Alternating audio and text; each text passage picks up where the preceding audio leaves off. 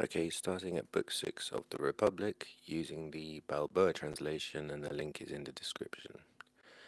Thus, on the one hand, those who are philosophers, O Glaucon, and those who are not, have each been clearly brought to light, with some difficulty, by means of an extended discourse gone through in detail. So we have philosophers,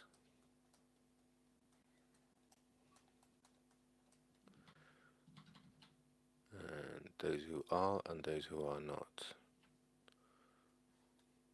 Are or not.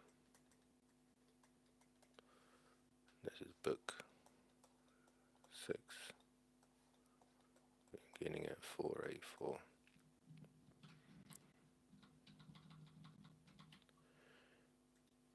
And he have each been clearly brought to light with some difficulty by means of an extended discourse gone through in detail.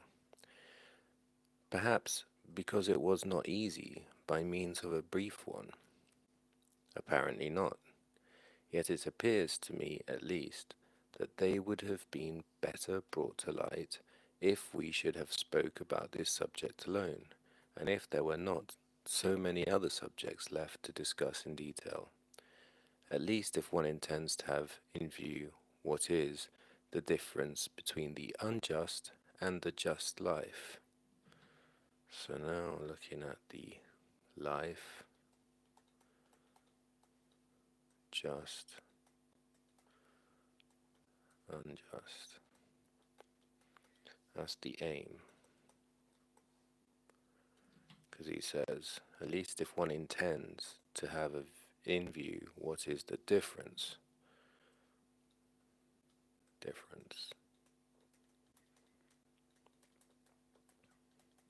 The other point he's making, I think, is that it would have been better brought to light if we should have spoke about this subject alone. So, one subject, or focus on one subject versus many other subjects left to discuss in detail.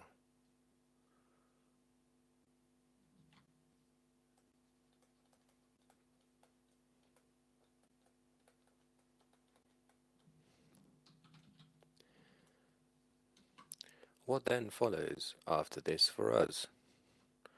What else then than that which is next in order? Since on the one hand, philosophers are those who are able to make contact with that which subsists eternally, according to the same selves in the same way, but on the other hand, those who are not able to accomplish this but keep wandering amidst a plurality that is also shifting in every way, are not philosophers. So these can contact that which subsists eternally, eternal or true being, according to the same selves in the same way. Let me just go and grab my other translation. One moment.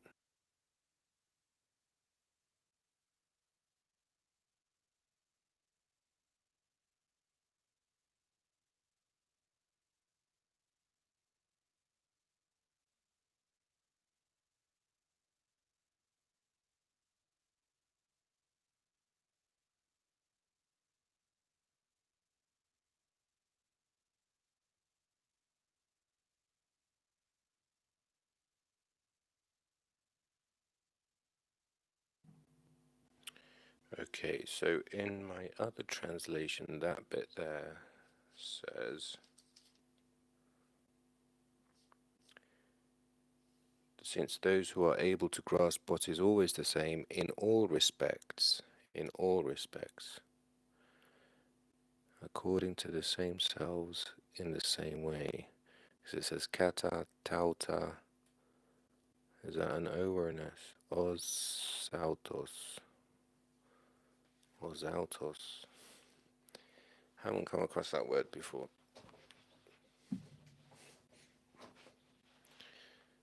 Maybe I'll take a look at it.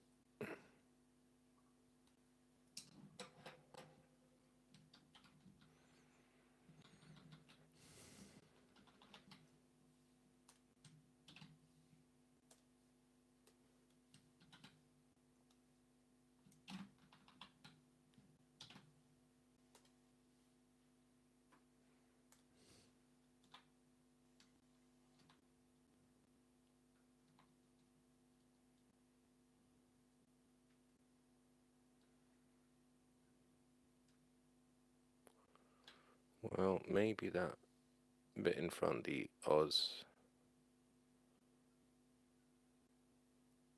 they might explain that.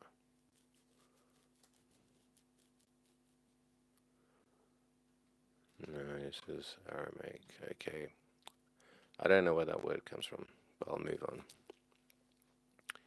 But on the other hand, those who are not able to accomplish this but keep wandering amidst a plurality. So this is plurality.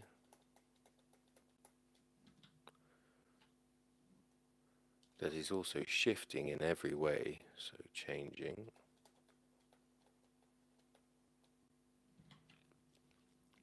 And not philosophers, which of these then must be the leaders of the city?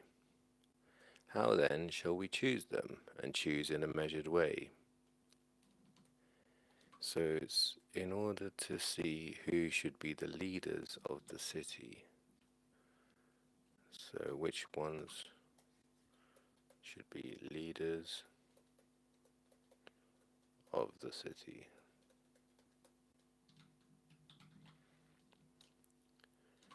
Whichever of the two may be brought to light as capable of guarding the laws and pursuits of the cities.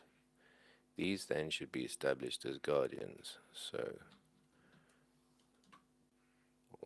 guardians.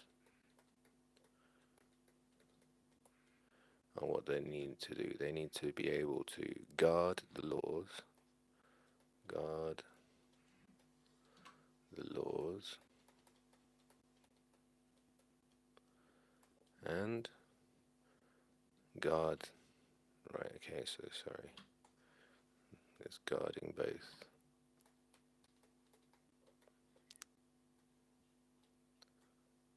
Laws and pursuits.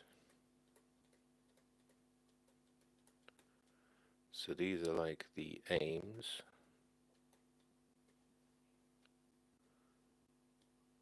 and the laws are set up in order to be able to achieve those aims. These are like the instructions, perhaps. Well, I can't think of a better thing here for now, so I'll put instructions, but I may be wrong. But the idea is that there's something that you're trying to do, and then there are means, ways and means of achieving it. So these are the means, and this is the goals. And they need to be guarded by the guardians. I'm not sure if the guardians here are these leaders of the cities. Could be this.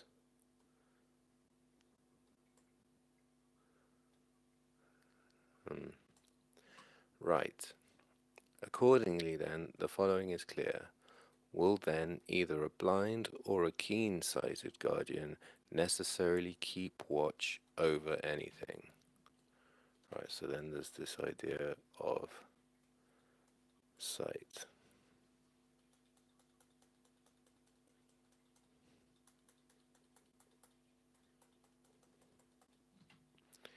Because it's blind.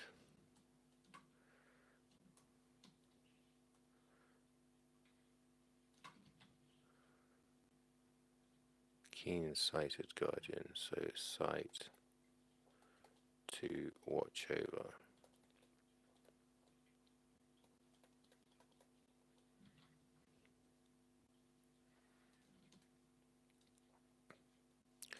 And I imagine that what he's saying is that these can have sight,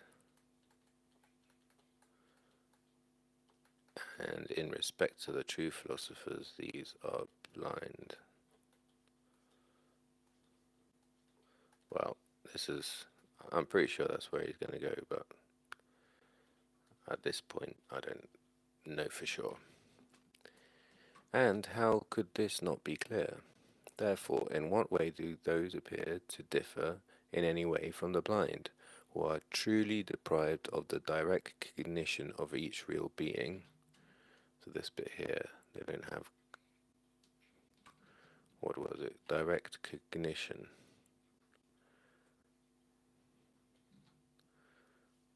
Direct cognition.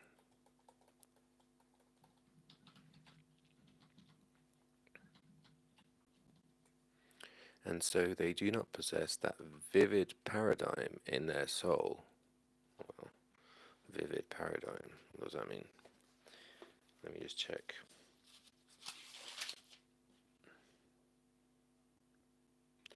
The latter have no clear model in their souls. Okay, so paradigm or model. So the ones, these here, well, let me move on here. So you've got philosophers in their soul, which I'm going to represent like this. They have some model to refer to.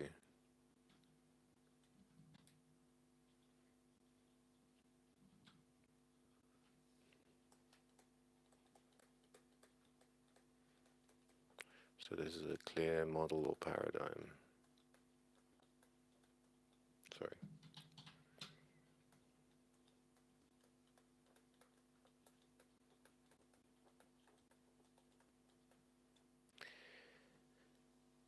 And this is the soul.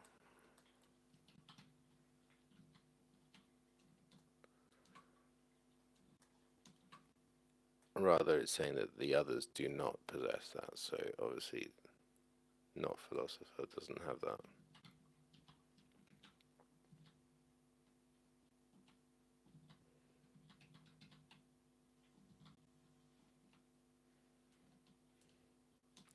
Nor are they able, just as painters, looking up to their truest model by always referring to that. So there's the idea of always referring.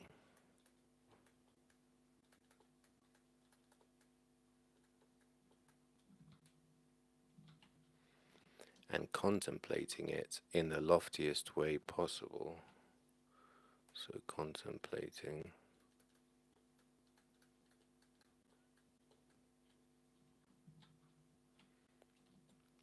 And thus here in the same way to establish customs concerning the beautiful and the just and the good, and should there be need to establish them, and to guard and preserve those that have been laid down. What do you mean there? So in the other translation, they have no clear model in their souls, and so they cannot, in the manner of painters, look to what is most true, make constant reference to it, and study it as exactly as possible. Hence, they cannot establish here on earth conventions about what is fine or just or good when they need to be established, or guard and preserve them once they have been established. So the idea that unless you are able to do this, then how can you then come up with laws or conventions for living, what was it, to live in order to achieve beautiful, just, and good, live by principles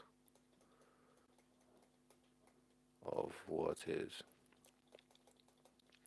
just, beautiful, good. And also, once you have these, you need to protect them.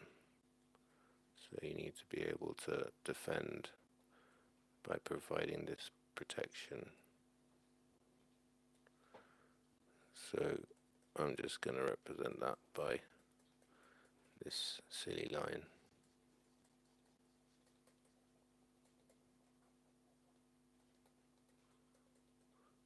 So this is establish, and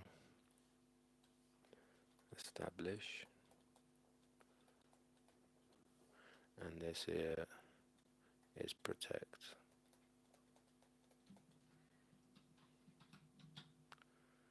Okay.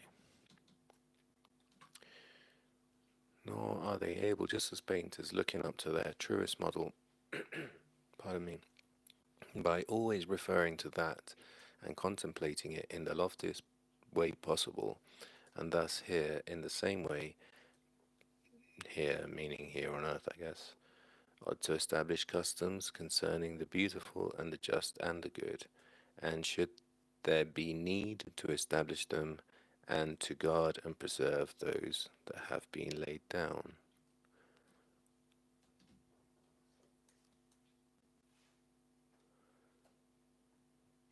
Right, and so they're not able to. So the ones who are not philosophers are not able to, and it's put as a question.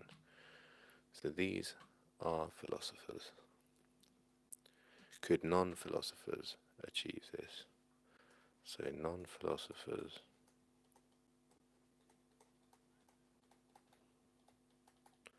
could they achieve this?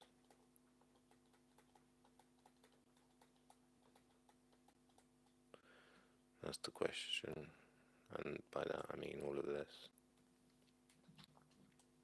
No, by Zeus, there is not much of a difference. Therefore, shall we appoint those to be guardians, rather than those who on the one hand have direct cognition of each real being, but on the other hand do not at all fall short in experience to those others, nor in any way lag behind them in any other aspect of virtue? It would certainly be absurd to choose those others, if indeed they are not deficient or lacking in the other aspects, for they would excel in this by being something close to the most important aspect of all. So what were the other things? If they do not fall short, so there's other things. So you need to be able to do this, but to be a guardian,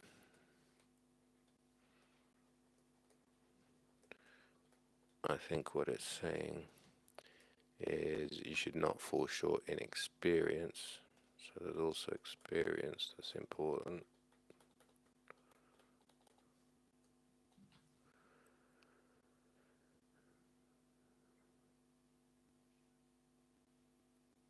Empiria.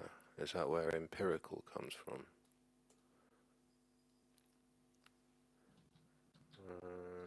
Let's check that. It would be fun if it is. Empirical.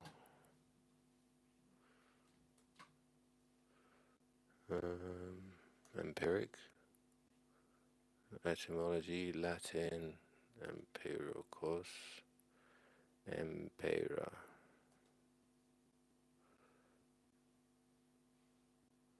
Experience. Yep, so that's where it comes from. That's interesting. And what else? Not to lag behind them in any other aspect of virtue.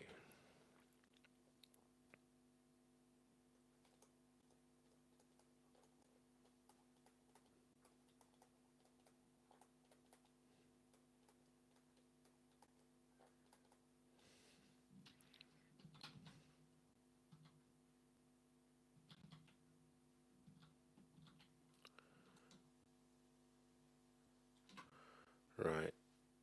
And then it says, by being something close to the most important aspect of all. So these are all facets of being a guardian. Uh, but then one of them, the most important facet, or maybe the central one, is this idea here of being able to have a clear model or paradigm in the soul that you can always refer to and can be contemplating. So let me do that in yellow to make it look golden and cool. And this is most important facet or aspect.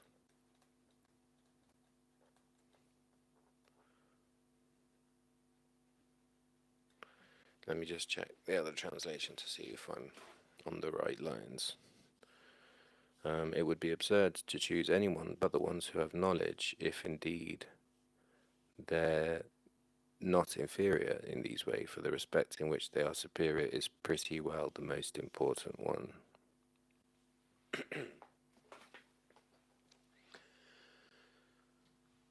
Right, moving on.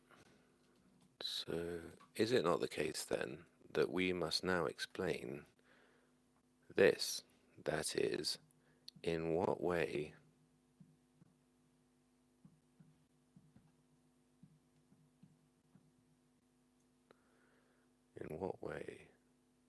it will be possible for these same self people to possess both of these same qualifications or distinctions. So now it's going to go from 485, pardon me, 485. Now we're going to move on to how. So from 484, it was what? What does a philosopher have in terms of philosopher or guardian? And then how to achieve this.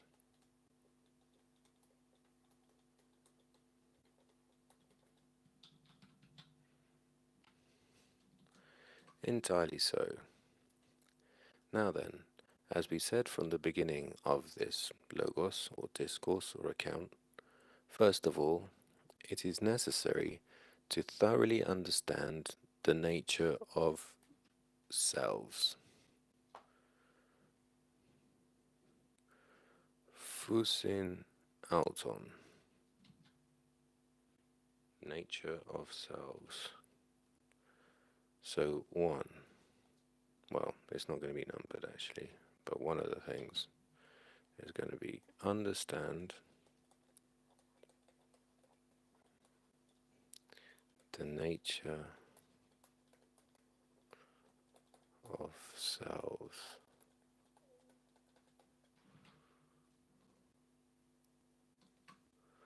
And that was fusin auton.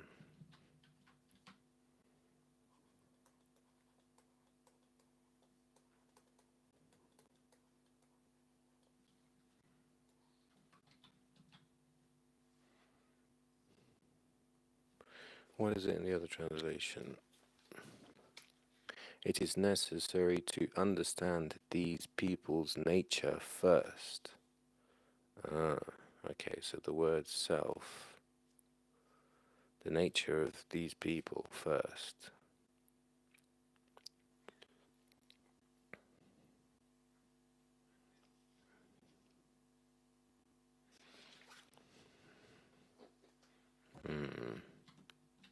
I think I prefer that. Instead of the nature of selves, this selves here refers to these philosophers.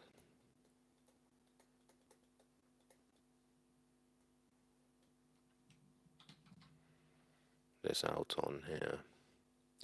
And I think that if we, so, and then nature is fusin, and I think that if we sufficiently agree about that, then we shall also agree that it is possible for these same philosophers to possess both these same qualities so that no others than these should be the leaders of the cities.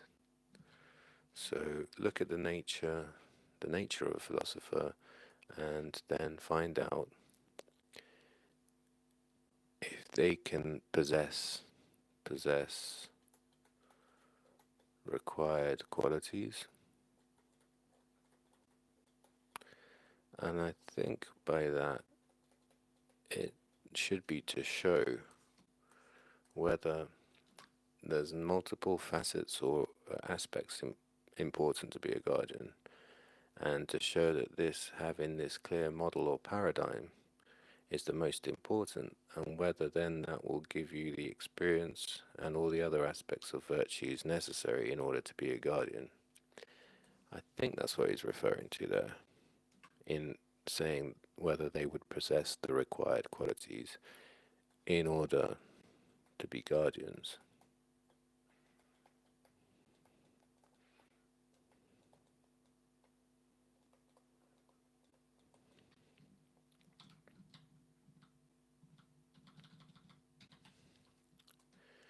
Let this now be agreed among us concerning the philosophic natures, that they are indeed, on the one hand, always in love with that learning which will make clear to themselves that essence which is eternal and immoved by generation or decay. Excuse me. So let this now be agreed. Agreed. So it's like an assumption. So let's agree. And what we're going to agree on, that they will be always in love with learning, always in love with learning that which will make clear to themselves that essence which is eternal and immoved. So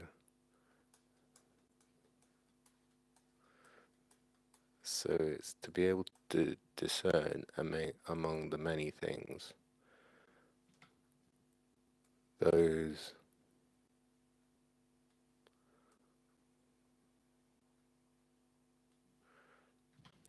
discern among the many things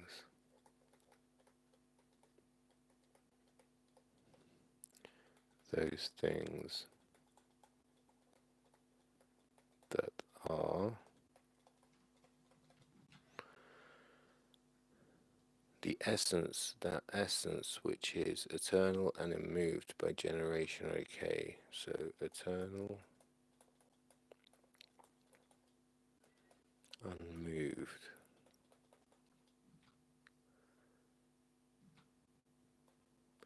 by generation or decay. But it also says it's not the things. This is actually wrong. What it is, I suppose it is a thing, but more importantly, it's the essence, coming from that word ousia.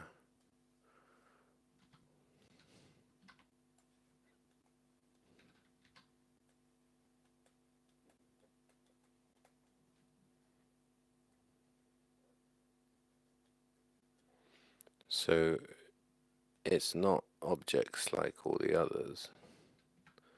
They're the ones that give and stand behind all the other objects.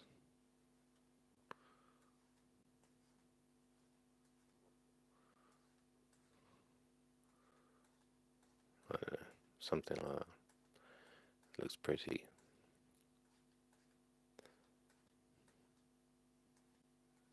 Let's have some cross-pollination here.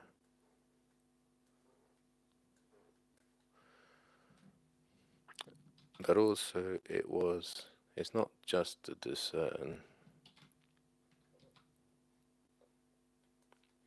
That's the goal.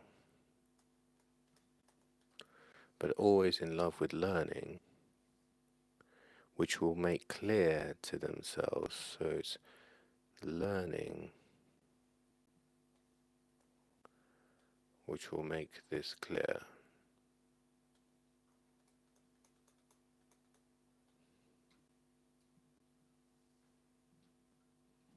So that's the assumption. This is the agreement or assumption, because no argument's been made for it. I imagine what will happen is, having made this assumption, you see what follows and see if it follows that the philosophers will have the right qualities.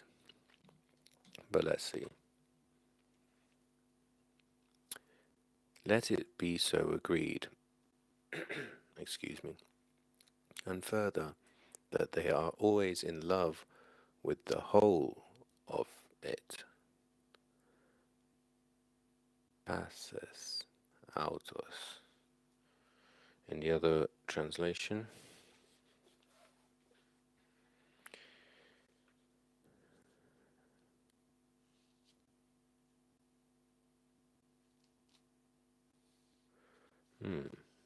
seems to evade that bit. Further, they're always in love with the whole of self.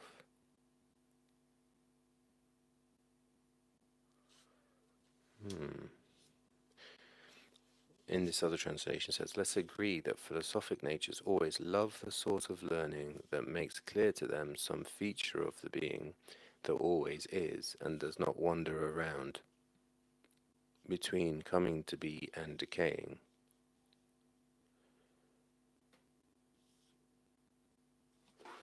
Well, it says here further that they are always in love with the whole of this and will not willingly neglect any part, right? Neither small nor great, more honorable nor more dishonorable, as we formerly described in detail regarding the ambitions and the ambitious and the lovers, right? So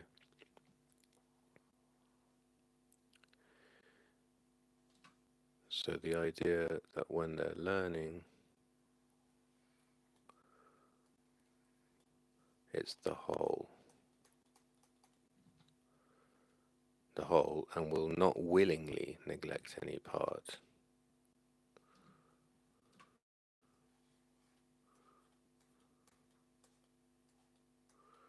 So let's say these are the parts. Let's say there's a part here that's neglected. It's not saying that they won't neglect it. It says not willingly. Although I don't know that anyone willingly neglects anything, but I get the point.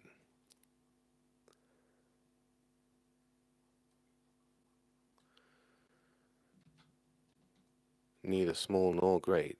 Alright, so even if it's small, like this bit here, don't neglect. Even small.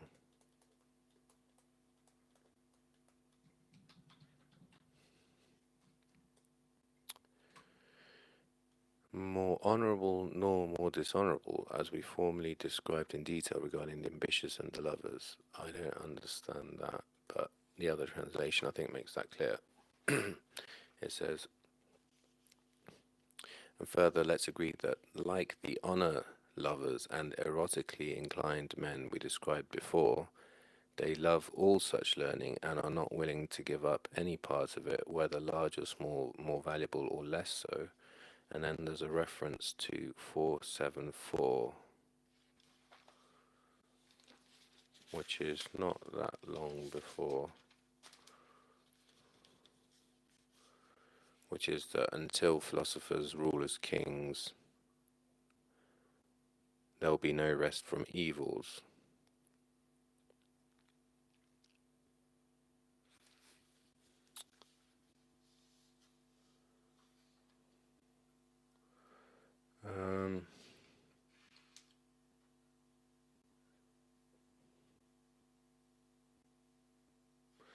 Well, I'm not sure about that bit, about this honor loving, more honorable, nor more dishonorable.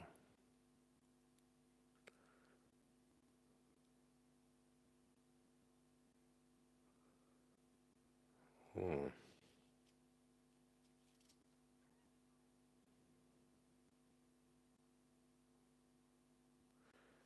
It says further, let's agree that, like the honor lovers and erotically inclined men we described before, they love all such learning. Well, why would the honor lovers and erotically inclined men love all such learning? Well, in the Balboa translation, it says they will not willingly neglect any part, neither small nor great, more honorable nor more dishonorable. It's like they won't neglect the dishonorable parts as well as the honorable parts, as we formerly described in detail regarding the ambitious and the lovers. Can I leave this? It feels wrong leaving it, but then how will I find it out? I can't see in 474. I'm just briefly looking through it to see whether there's reference to honorable or non-honorable people.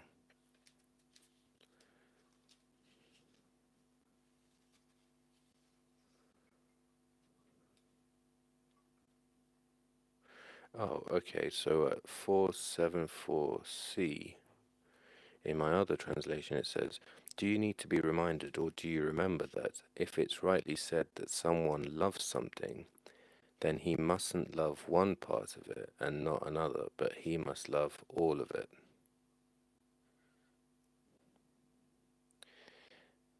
I think you'll have to remind me, for I don't understand it at all. That would be an appropriate response, Glaucon, for somebody else to make, but it isn't appropriate for an erotically inclined man to forget that all boys in the bloom of youth pique the interest of a lover of boys and arouse him, and that all seem worthy of his care and pleasure. Or isn't that the way you people behave to fine and beautiful boys? You praise a snub-nosed one as cute, a hook-nosed one you say is regal, one in between is well-proportioned, dark ones look manly, and pale ones are children of the gods. And as for a honey-coloured boy, do you think that this very term is anything but the euphemistic coinage of a lover who found it easy to tolerate sallowness, provided it was accompanied by the bloom of youth? In a word, you find all kinds of terms and excuses so as not to reject anyone whose flower is in bloom. Further, don't you see wine lovers behave in the same way? Don't they love every kind of wine and find any excuse to enjoy it? Right. So it's like finding any excuse to enjoy it, where here your attention is fixed on something that perhaps is not worthwhile, and in the philosophers it's something that is worthwhile. It carries on, and I think you see honor lovers, if they can't be generals, be captains, and if they can't be honored by people of importance and dignity, they put up with being honored by insignificant and inferior ones, for they desire the whole of honor. Right. So if you're just, I think I understand it now. So there's the philosopher, there's the honor seeker, and there's the erotic seeker. And they all go towards their goal, which are different. In each case, it's different, but they're all goals. And the erotic seeker will make any excuse.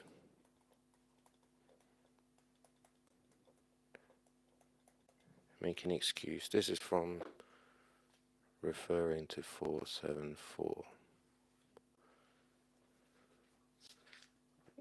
Well, really, it's the end of 474, like D, D, or E, stroke 475.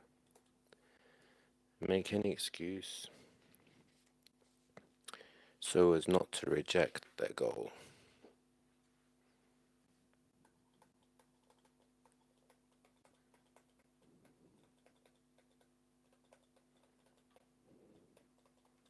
And the honor seekers in this bit, it says, will, if they can't be generals, they'll be captains. So they'll put up with being honored by insignificant. They'll take whatever they can get. Take whatever they can get. And with the same spirit, taking these two, the philosopher, having a different goal, should do this and should do that. And I think that's what that bit was talking about.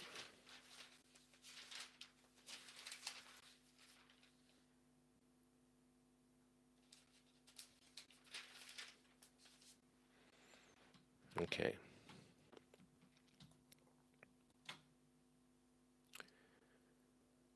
So I'm not sure about this bit here, more honorable nor more dishonorable. I think it made it clearer from the other section because it said it does relate to the ambitious and the lovers. You speak correctly. Now then, after this, consider if it is necessary that they possess the following desire in their nature besides this one we mentioned, for those who are intended to be as such. Which one? Right, so there's this desire. They agreed that they're always in love with learning that will make clear the thing, the essences which are internal and in moves. But that was agreed. Now it's saying, now then consider if it is necessary that they possess the following desire. Why is it necessary? I thought they were going to make an assumption and see what follows, but now it seems like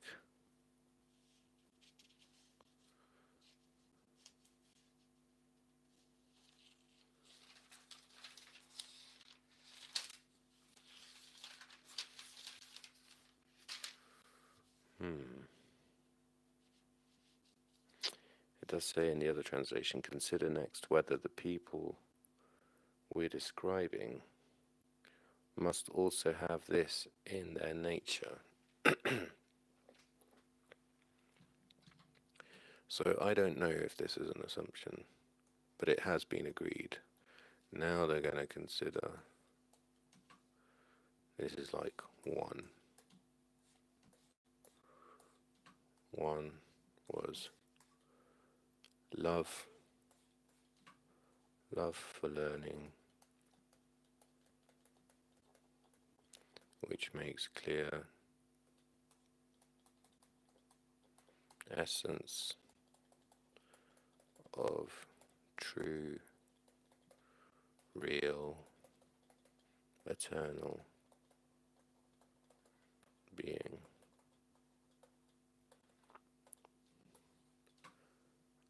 Two is going to consider this now. What is it? They must cherish the truth, alethean. Cherish truth.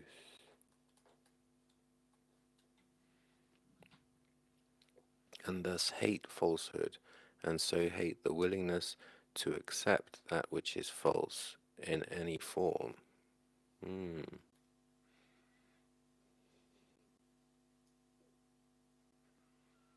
Hate the willingness to accept that which is false in any form. Cherish the truth. Hate.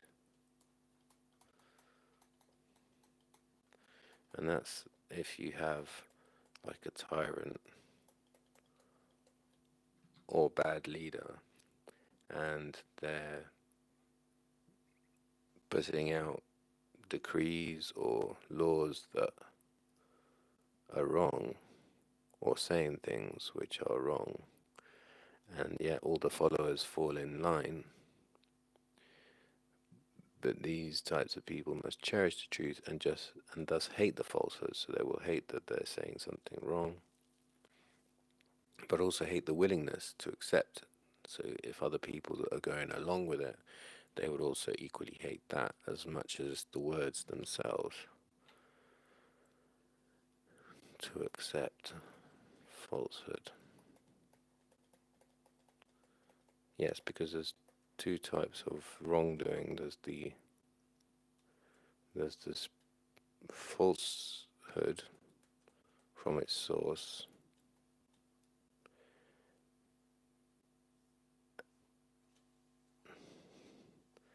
and then there are people who would accept the falsehood. And so this truth would attack. This is the source.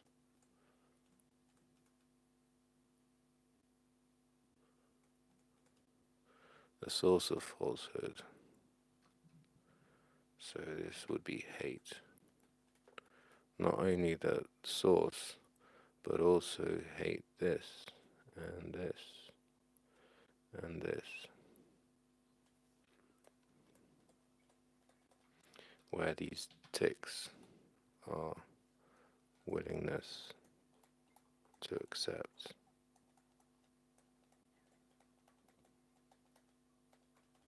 Or in some cases, not only the willingness to accept, but the willingness to defend, as sometimes happens, to defend a falsehood.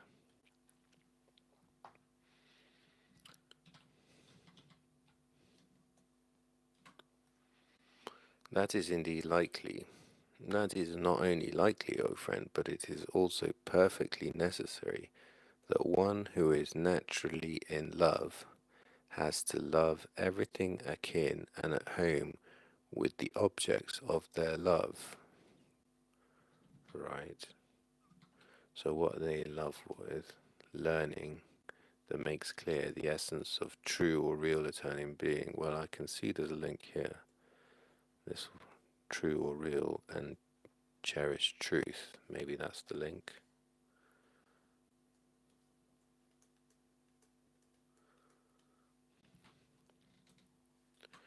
Rightly so. Can you then discover anything more at home with wisdom than truth?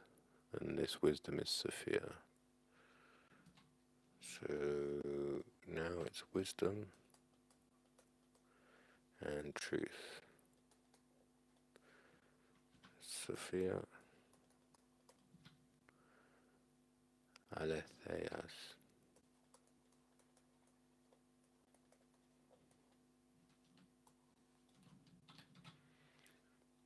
And how could we? Therefore, can it be possible for the nature of these people to be philosophic and also a lover of falsehood? Not in any way indeed. Accordingly, then, the one who is truly a lover of learning has to be immediately from their youth, in the greatest measure, reaching out to all truth. Right, so lover of learning, what is that? Philomathe. Philomathe. Why mathe?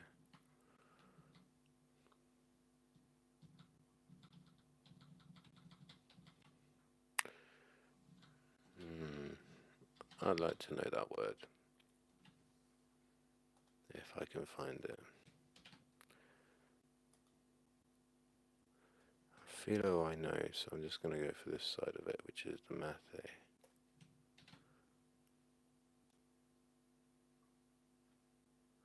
Oh, like maths.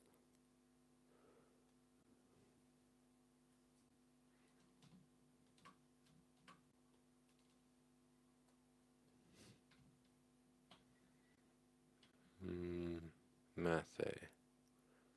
To learn. Manthano. Oh, like mentis. Mental. Men. Mental, yeah. Learn, know, understand. So, love of learning from philo, what was it? Mathe,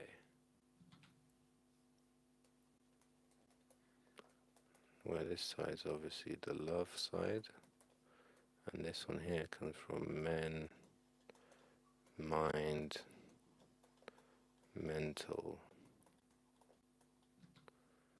and therefore means knowing, understanding, inquiring, perceiving, learning, learn, know, etc. Well, I thought that was interesting. Okay.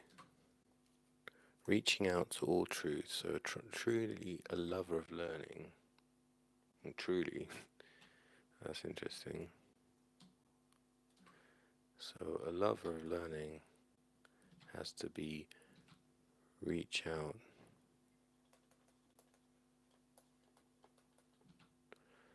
to all truth.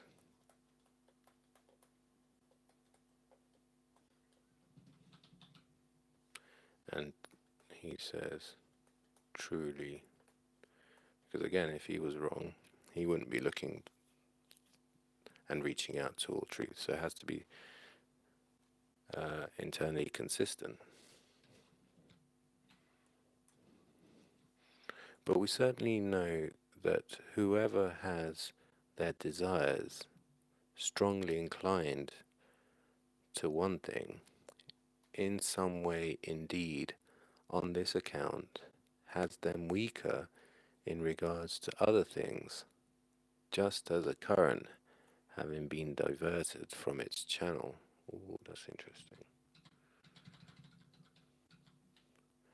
So, let's say you've got a current,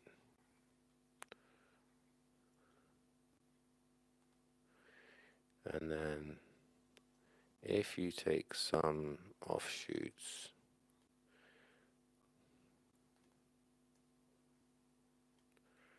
then what remains of the current?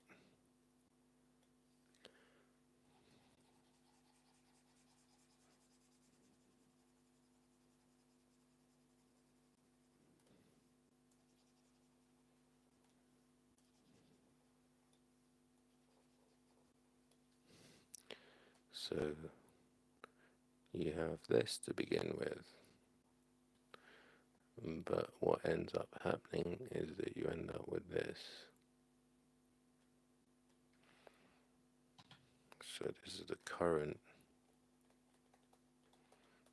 of desire. What did he say? Whoever has their desires, strongly inclined to one thing in some way on this account, has them weaker in regards to other things.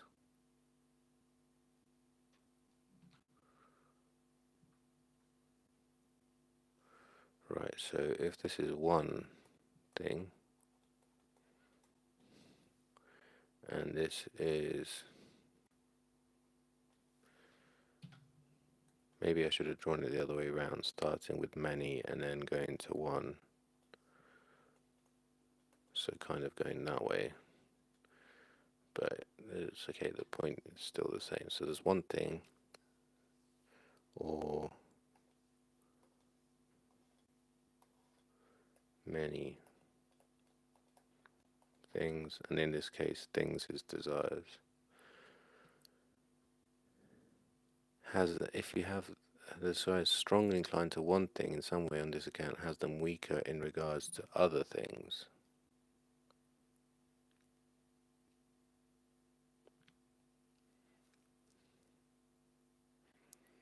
Yeah, as in if you had them all going on to that one thing, you'd have none going to these others.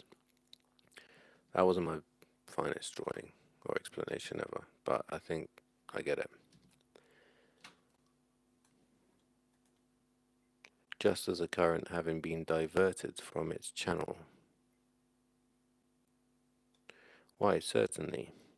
Surely then those who have their desires flow towards learning and all such things, I think, would be concerned about the pleasure of the soul in accordance with self, but on the other hand would forsake those pleasures which arise through the body, if indeed they have not been artificially or fictitiously moulded, but are truly a philosopher.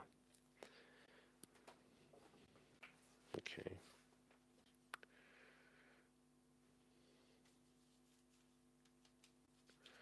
In my other translation, I've got a note saying pleasures of the soul versus the body seems harsh. Abandon. Okay, what does it say?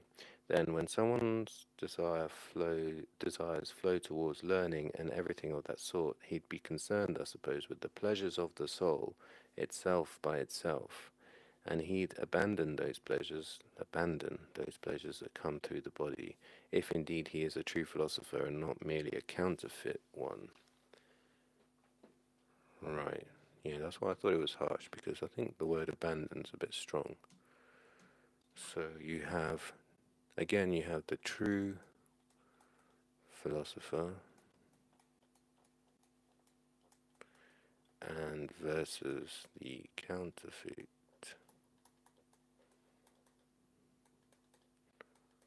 philosopher.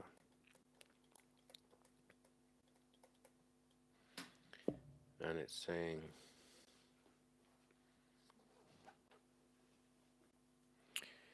in this case here, you'd have all the flow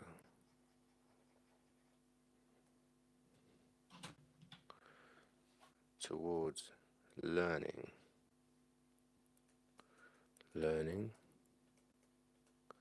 and pleasures of soul, whereas in this case,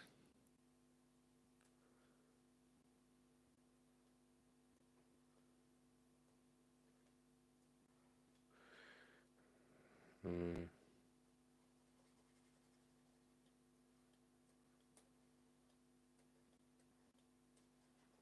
this case you would have something taking that up, which is pleasures of the body,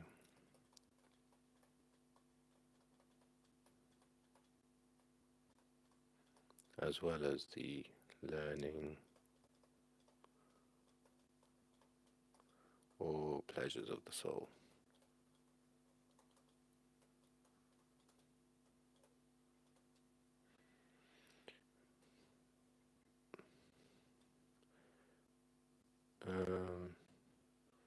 But also it says abandon. I think that's a strong word, because I don't know that I've seen that in other places in Plato, so I think I'll look into that. What's he mean by abandon?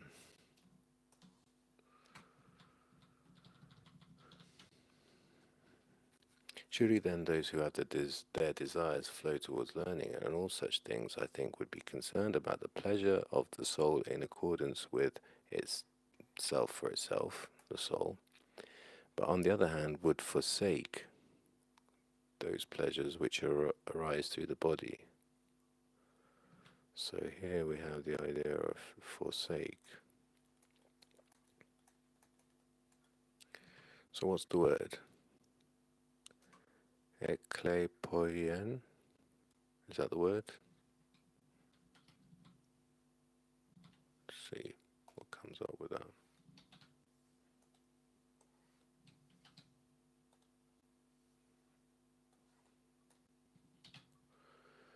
Eklepoien doesn't come up. Eklepoi. Ekleto. Oh no, it's a P. Okay, let's go for this then.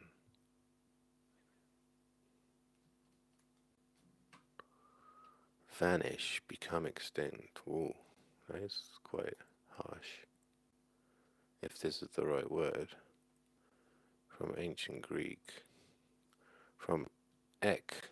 Okay, so let's write this out. Eklepoien.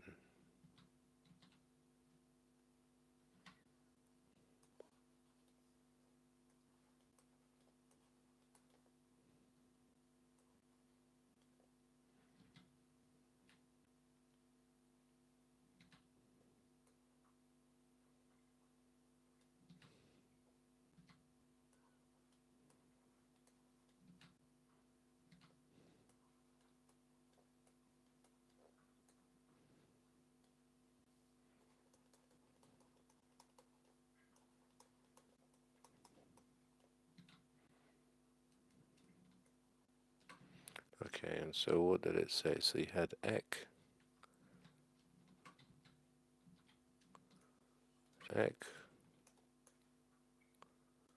and what else?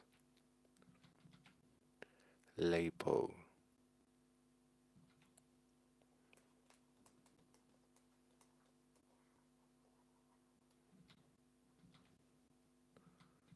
Okay, so then you have ek means out, out, and lapo means leave. Well, it even sounds the same. The only difference is the P and the V, which quite often get mixed up. So leave out, the leave out, I mean, that does sound like abandon. I wonder if there's another way of saying leave. Leave behind, leave alone, release. Hmm. From Proto-Indo-European lake, linquo, as in relinquish.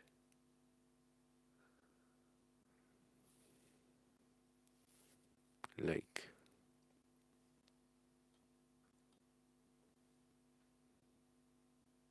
To leave.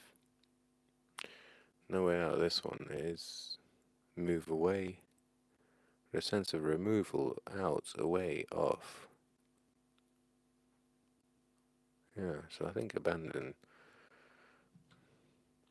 Maybe it's a process where you're moving.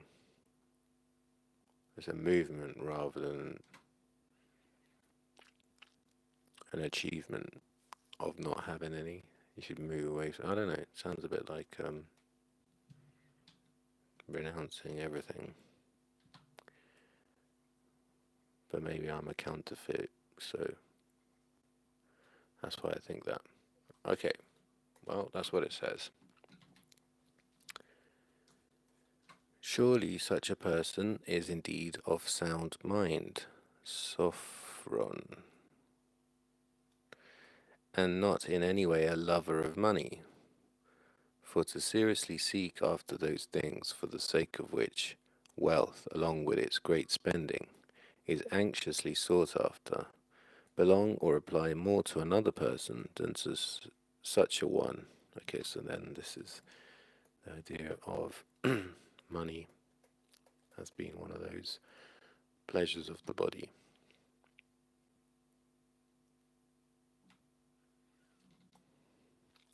It is so. Excuse me. And surely somehow you must likewise consider the following when you are to judge what is a philosophic nature and what is not. What is it? It must not escape your notice if it partakes of illiberality.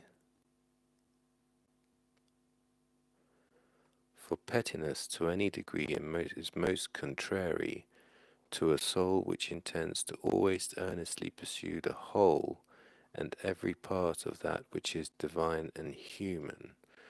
So eleutherias, that means like freedom. So if it partakes, it must not escape your notice if it partakes of illiberality. Okay, so like an openness. Openness. I think I want to know that word as well. I think it is freedom, eleutheria.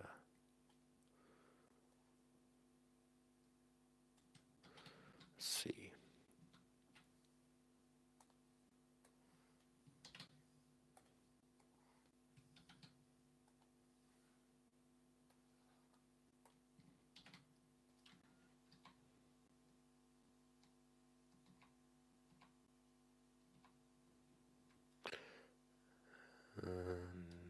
Oh, sorry, I've read that completely wrong.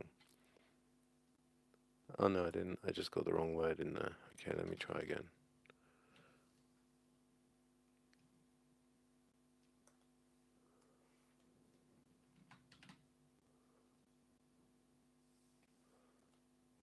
That's what I meant. Oh, there is. Eleftheria. Ancient Greek. Eleutheros. Free. Free, freedom. Liber. Leuther. Liber. Liberated.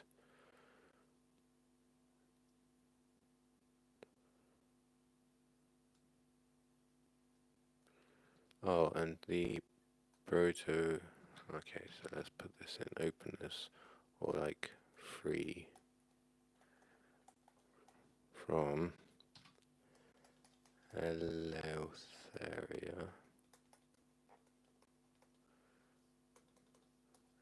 liberated,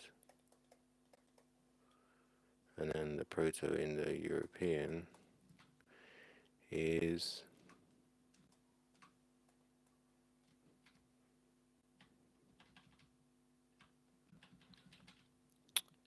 allowed,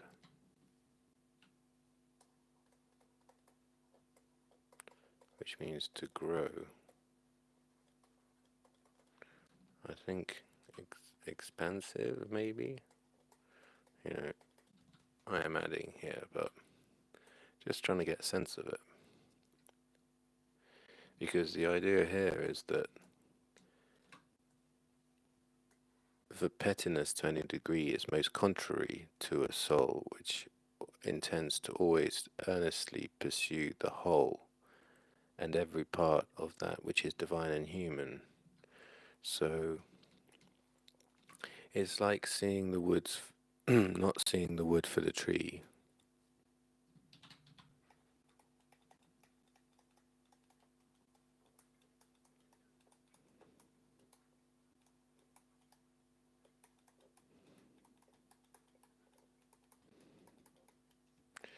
You need to be able to see not only each part, but also the whole. So each part plus the whole.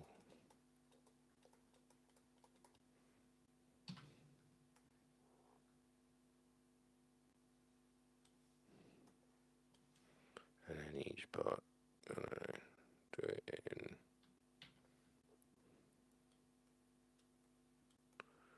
green.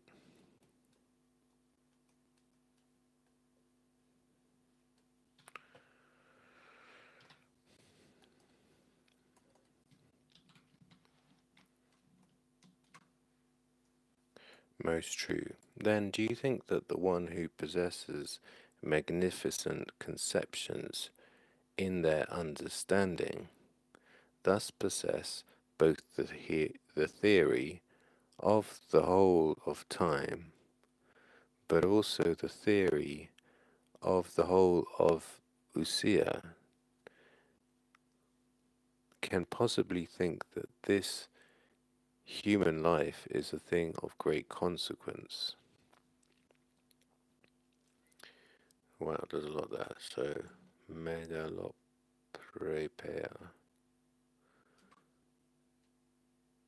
Theory, theoria. I wonder where that comes from. What the etymology is.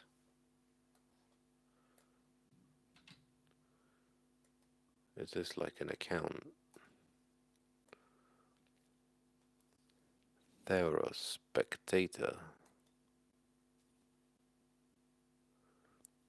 From thea, sight, and orao, see. Although with partial signification from theos, God. Sight and see. There's a lot of looking.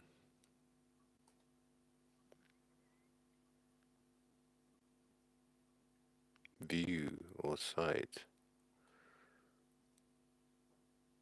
and orao from watch or guard. Well, I think it's fair to say that theoria has a lot to do with vision or seeing.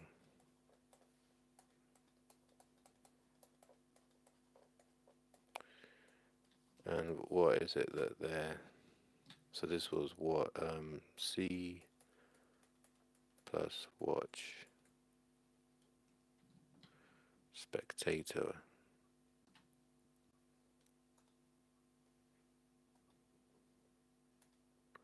Spectator. Envoy sent to consult an oracle.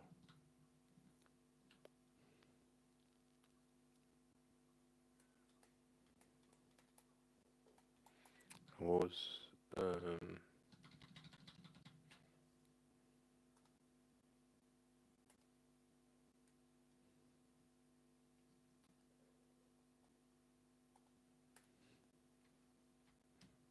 view or sight.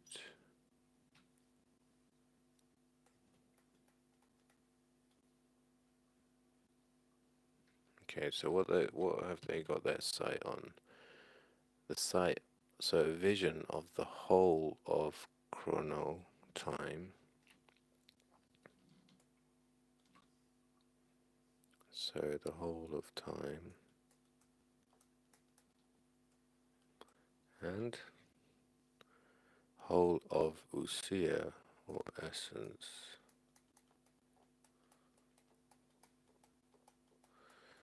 I'd like to look up this word actually.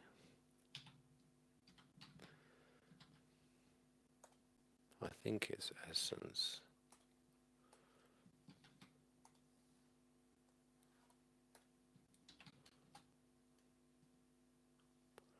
Usia.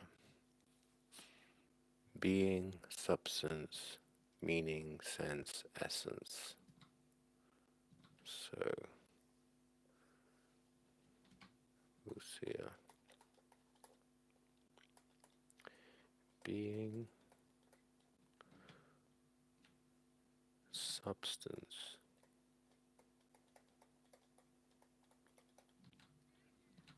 meaning, or sense, and essence from ancient Greek. That which is one's own, one's substance or property. Synonym of physis, stable being, immutable reality, substance, essence, true nature of that which is a member of a kind, the possession of such a nature, the primary real, the substratum underlying all change and process in nature.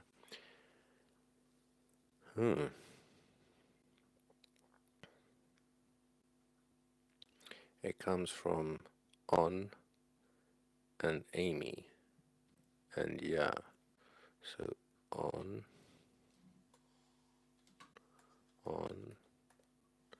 and Amy. Right, so on and Amy. On is actual or real.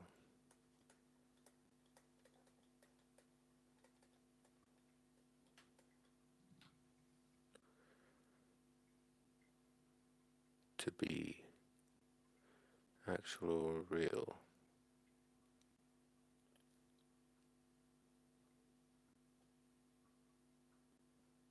Oh, it's a present participle of Amy, and this would be the same thing. I am, I exist, Amy.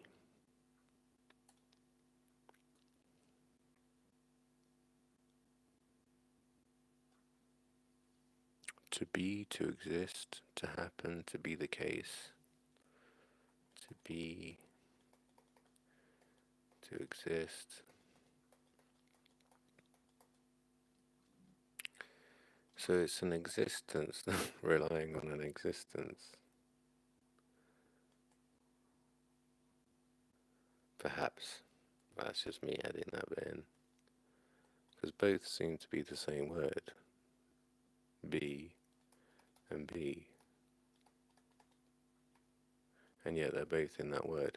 Although, why is it ousia, not onoma or onemi?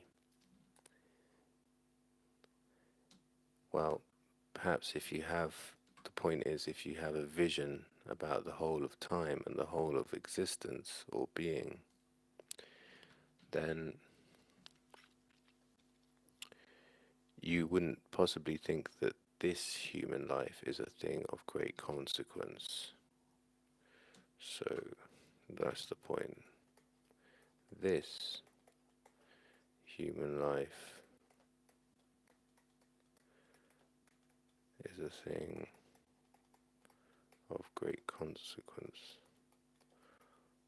Although that is also the kind of thing somebody would say to a suicide bomber. But I get the point. I guess you can have the same thought and do it in a good way and do it in a bad way. As in, if you had, this would give you the freedom to act well.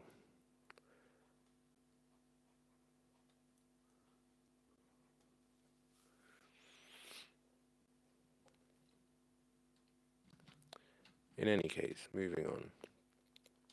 It is impossible.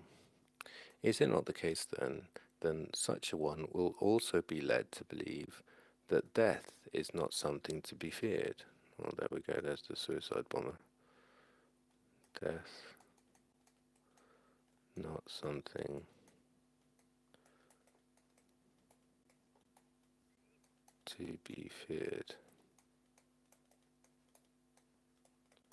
However, if you go into the Phaedo, I think that shows why. And I am being dismissive by saying that, but actually I get the point. This is to concentrate on the real things, things beyond what pleasures you have of the body, money, and concentrate on real things in order to bring about good. And it's not saying, and it makes it clear in the Phaedo, it's not something it's not that you should move towards death. No, it's more that you should not fear it. And in fact, I think there's a bit in the Phaedo that says about suicide is not permitted by the gods or something along those lines. But in any case, moving on. Least of all, indeed. Surely then, a fearful and illiberal nature, as it is reasonable, will not participate of true philosophy. So, again, you have the true philosopher.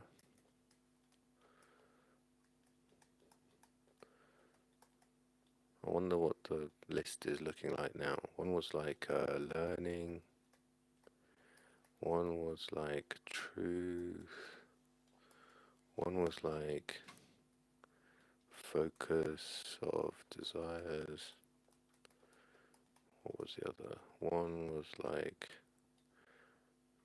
open or liberal or free, liberal. What was that? Not fearful.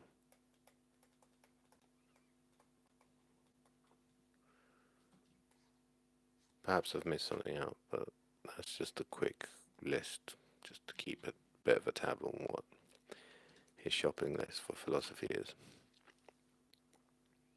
It does not so appear to me. What then? Can the well-ordered cosmios soul, who is not a lover of money, nor a liberal, nor an impostor, nor fearful in any way, ever be or become hard to deal with or unjust? So he is not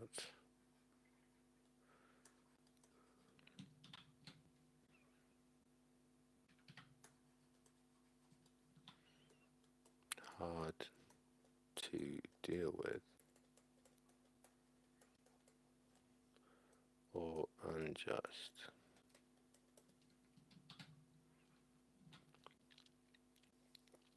It cannot, and surely also consider this while considering the philosophic soul immediately from youth, whether or not it is accordingly just and gentle, or unsocial and savage. Oh, that's interesting. Right. So again, we'll put a line. We have just and gentle, true, false. And again, it's the philosopher. Just and gentle, or unsocial, savage. What are those words? So just is dikaya from dk just, okay. Gentle is emeros. Emeros.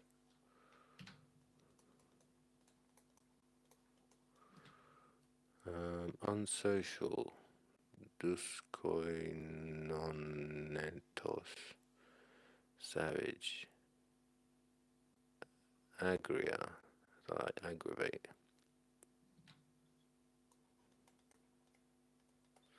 What about my other translation?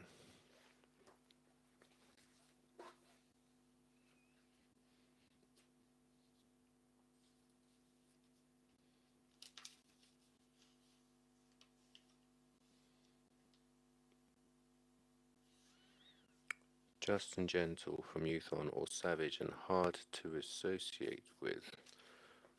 Hard to associate with.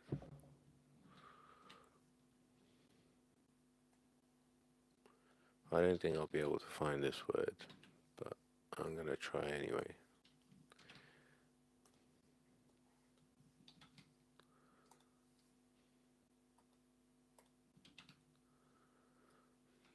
Duskoin.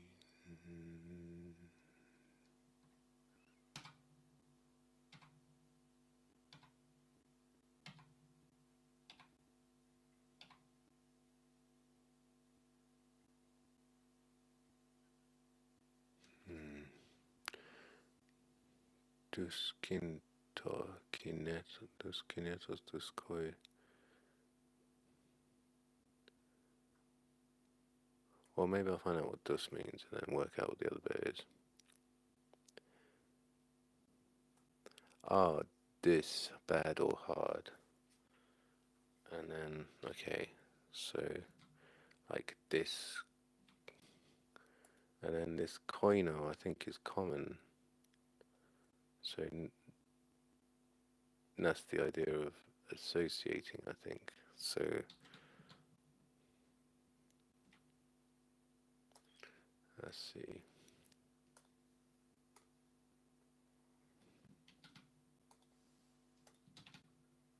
That's where Koine Greek comes from. Common Greek. Koi.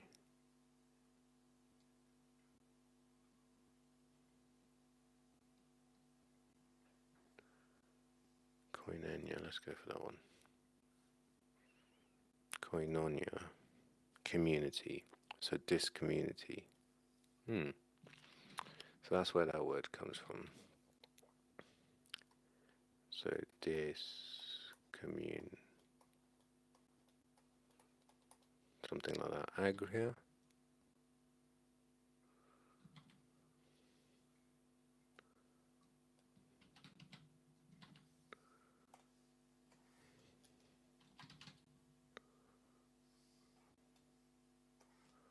I'm pretty sure that's going to be from aggravate.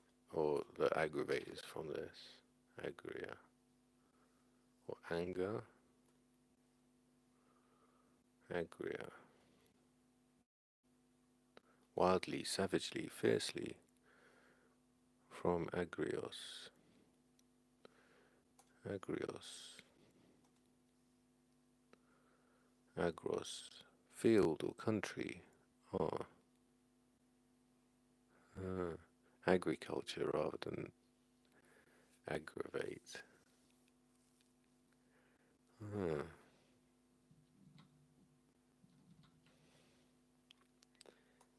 So So that's from agros, as in agriculture. So that's why savage is like a peasant's, the idea of like an uncouth peasant.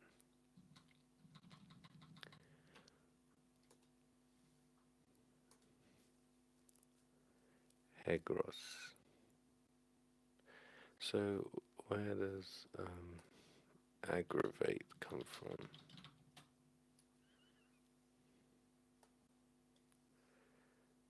From ad gravis, heavy. Oh, so it's different.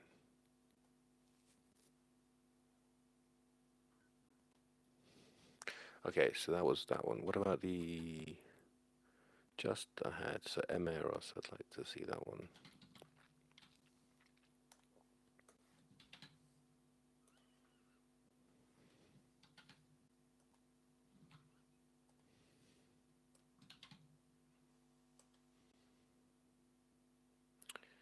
Hemeros. Domesticated, tame, placid. Why isn't there a word for this? Where did it come from?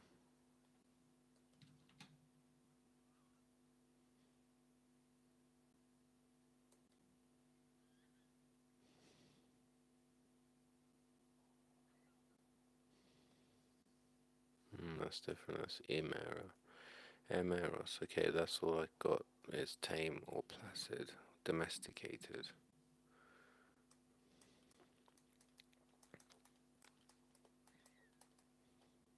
Tame, placid. But this is from the youth, wasn't it?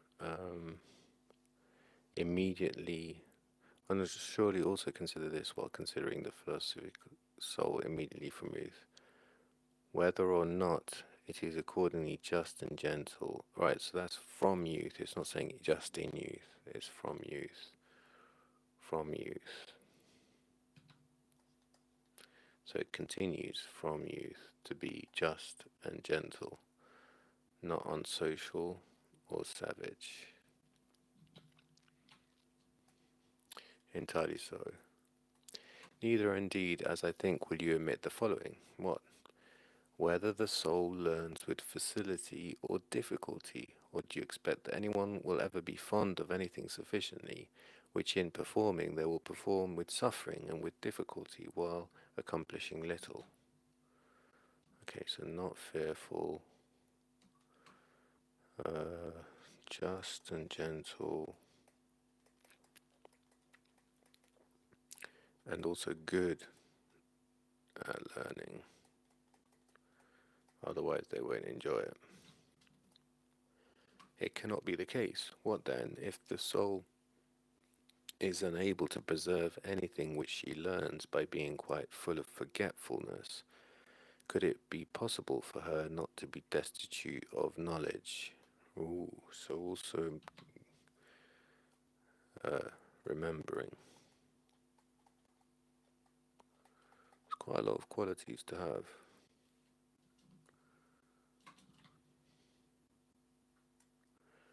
Forgetful. Lethes.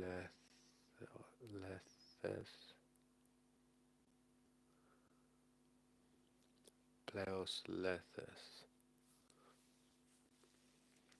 Could it be possible for her not to be dead? So if you forget everything, then you will be drained of your knowledge. Okay, I get that. And could it be possible?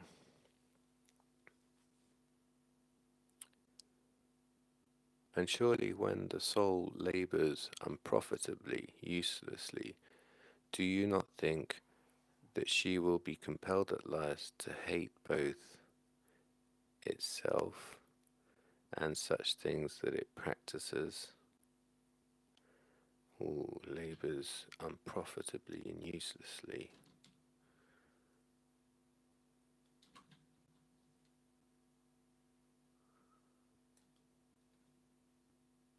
What's it in this other translation?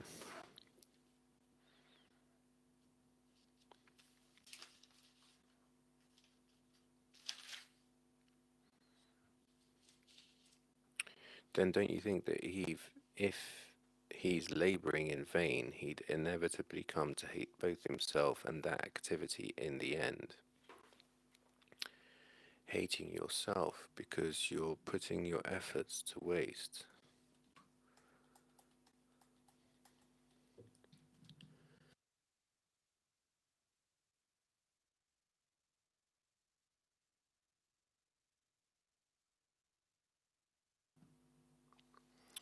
So efforts go to waste, or labor in vain results in, this is your soul, and this is the work, this, this is the labor. So you end up, you hate your own soul. Or maybe I should do it red to make it look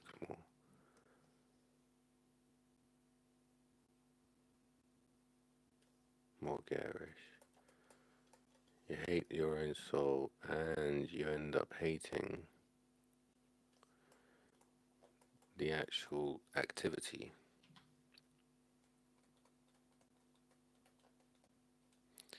because it's a waste and it's in vain.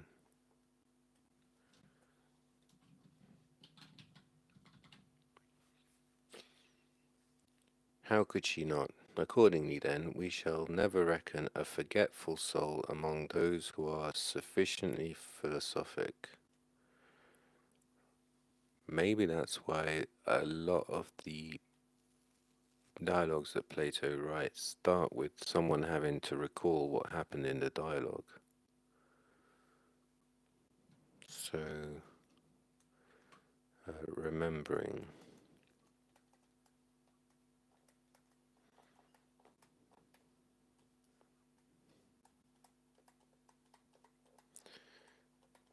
Because otherwise, it makes it difficult, makes the task difficult to, so it's a tool that's necessary.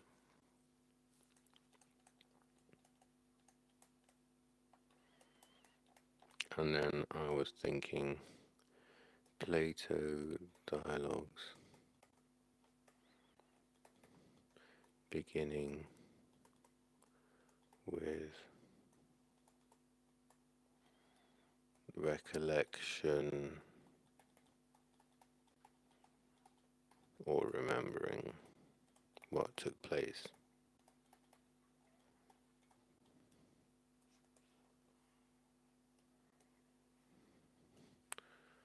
So, okay, so done remembering. Altogether so, good memory, no, mnemoniken,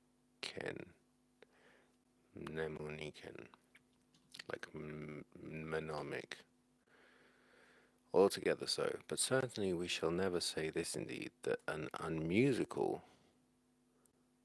ooh, amusu, and deformed nature leads anywhere else than towards disproportion. Music and proportion. What's the other translation say?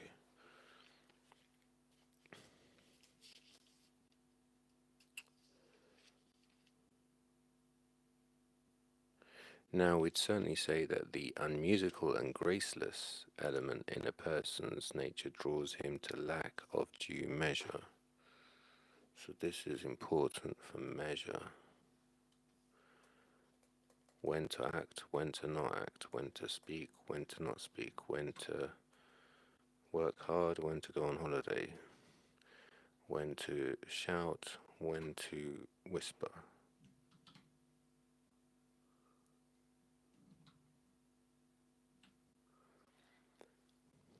Where else indeed? But is truth akin to disproportion, or rather does she lead to the proportional? Well, how does that follow? to the proportional. I mean, I don't disagree, but how do you make that case? Truth akin to proportion, or truth leads. Oh, leads to the proportional because life is proportional because everything fits nicely in the right measure. So truth leads to the proportional because the proportional is how things are.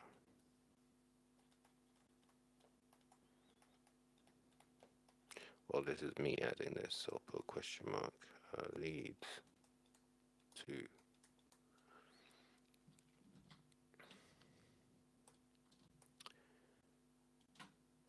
Accordingly, then, let us look for an understanding mind that is well proportioned and graceful by nature, in addition to the other requirements,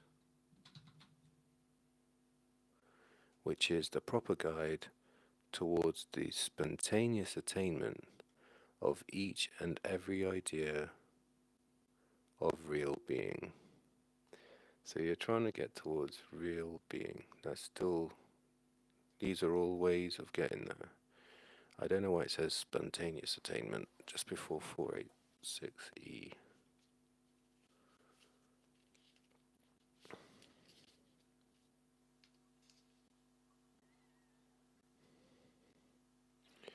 Well, don't you think the properties we've enumerated are compatible with one another and that each is necessary to a soul that is to have an adequate and complete grasp of that which is? Why does it say spontaneous attainment?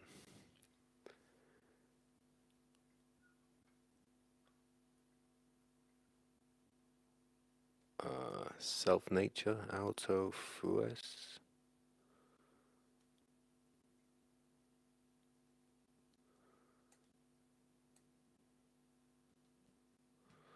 I don't think I'll find this word, but just in case.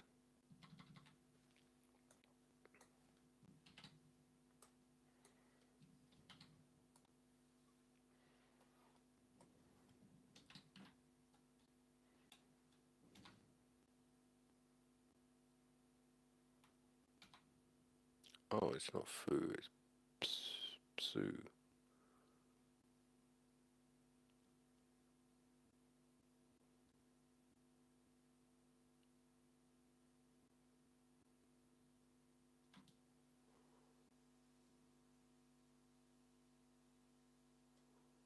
What's this word?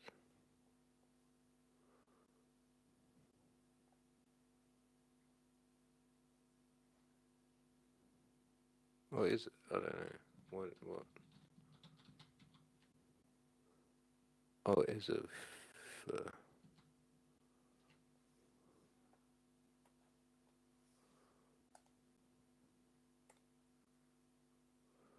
or maybe if I just did it like this. Fusikos, fusao. Let's do that one.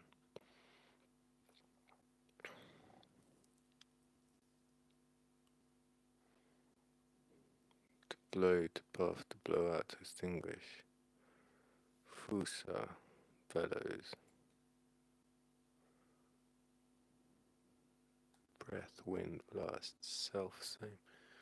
I don't know. So the goal is still to be able to attain real being. So, goal, real being. And what's happened so far has just been a list of necessary qualities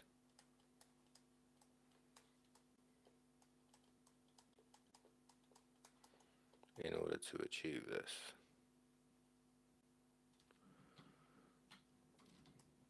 How then could it not be?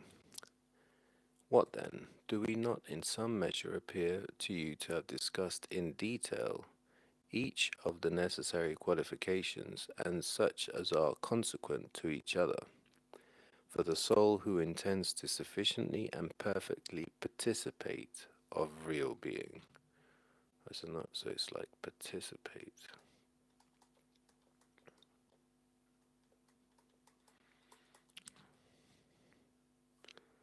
Metalepsestai. And this one.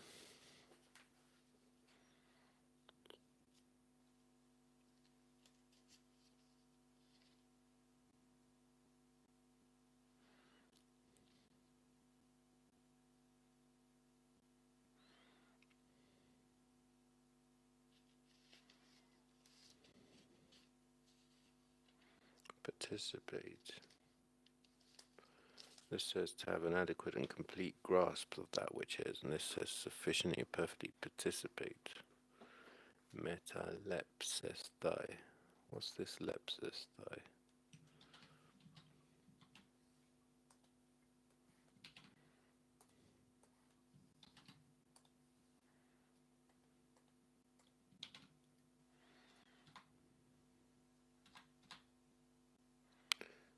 Lepsis. See what that is. To take, grasp, or seize.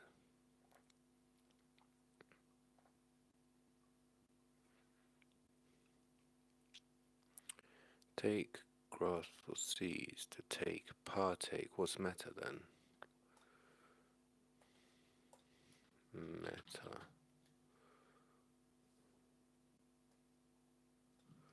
Greek.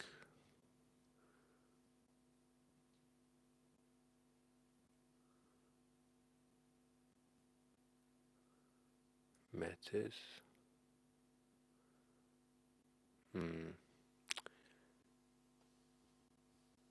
How about metaphysics?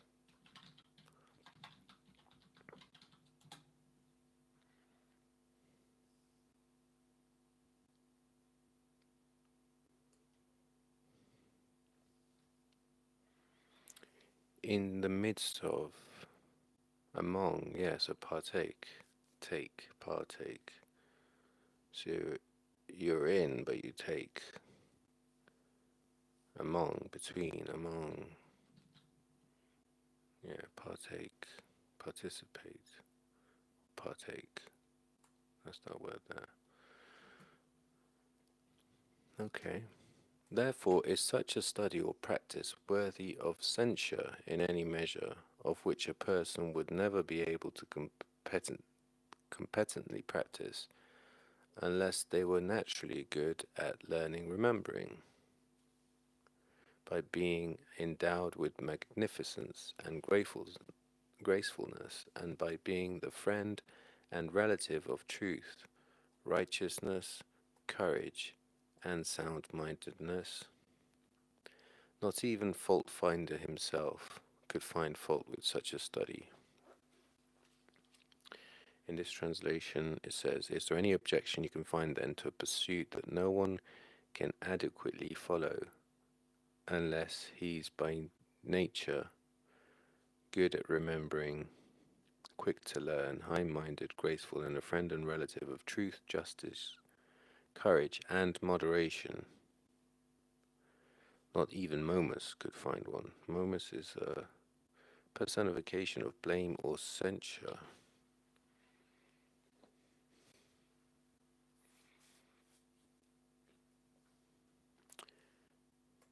But will it not be to such as these alone, when they are perfected by years and education, that you will entrust the city? Okay, so these qualities, there needs to be an education. Why is there an education? Is there not their nature? Naturally good.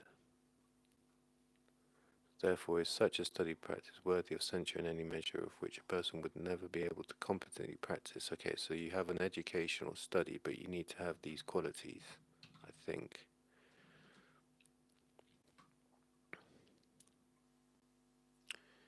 And then if you have, you must have to proceed with.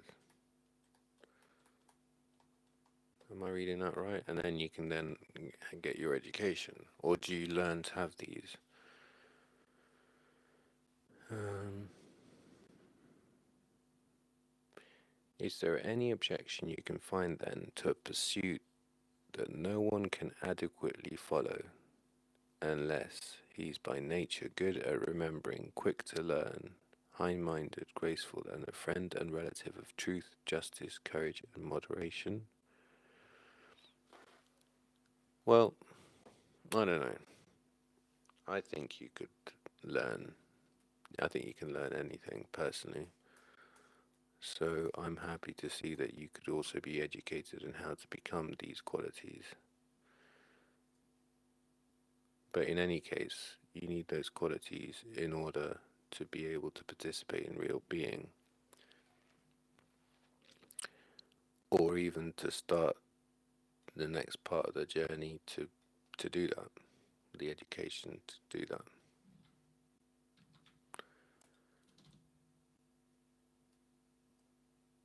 And then you're going to entrust the city to these people.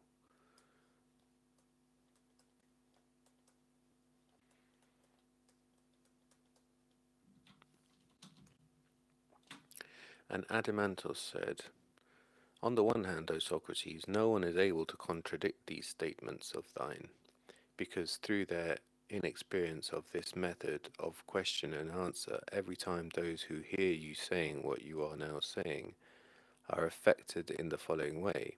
They are led to think that they are being led astray, little by little, by the logos or discourse with each question. Thus, when all these trifles are collected together at the conclusion of the discussions, it seems to be that their mistake is great and quite the opposite of their first missions.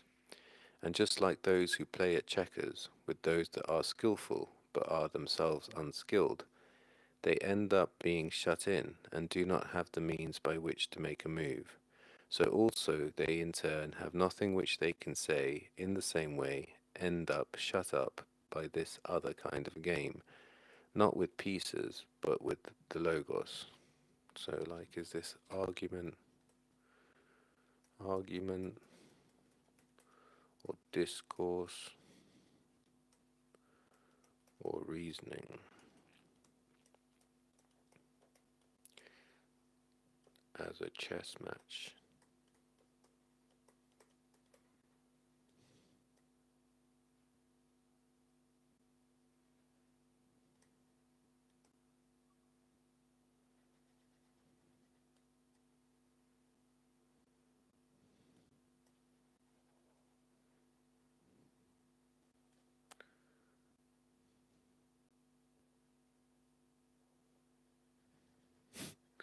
That's my bad way of drawing a horse.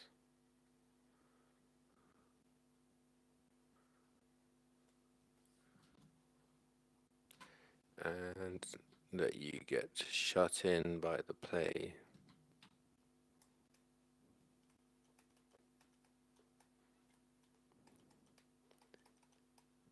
Each small concession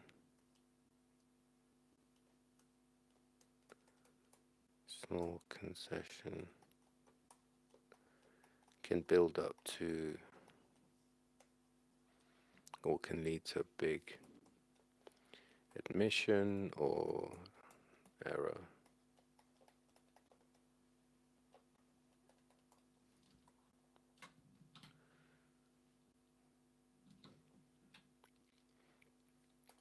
Although the truth is indeed not in any way advanced by this method. Thus, I say this with a view to the present inquiry.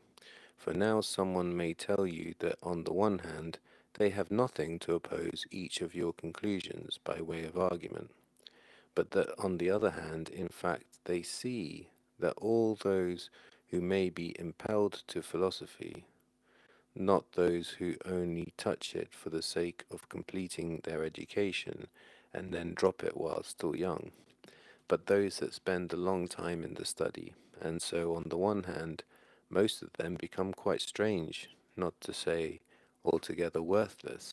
But on the other hand, those of them who are considered the most worthy among them are nevertheless indeed made useless to their cities by taking up the very pursuit which you praise.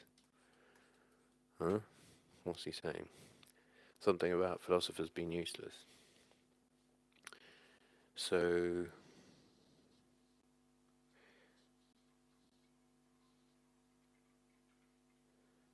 so the people get trapped in the end. They have nothing to say to this kind of checkers or chess with logos, which is played not with discs but with words, with logos. Okay, so that's the game played with that, and they get trapped. Yet the truth isn't affected by this outcome. So what he's opposing, what Socrates is saying, I say this view with a view. Pardon me. I say this with a view to the present case, for someone might well say now that he's unable to oppose you as you ask each of your questions. Yet he sees that all those who take up philosophy, not those who merely dabble in it while still young, in order to complete their upbringing and then drop it, but those who continue in it for a longer time, the greatest number become cranks, not to say completely vicious, while those who seem completely decent are rendered useless to the city because of the studies you recommend. Right, okay, so it's an argument against this. So, adeimantos. Right, so irrespective of your argument,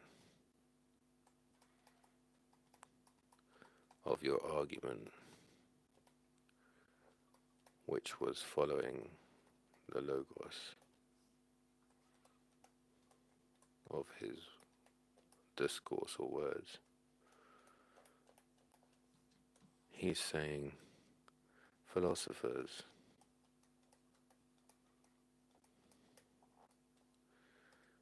are useless in two ways. Either they become bad or they're good. And what did he say? If they're bad, they're strange.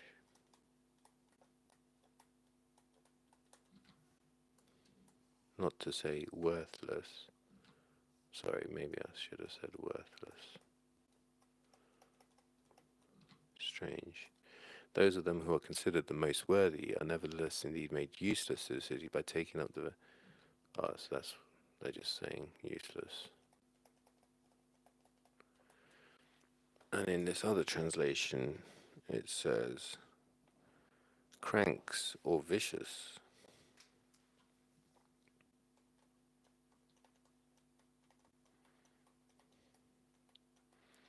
So he's like, irrespective of your argument, look at what they appear to be. This is what actually happens. This is what they're considered to be.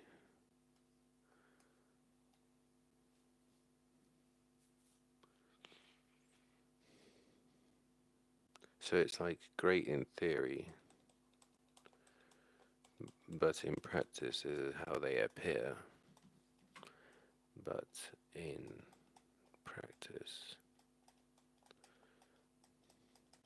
this is how they. I use the word appear because it's from his point of view, and also he does say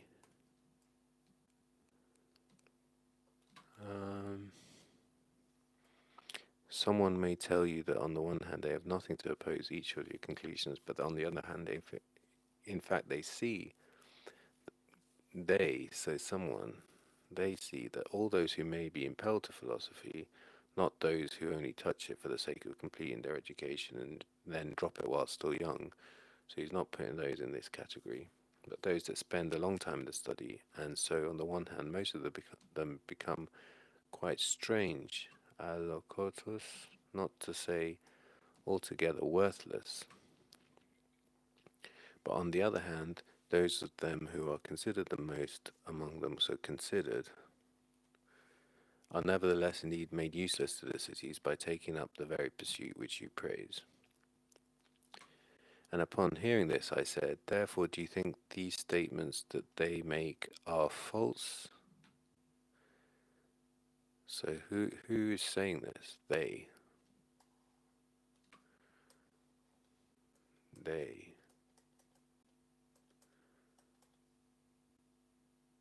have this view. But I don't know who these.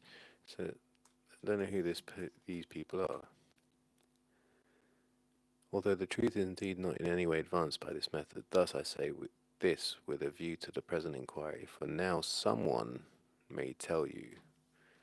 Okay, so it says, someone may tell you.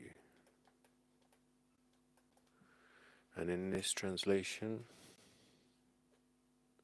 someone might well say, or someone might well say.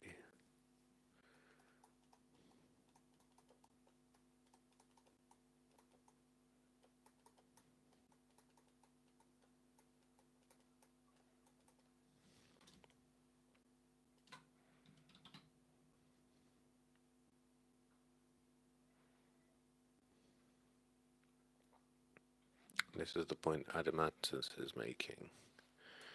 Right, and so then, and upon hearing this I said, therefore do you think that these statements that they make are false? So he's then going to like, is that your view? Is that your view? And here by your we mean Adamantos. And this is what Socrates says.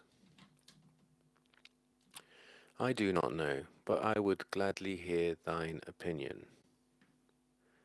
From me at least you would hear that what they say is the truth come to light. So then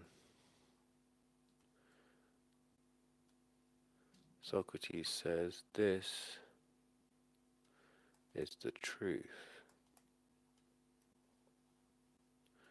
And that the bad ones. Okay, let me change this bit here. I want this to say worthless, because that's, I think, how it started.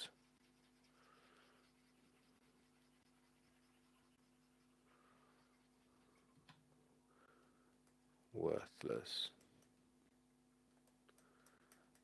And then here it says the good ones are useless, the bad ones are strange or cranks or vicious. Let me just check that's right. So they have nothing to oppose, but on the other hand, when they see that all these things who may be impelled,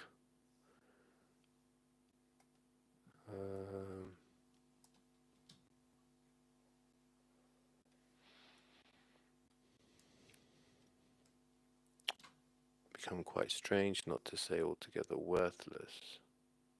On the other hand, those who are considered the most worthy are made useless. Maybe it's not this here.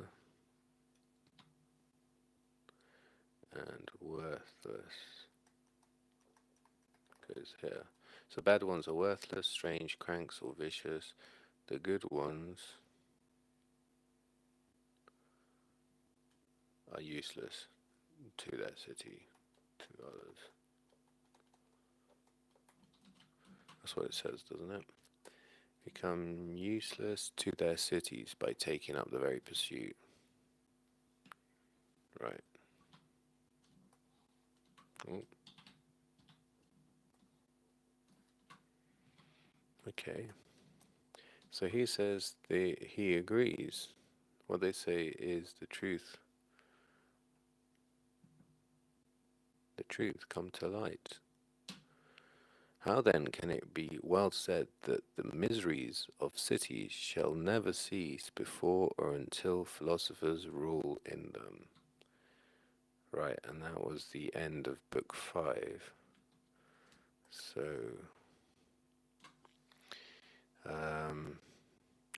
evils, miseries,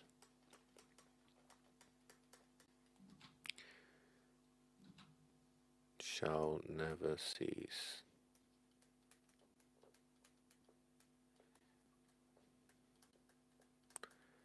until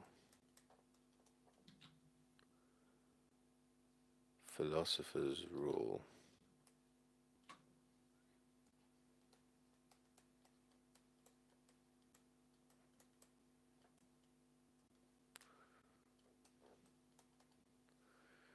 So I think this was book 5.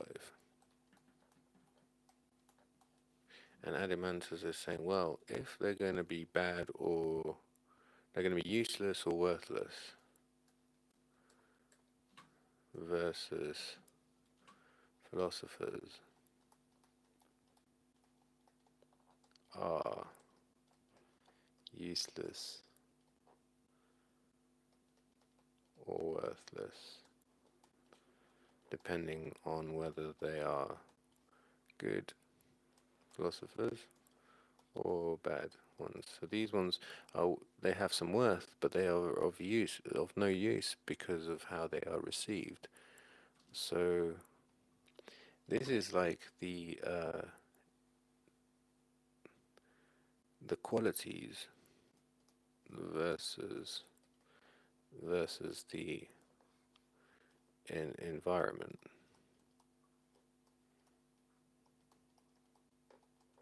in which this operates, or conditions. Because it's saying either the qualities are bad, and then regardless of the environment, it's going to be, we could do a table. So you could have qualities, and you could have conditions,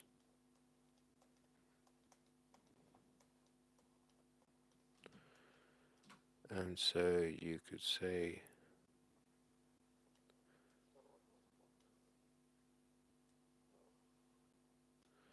you have bad conditions and bad qualities, or you could say you have good qualities and good conditions.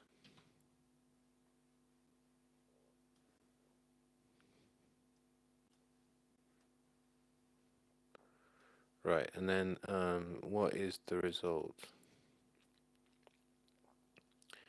And what is the result? If you have good conditions and good qualities, then good, everything's fine. If you have good conditions but bad qualities, then no, it becomes they are worthless, so the result is no good. If you have bad conditions but good qualities, then no, because it ends up being useless. And if you have bad conditions and bad qualities, then obviously it's not. I think that's what the point is here. So how can it be well said that the miseries of cities shall never cease before or until philosophers rule in them, whom we are acknowledging to be useless? You ask a question which needs an answer through a verbal image. But thou, I believe, are indeed not in the habit of communicating through images, comparisons, likenesses, parables, or similes, or metaphors. An answer through a verbal image, legomenes, eikonos, eikonos. So the question, this is Adamantus's question. Adamantus. Question. Okay. And so here we're going to have an iconos. Well, it Actually, I like these in orange, if they're words. And what was the other one? Legomenes. Legomenes. And that's translated as a verbal image. How about in the other translation?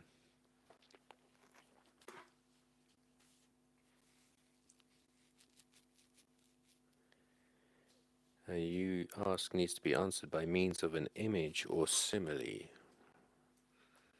Okay, image or simile.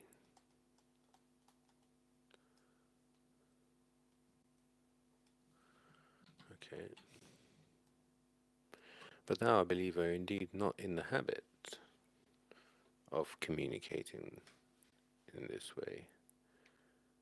Right. So here we're going to go. Be it so, but now that we have embarked upon a logos or a discourse that is so difficult to explain, you mock me. Therefore, hear my comparison in order that you may see even more how lackluster I make the comparison. What's that all about? Therefore, hear my comparison in order that you may see even more how lackluster I made the comparison. I don't know if they're just playing around with each other here, if that's important, but I'm going to try and concentrate on the actual simile. For in this way it happens that the experience of those that are most capable in the management of a city is so severe, so that of that which they have experienced, there is no other experience so severe. But in making our simile of it, we must collect from the many examples and make a defense for them. Well, I don't know what that means. Too many cells. So what does it say in this other book?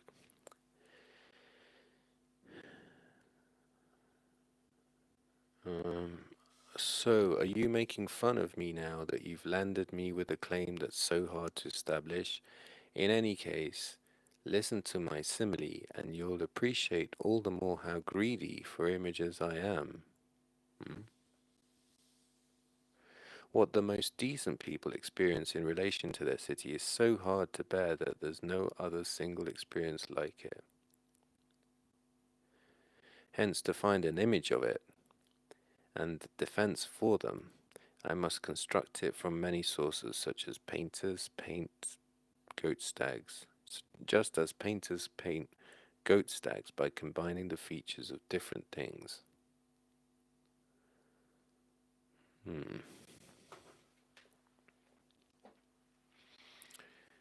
The experience of those that are most capable in the management of a city is so severe, so that of that which they have experienced there is no experience so severe. But in making a simile of it, of that experience, we must collect from the many experiences and make a defense of that experience. Such as those painters who mix together to paint a goat stag, a creature such as these. So he's saying combining different images that each represent an experience.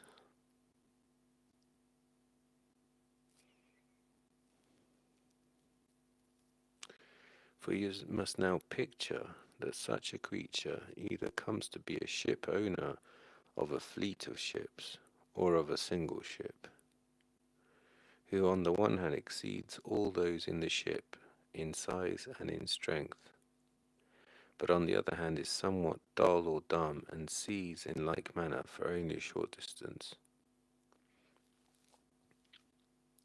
and whose realization or seafaring skills is such as the others, while on the other hand the sailors are all in sedition among themselves in regards to the piloting, for each imagines that they should be the pilot, even though they never learnt the art, nor are they able to show who was their teacher, nor at what time they learned it.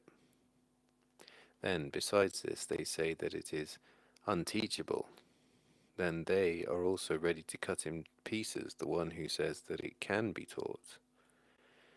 Furthermore, they continually surround this pilot, begging and doing everything so that he may turn over the helm to them. But sometimes, when they may not be so successful in persuading him as others are, they either kill these others or throw them overboard. Then, after wholly binding the noble pilot by means of drugs or wine or something else, they take command of the ship, using up all their provisions while drinking and feasting in this manner. They sail, as it is the custom of such people. Then, besides these things, on the one hand, whoever may be clever in assisting them in any way so that they may obtain the rulership by either persuading or violating the ship owner, they commend such a person by calling him a sailor and a pilot, and knowledgeable in navigation. But on the other hand, they revile as useless those who are not of this kind, but they are commended for nothing, by never realizing that the true pilot by self must necessarily pay attention to the year and the seasons and the heavens and stars and winds and everything belonging to the art, if he intends to be the ruler of a ship in truth. But as far as gaining control of the helm is concerned, whether with the approval of some and the disapproval of others, neither skill nor practice of this can be comprehended or grasped at the same time with the art of navigation. So that surely while affairs are in such a state aboard ship, are you not led to believe that the one who is truly fit to govern will in fact be called by the sailors aboard the ships that are set up in this manner a stargazer, insignificant and useless to them? Okay, well, there's a lot there. First, I don't know about this setup. You have embarked upon a discourse that is difficult to explain, so he wants to explain it by using imagery, making a simile. But then he seems to put down his own ability to do that by saying, in order that you may see even more how lackluster I make the comparison. Whereas in my other translation it says, you'll appreciate all the more how greedy for images I am.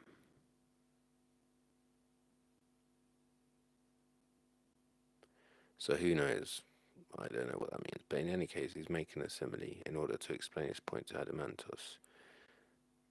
So the experience of those that are most capable in the management of a city is so severe, so that of that which they have experienced, there is no experience so severe. So it starts with the experience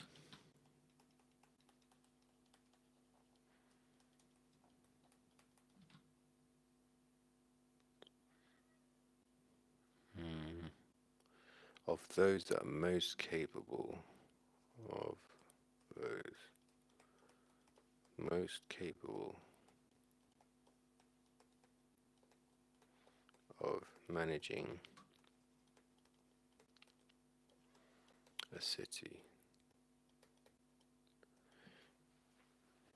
In the other translation, what the most decent people experience in relation to their city. So this one's not got the idea of managing the city. This one's got the idea of managing the city. I think managing the city makes more sense if you're going to do a simile where you have someone managing a ship. Anyway, no other single experience like it, hence to find an image of it and a defense for them, I must construct it from many sources, just as painters paint goat stacks by combining the feature of different things. Imagine then that something like the following happens on a ship or on many ships.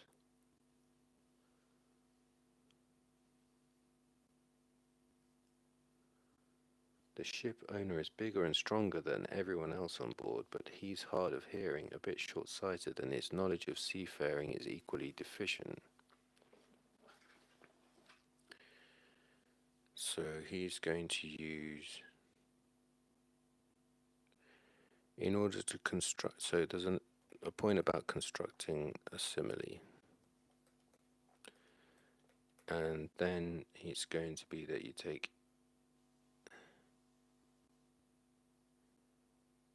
hence to find an image of it and a defense for them, these. So there's a defense, and we want to find construct a simile that's relevant to these. Construct it from many sources. Okay, from many sources.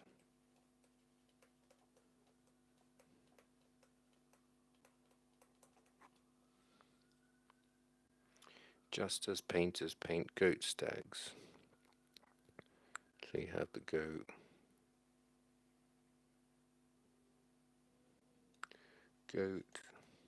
plus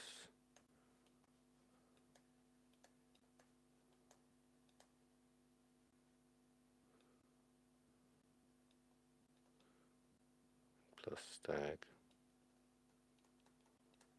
equals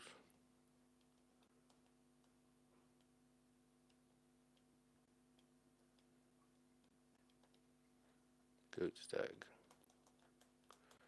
And so these are sources to make this simile.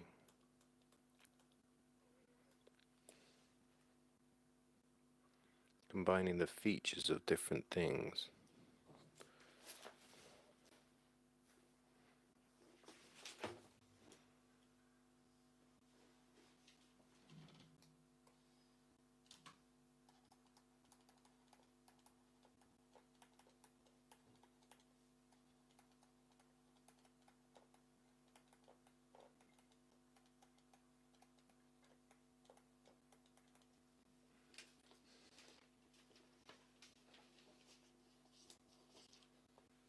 Okay, so he's combined the features of different things.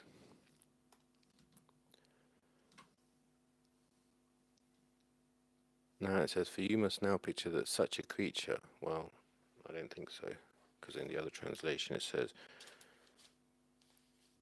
imagine then that something like the following happens on a ship or on many ships. Okay, so you have a ship or many ships. You have this ship, or you have many ships.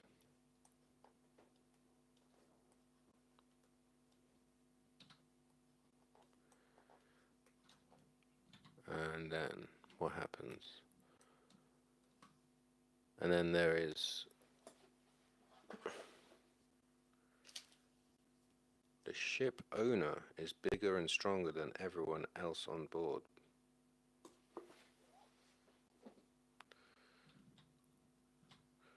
So let's take this example here.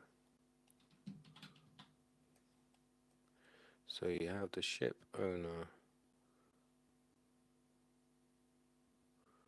those are muscles, who's bigger and stronger than everybody else on board. Okay. So this is the ship owner, as you can see from my wonderful art. So he's got his muscles, so he's the ship owner, but then he's got some qualities. He's hard of hearing, short-sighted, and knowledge of seafaring is equally deficient. So he is can't hear, can't see, and doesn't know about seafaring. Seafaring. Okay, so he doesn't know about seafaring either. Okay, and then I like colors, so I'm going to make this nicer. He can't hear, well, at least he's not very good at hearing, not very good at seeing, and he's not very good at seafaring. This is this guy here, the ship owner. And then there's the others. This is the ship in question. Okay, what's next? The sailors are quarreling with one another about steering the ship. Each of them think that he should be the captain, even though he's never learned the art of navigation, cannot point to anyone who taught it to him, or to a time when he learned it.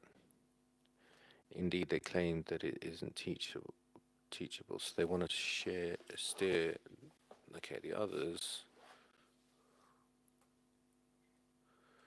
they're basically arguing over who should, I guess, navigate or steer the ship. Okay, but the point is,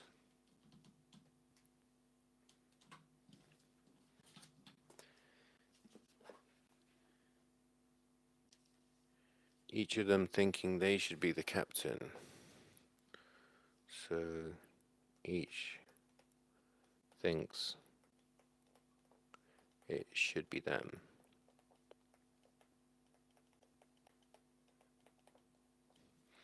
But then there's another problem.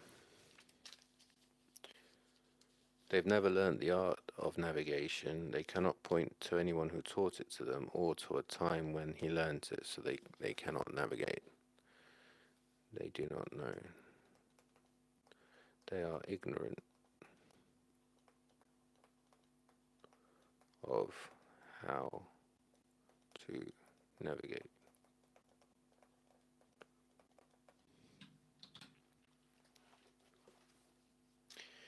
Then, and they say that it isn't teachable, and they're ready to cut to pieces anyone who says that it is. They're always crowding around the ship owner, begging him and doing everything possible to get him to turn the rudder over to them. And sometimes, if they don't succeed in persuading him, they execute the ones who succeed or throw them overboard. And then, having stupefied their noble ship owner with drugs, wine, or in some other way, they rule the ship, using up what's in it and sailing while feasting and drinking in the way that people like that are prone to do. Moreover, they call the person who is clever at persuading or forcing the ship owner to let them rule a navigator, a captain, and one who knows ships, and dismiss anyone else as useless. So it's like, what are the techniques? They can either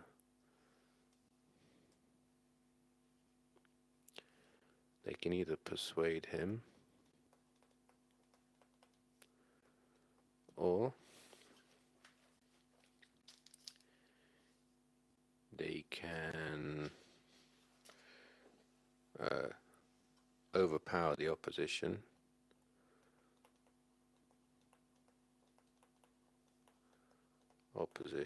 by throwing overboard others that might succeed.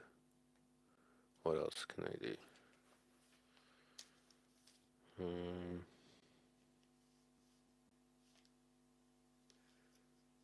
Stupefy the noble ship owner with drugs, wine. So basically overpower or stupefy.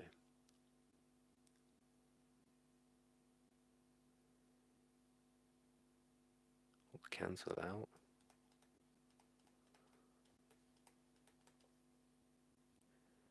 Ship owner.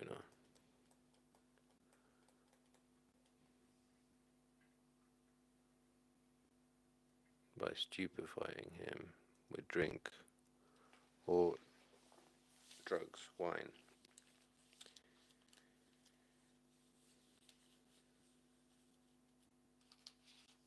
And the one who is clever at persuading or forcing them, so if the ones that are able, the ones that are successful in doing this,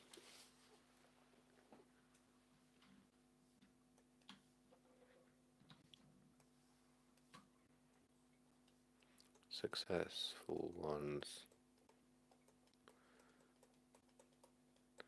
They are called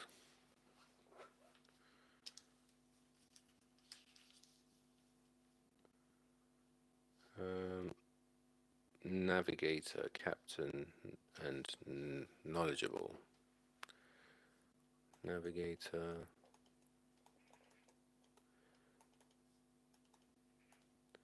captain, knowledgeable.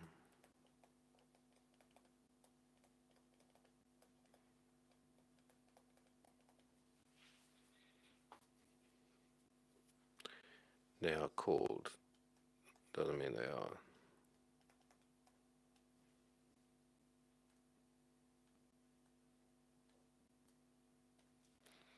Okay, so their skill, this is their skill. To persuade, overpower the opposition, or overpower or cancel out the ship owner, the one who can make the decision.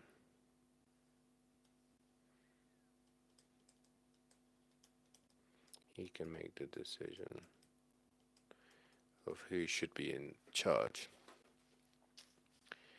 They don't understand that a true captain must pay attention to the seasons of the year, the sky. Okay, so then there's a list of the actual skills needed. So this is versus actual skills needed.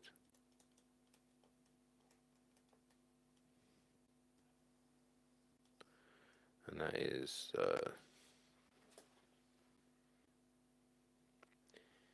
seasons of the year, sky, stars. So seasons, skies, stars, etc.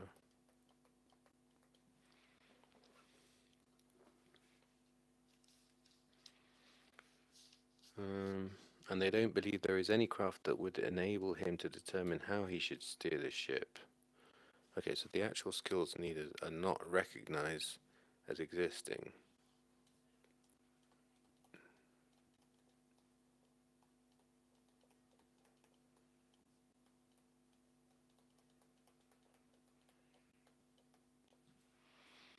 Okay. They don't believe there is any craft that would enable him to determine how he should steer the ship, whether the others want him to or not, or any possibility of mastering this alleged craft or of practicing it at the same time as the craft of navigation. Don't you think that the true captain will be called a stargazer, babbler, good for nothing? Okay, so then among these, there is the true captain.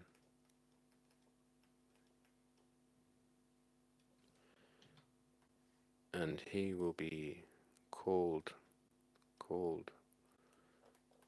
by others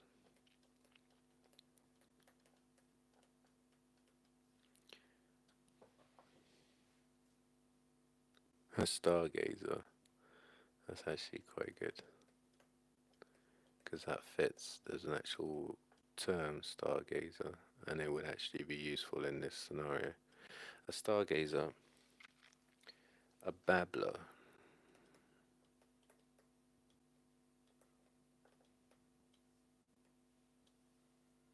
good for nothing.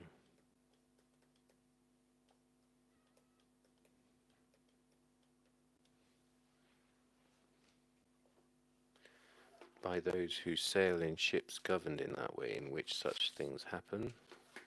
Right, okay, I think I get it. That makes sense to me. So in this one, it's like, for you now must picture somebody comes to be the ship owner of a fleet of sheep or a single ship, who on the one hand exceeds all those in the ship in size and in strength. I wonder what that represents then. So he is strong and he is big. So I guess overpower, maybe through deception, because they can't actually overpower. Through deception.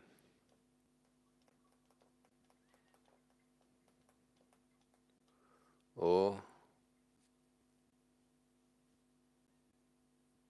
mm,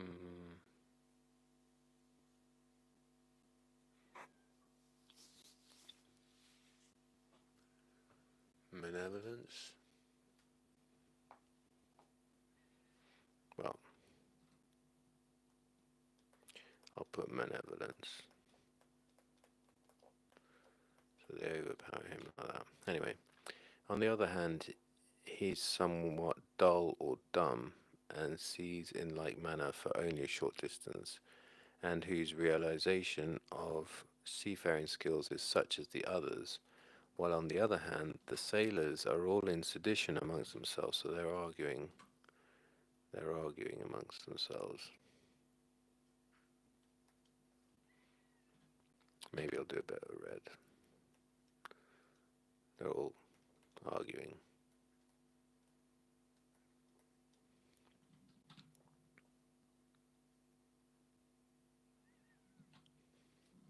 In regards to the piloting, for each imagines that they should be the pilot, even though they never learned the art, nor are they able to show who was their teacher, nor at what time they learnt it. Then, besides this, they say that it is unteachable. So that's the other quality here. It's not recognized as existing, and is unteachable in any case. I suppose could be or is unteachable. They are also ready to cut in pieces the one who says that it can be taught. So I guess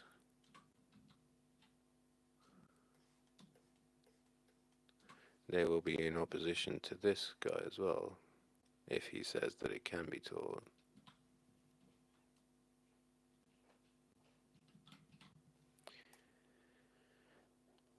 Furthermore, they continually surround the pilot himself, begging and the ship owner, begging and doing everything so that he may turn over the helm to them. But sometimes, so begging, persuading, begging,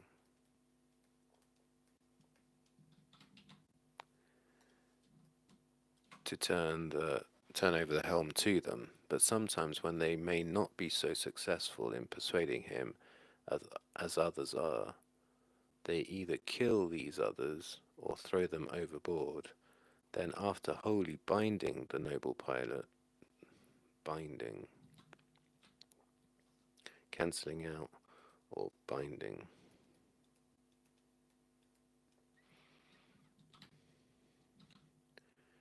by means of drugs or wine or something else, they take command of the ship, using up all their provisions while drinking and feasting.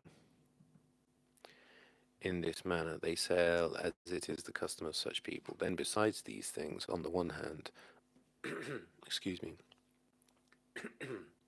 whoever may be clever in assisting them in any way, so that they may obtain the rulership, by either persuading or violating the ship owner, they commend such a person. Oh, so whoever may even be clever in assisting them. So if they're successful at this, or successful at assisting,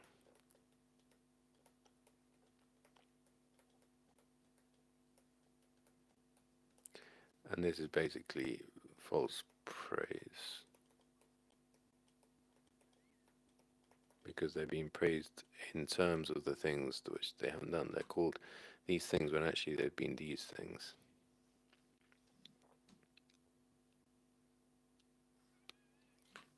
So it could be that they're just assisting, so you give praise to the ones that assist you to do this.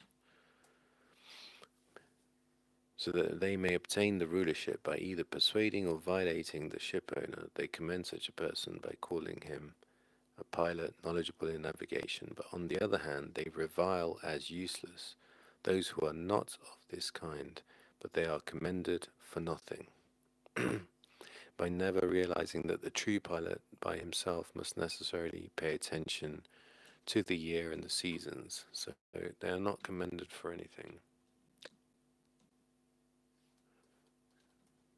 Called by others or whatever, so not commended,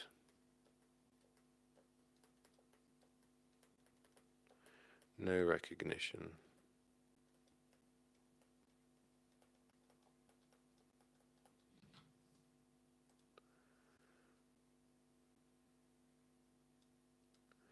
And they're reviled as useless.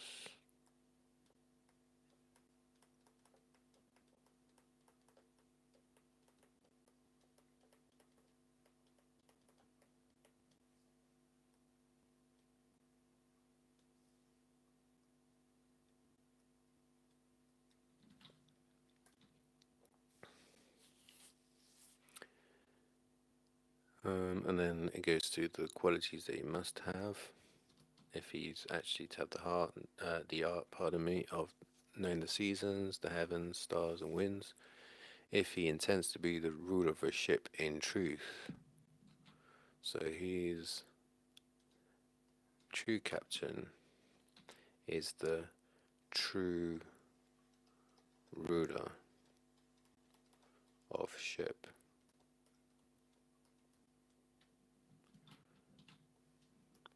But as far as gaining control of the helm is concerned, whether with the approval of some and the disapproval of others, neither skill nor practice of this can be comprehended, grasped at the same time with the art of navigation.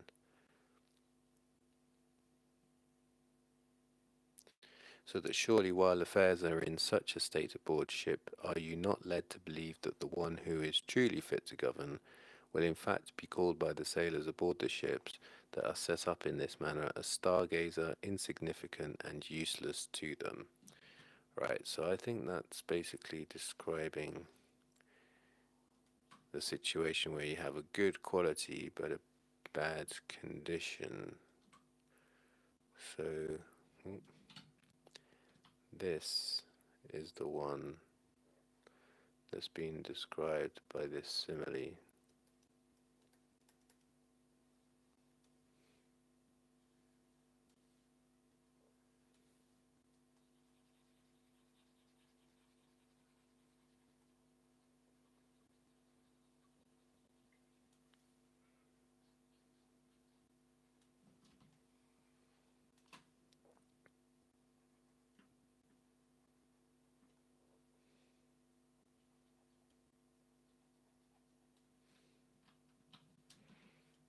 Okay, I think I get that. Adimantus said, "Quite so. I suspect that thou wilt surely not require any explanation of the image to see that it represents how people are affected in cities towards the true philosopher, but that you have learned what I mean. Yes, this is the philosopher. So, true captain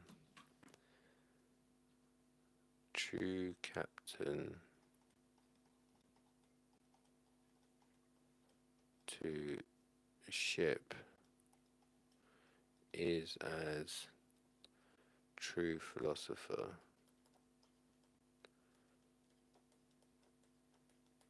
to the city." It's an analogy.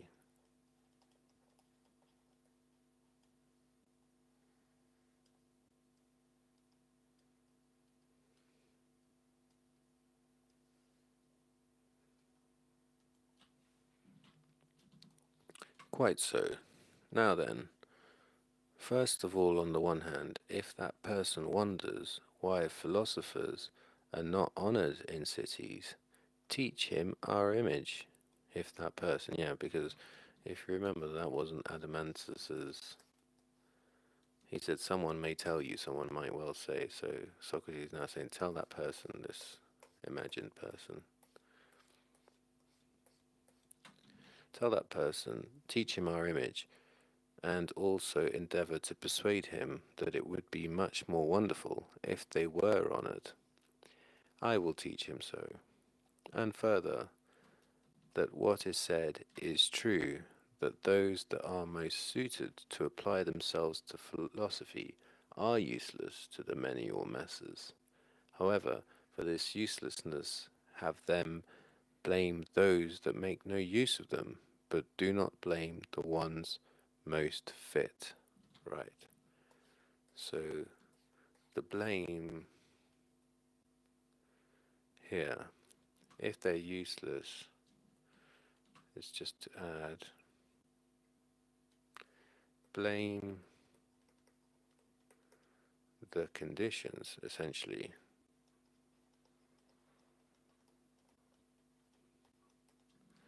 Not the good philosopher, for lack of, because we're saying this is the result, for lack of good result.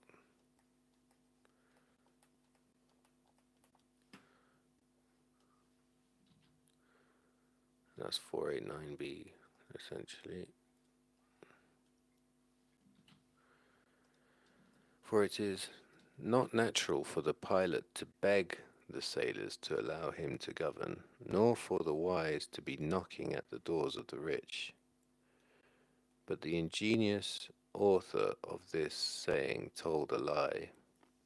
For the true nature of these affairs is that whoever is sick, whether rich or poor, must necessarily go to the doors of the physician, and all who need to be governed must also go knock upon the doors of those who are able to govern. For it is not natural that the governor who is truly beneficial to any degree should beg the governed to rule. Right, well, that was actually one of the qualities here. The qualities that mean that the bad people are this begging.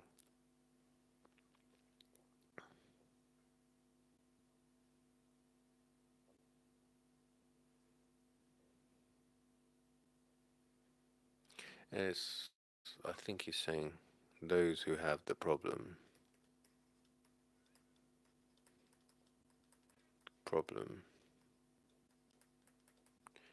should seek the solution, while those who have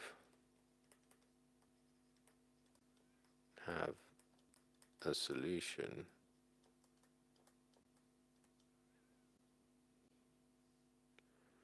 okay, maybe let me change this slightly.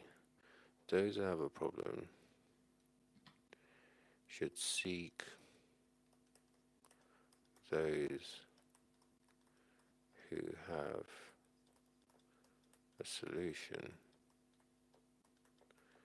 Those who have a solution should not seek those who have a problem.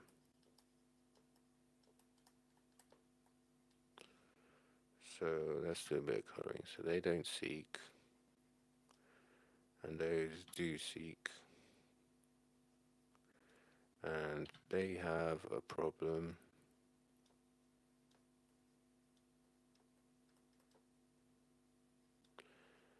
and they have a solution,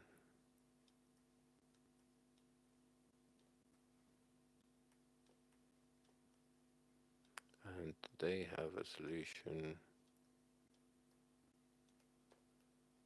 but they don't seek those who have the problem.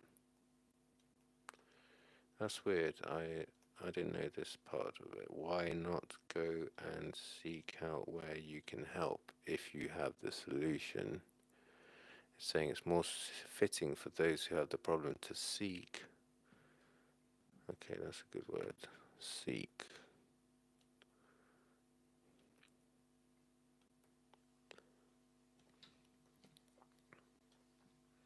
And there again, seek.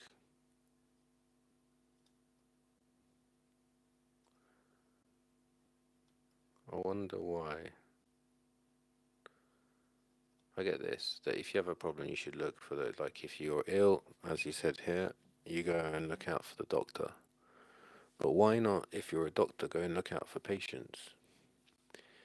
Whoever is sick, whether rich or poor, must necessarily go to the doors of the physician, okay, seek, and all who need to be governed must also go knock upon the doors of those who are able to govern, again seek, for it is not natural that the governor who is truly beneficial to a degree should beg the governed to rule. Seek is wrong there. Maybe is this supposed to be beg? Is that a better word here? Fine to seek them out, but if they don't want the help, it shouldn't beg or insist. Because remember, that was one of the qualities here. Maybe if I do it in green, it can make the point that it's the same quality as here. Beg.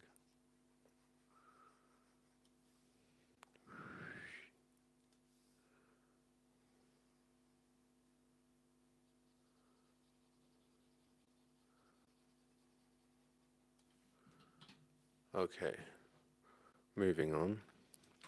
But you will not miss the mark if you liken our present political governors to those sailors we just mentioned, and those who are called by them useless stargazers to those who are truly pilots. Quite right. Now then, from these reasons and these conditions, it is not easy for the best of pursuits or studies to be held in high esteem among those who pursue studies of an opposite nature, but by far the greatest and most violent slander against philosophy comes about by those who profess to practice such a pursuit. Right, so you've got the actual skills needed, and these are the actual skills needed and the skills that those have. So you got actual skills needed versus, I'll call them false skills, but they're essentially the ones that are persuasion, begging,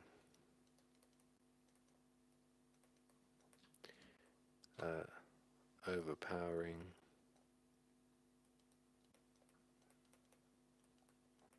opposition, cancelling out,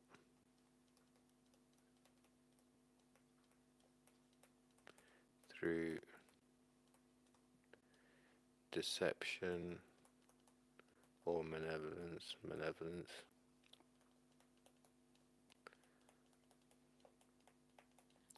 Okay, and the actual skills would be, in this case for the city, is philosophy. So these attack, attack, attack.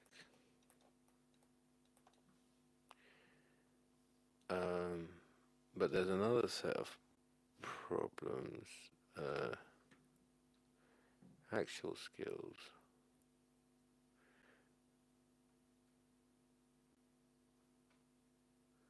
But then you have false philosopher who is not a philosopher, is not truly a philosopher, but pretends to be one.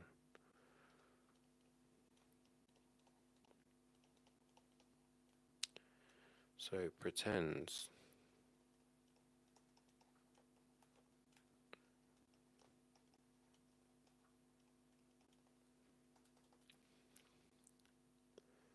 And that also attacks. So both are unjust, but this one's worse because it professes to be, at least these are doing what they're doing, they're not professing to do anything else. This one is bad, but looks good. This one is bad. And looks bad. But essentially, both are attacking the true philosophy under attack. And he's saying the greatest and most violent slander against philosophy comes about by those who profess to practice such a pursuit, the majority of whom, as thou says, are drawn to it. The accuser of philosophy calls altogether worthless, good for nothing, whereas those that are best suited, most able, he calls useless. So they profess, it's not that he looks good, he tries to look good, but tries to look good or true.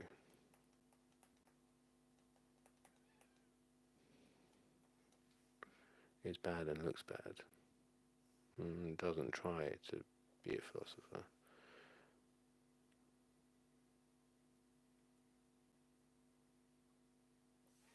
Okay, yeah.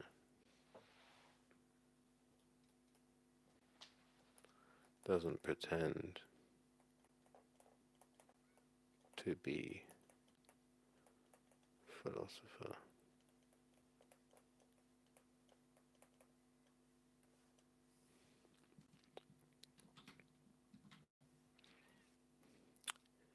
And I agree that what you said was true, did I not? Yes, you did. Is it not the case then, on the one hand, that we have fully explained the cause of the uselessness of those that are best suited? Quite so. But on the other hand, would you desire that we should explain in detail, after this, the reason why the many or majority must necessarily be worthless, and if we can, that we endeavour to demonstrate that of this philosophy is by no means the cause? So these are the majority, the false philosophers, majority, and they are worthless. And so these are, what were they? These are the worthless ones. These are the false philosophers.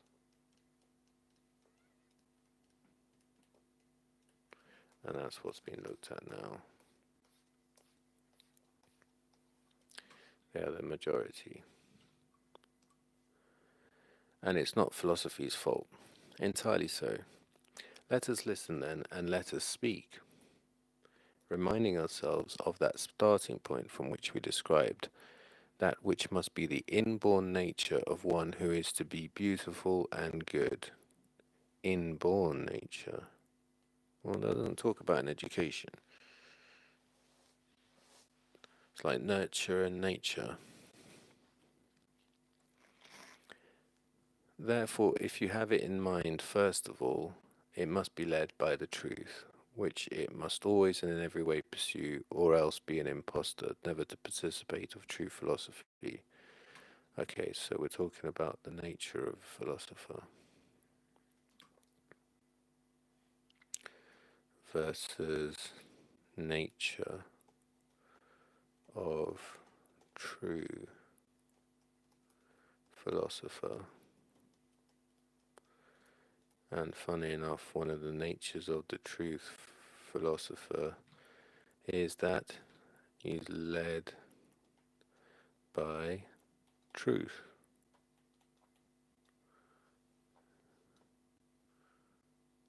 Versus, okay, so let's make that.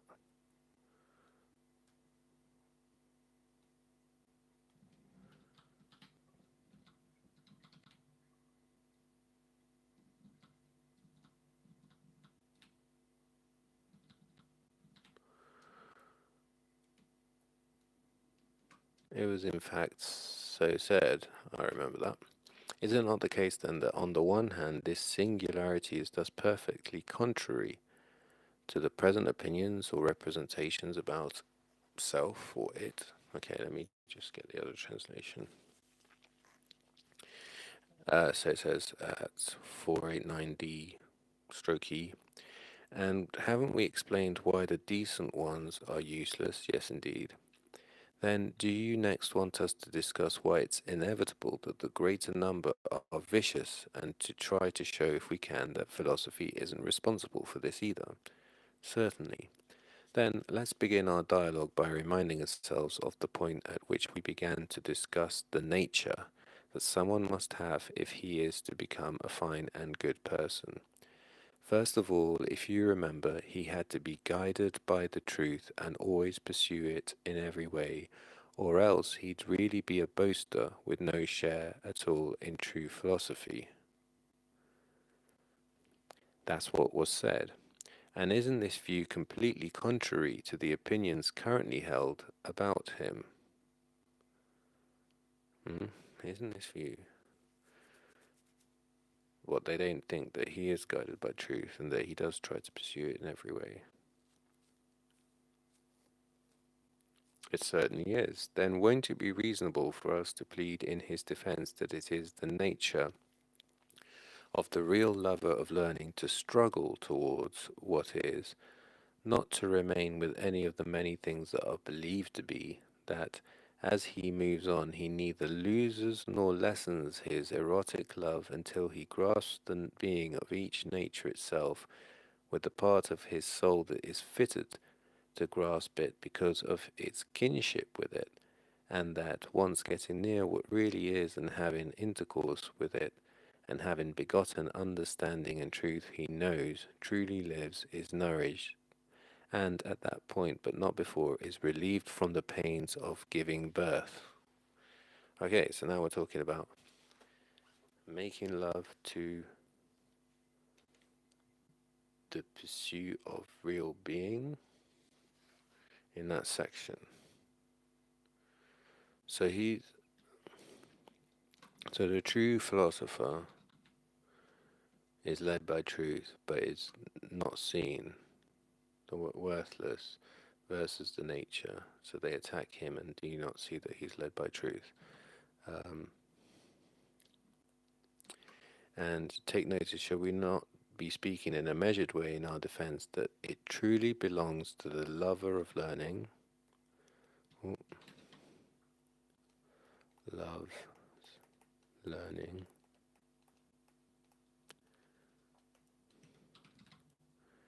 who indeed naturally aspires or strives towards knowledge of real being,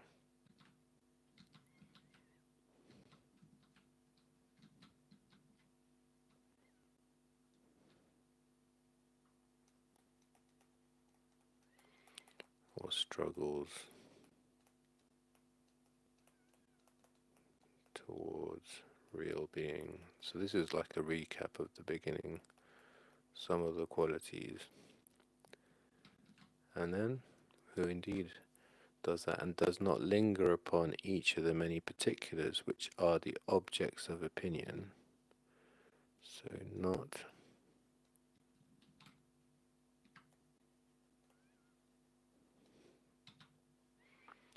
particulars, that was the wood or the trees, not particulars or objects of opinion, but continues on and is not blunted nor ceases from their love until they touch the nature of every being which is, by that part of the soul to which it belongs, to come into contact with such a being. Right, so they need to find the realness in the soul. So if this, okay, let me try and represent it. This is the human, and this is the part, the real. Maybe it's better in yellow. Okay, so this is the human, then it's got the soul, and then it's got the real part of the soul. Okay.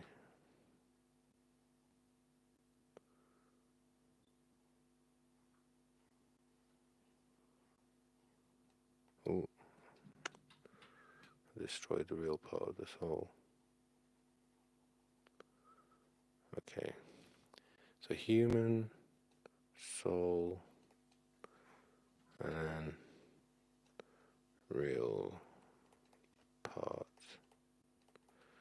And that has to come into kinship with uh, everything.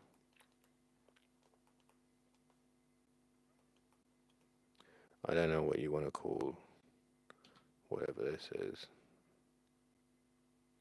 but in amongst it, there is this also real part.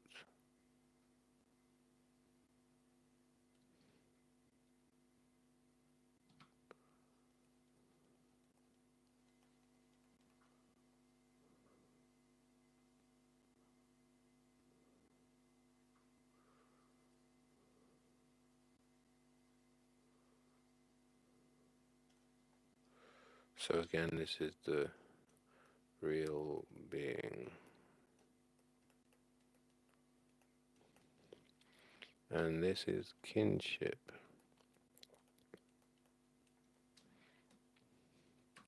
And let's also make love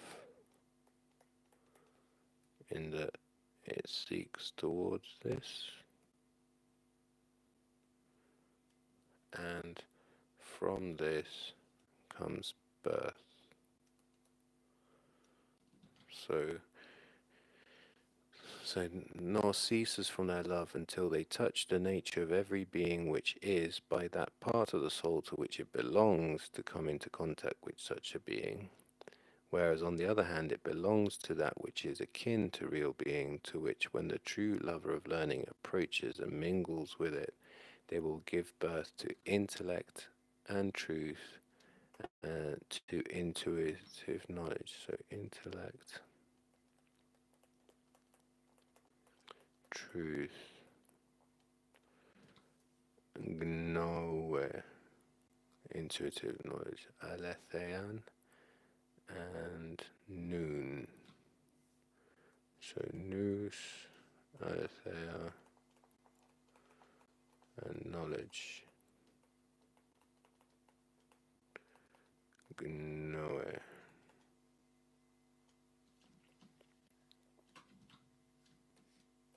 And will truly live and will be truly nourished, and this way become liberated, legoi, from the pains of birth. So this is a liberation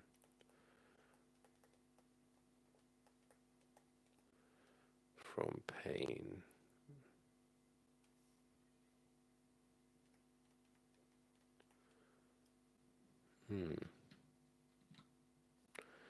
But not before. This is the most measured defense possible. What then? Will it be the portion of such a person to be well disposed to falsehood, or entirely to the contrary, to hate it? To hate it, so hate falsehood. Led by truth, hate falsehood.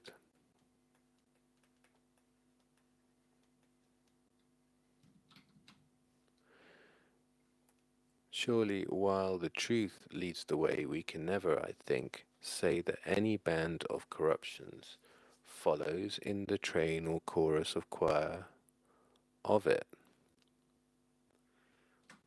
So, truth led by truth.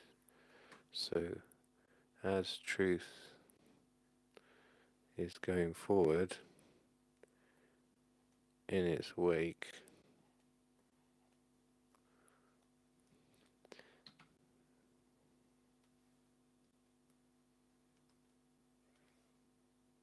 in its wake is truth,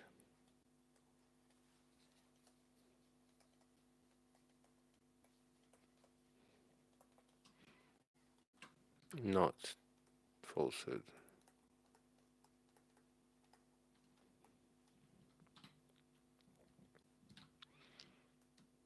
How can we? But on the contrary, we may say that she is followed by sound, healthy, and just manners, dispositions, and characters which are also accompanied by sound mindedness. So we have sound, healthy, just manners, which are be accompanied with sound mindedness. Sophrosunen. Sound mindedness. So that is Sophrosune. I'd like to look that one up.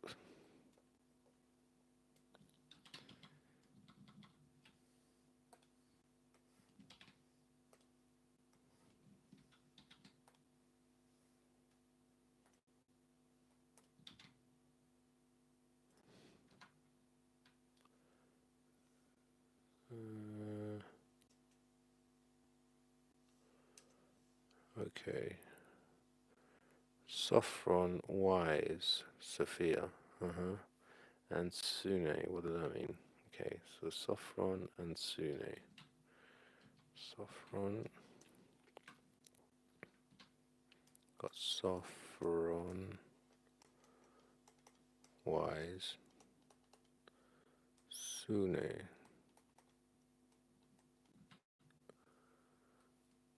Where was it? Sophron. Oh. Sos, safe. Wow. Is that where Sophia comes from? So, let me get rid of this a second. So, sos.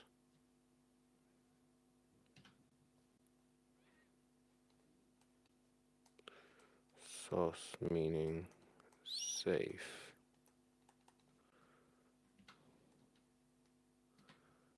And Phron from phronesis. Phron, mind.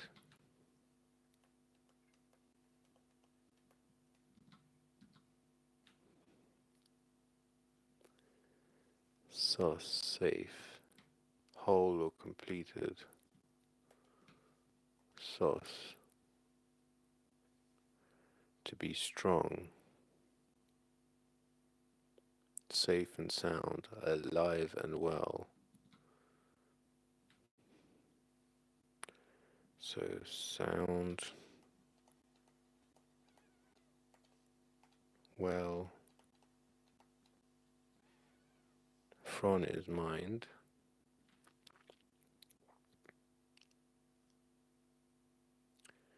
And it comes from this word. It means swell, crowd, be strong. Proto-European. Indo-European. What was it? Swell, crowd, strong. Swell, crowd, strong.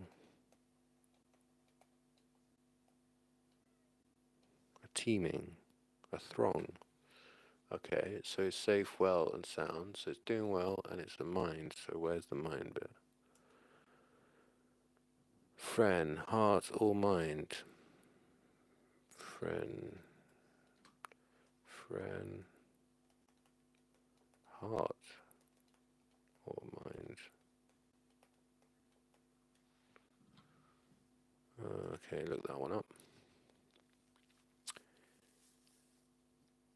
Phrenos, the midriff, stomach, and lower chest or breast. Okay, so then we have a person.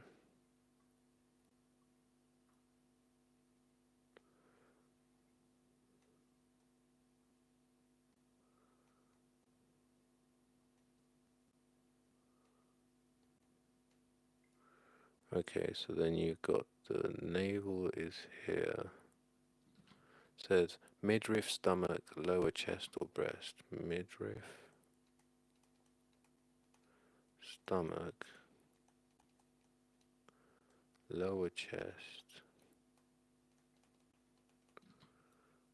Does that mean lower breast or breast?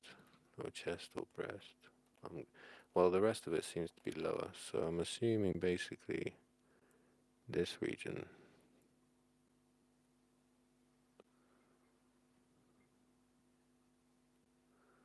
What is that? Is that the center of a person? Ren.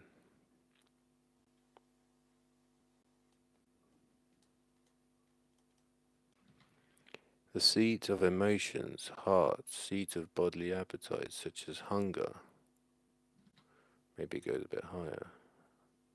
Hunger and heart.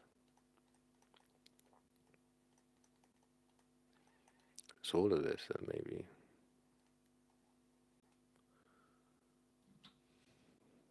Seat of intellect, wits and mind. Well, it's not this bit here though, that's weird. Will or purpose. Will or purpose. So what's the etymology of this? From Gruen, meaning soul of mind. So Proto-Indo-European is soul or mind.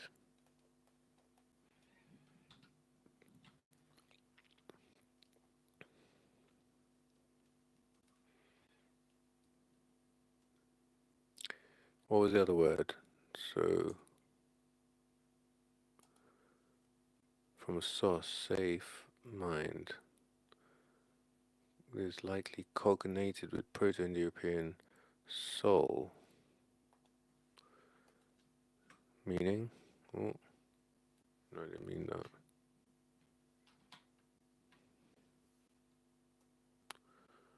Whole. Also, or whole. What was the sune bit then? Sune.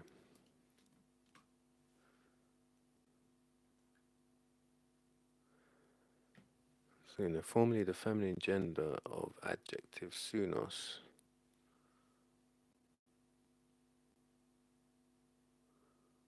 Forms abstract nouns from adjectives or nouns.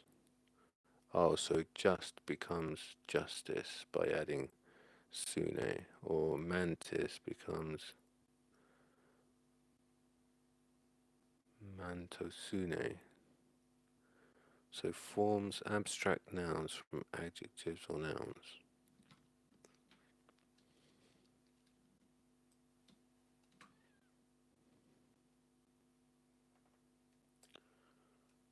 Forms abstract. So instead of sound-minded, it becomes sound-mindedness. Nouns. Or justness, or instead of justice. Okay, I'll leave it for that. So it leaves that in the wake. Great. Rightly so. And surely what is needed there to go over again and arrange in order the choir from the beginning? And surely what need is there to go over again and arrange in order the choir from the beginning of the other necessary qualities of the philosophic nature? Okay. So these are the nature of the true philosopher, and it can all be seen a choir of qualities.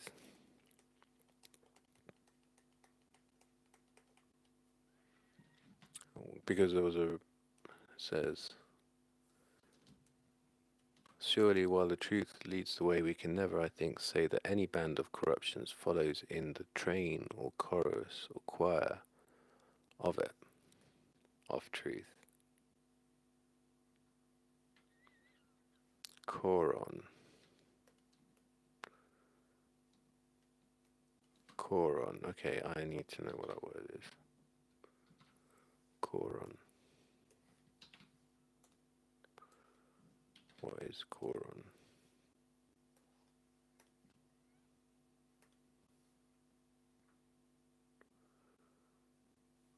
Choros.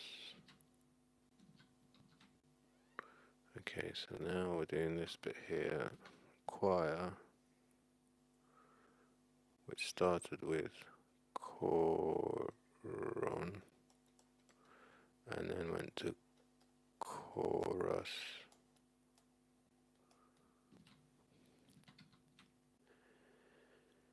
And then it says, pardon me, dance, ring, round, dance. Okay, so we've got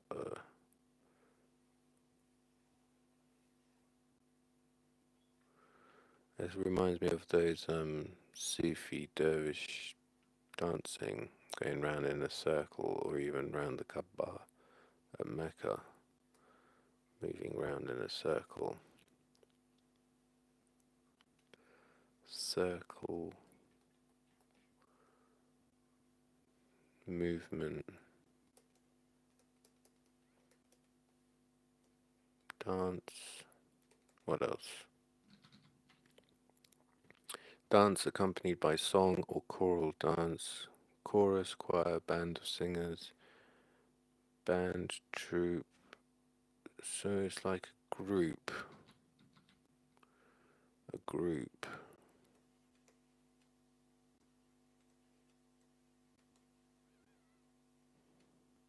But it seems to be moving in the same circular direction. Wonder what the etymology of that is. Uncertain has traditionally been derived from a Proto-Indo-European catch, cognate to kotos, enclosure, and Sanskrit harati. However, the word is phonetically identical to the Lithuanian zaras, and so could perhaps be from a Proto-Indo-European choros. What's harati mean?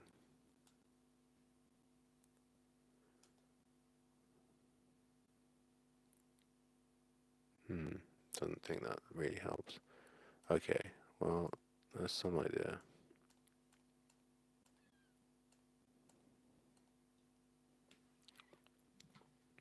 Back to the text. For surely you remember, because fortitude, Andrea, or courage, magnanimity, megaloprepeia,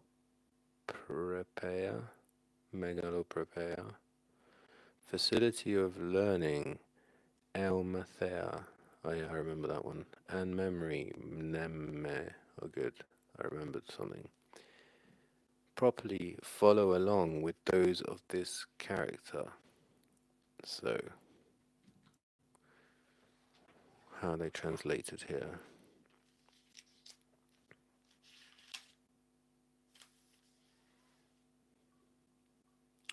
And if truth led the way, we'd never say, I suppose, that a chorus of evils could ever follow in its train.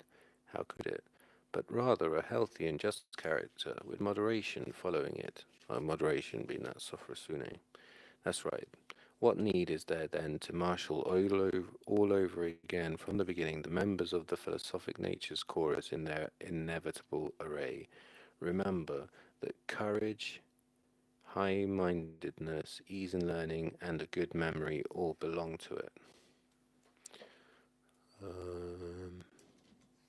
Where was I? How I managed to get here? Whoa, I skipped quite a long way ahead.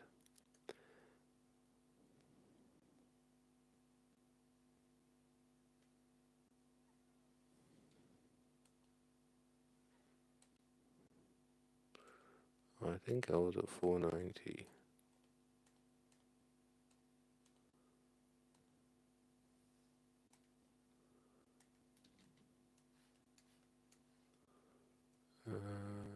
Alright, yeah. Fortitude. So I think it was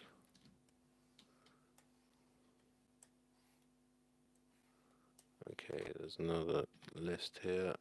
Fortitude, which was courage.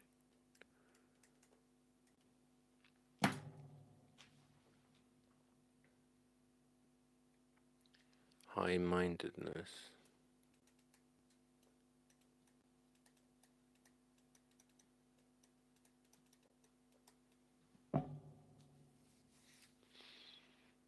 Ease in learning.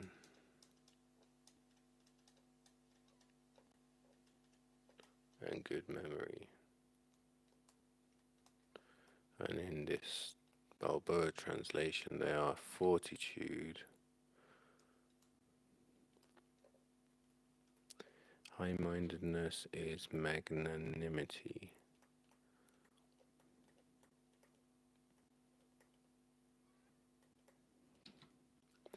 Facility of learning is the same, and memory is the same. Okay. Properly follow along with those of this character.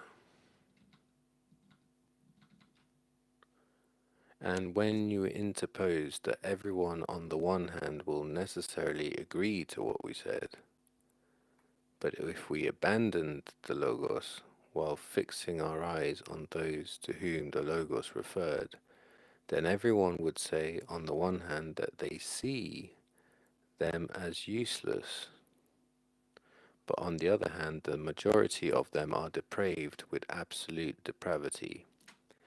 Okay, so the ones that are talking about them are depraved. Right, so it said, then you objected, saying that anyone would be compelled to agree with what we said, so that by following the Logos they'd agree. But if he abandoned the Logos, so did not follow the Logos, and looked at the very people the argument is about, he'd say that some of them were useless, while the majority had every kind of vice. Right, so the majority of the philosophers are depraved, and some of them are useless. And while we were looking into the cause of the slander, we have now come to this, why the majority are depraved. And surely for the sake of this question, we have taken up again the nature of true philosophers and have defined it from necessity. It is in this way.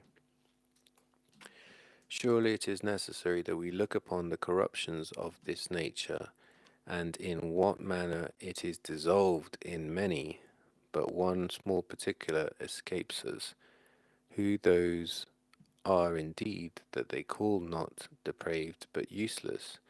After this, in turn, those who imitate this nature and set themselves up in her pursuit, then we must examine what is in the nature of those souls who aspire to a pursuit of which they are unworthy, and by being above themselves. For these, by being discordant in many ways and in every quarter and to everyone, have brought such a reputation upon philosophy as you mention. Oh, okay, so what's all this about? We have now come to this, why the majority are depraved, why the majority are bad philosophers, why majority are bad philosophers.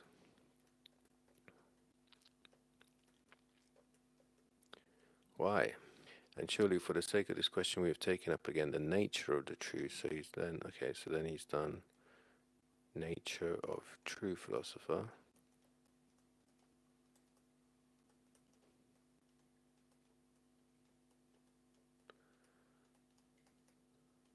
Okay, then what? And have designed it from as necessary.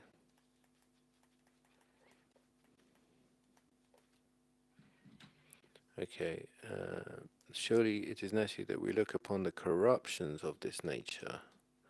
What many? Okay, so how it corrupts or dissolves.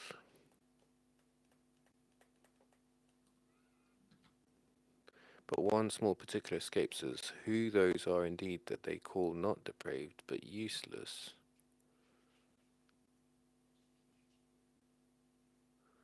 Okay, so now you want to know, who are these?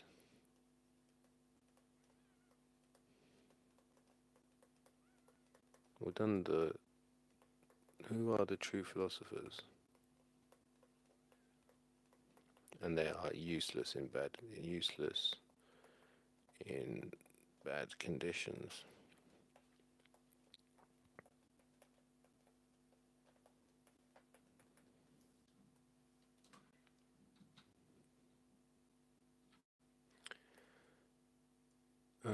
So who are the ones then after this in turn? Those who imitate this nature and set themselves up in her pursuit. Who are the true philosophers and those who imitate? Who imitate? Okay, let me check the other translation. So, and it is for, so we examined the reason for this slander and have now arrived at the point of explaining why the majority of them are bad, the majority of philosophers. And it's for this reason that we've taken up the nature of the true philosophers and defined what it necessarily has to be. That's true. We must now look at the ways in which this nature is corrupted. Yes, I got that. How it's destroyed in many people, while a small number, the ones that are called useless rather than bad, escape. So most nature truths, most are corrupted or dissolve.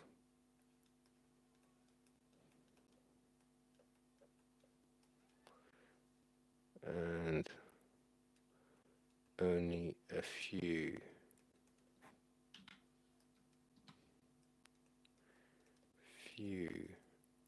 escape corruption. So most get corrupted. Okay, then after that we must look in turn at the natures of the souls that imitate the philosophic nature and establish themselves in its pursuits, so as to see what the people are like who thereby arrive at pursuits they are unworthy of and that is beyond them, and who, because they often strike false notes, bring upon philosophy the reputation that you said it has with everyone everywhere. So who imitate or take on the task that is beyond them, like me potentially. Who takes on task which is beyond them.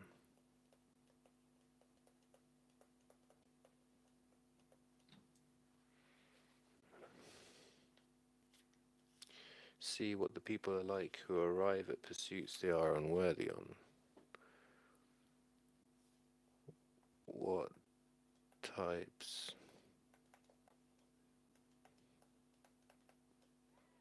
pursue something they are unworthy of?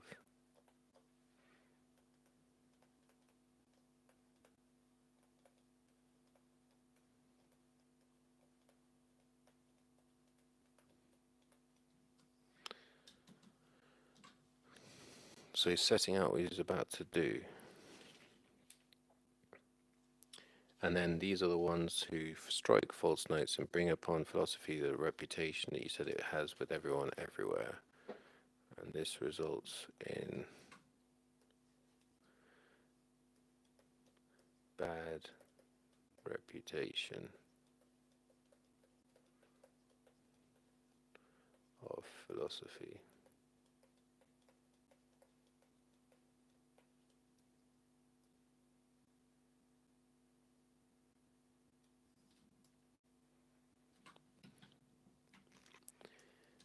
It says here, what is the nature of these souls who aspire to a pursuit of which they are unworthy, and by being above themselves? For these, by being discordant in many ways, and in every quarter, and to everyone, have brought such a reputation upon philosophy as you mention. What sorts of corruptions do you mean? Okay, so now I'm going to look into the corruptions of good nature. What is this then? About 491.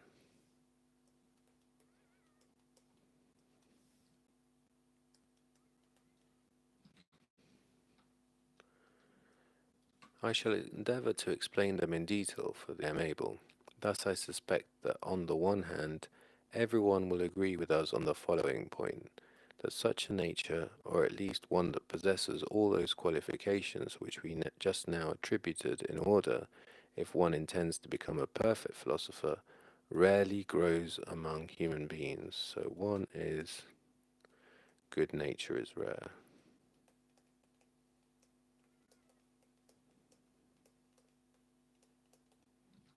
Okay. And is found only in a few, or do you not think so? Very much so. Surely for those few, consider how many and how great are the corruptions. Okay, so the good nature is rare, corruptions are abundant.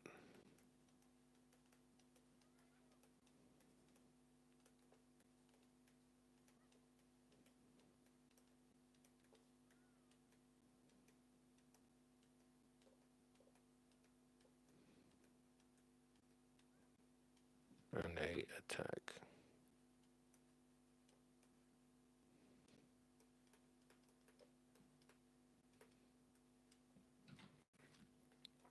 That which on the one hand is most strange of all to hear, that each one of those virtues which we praised in the nature of a philosopher ruins the soul which possesses them, and draws the soul away from philosophy. Thus, on the one hand, I mean fortitude and sound mindedness and all the virtues which we have discussed in detail. Well, that is weird, okay. So, the other point is that the good natures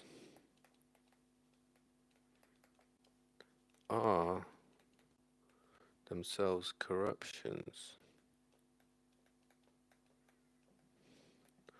So, you can have, okay, so let's say you've got these good natures.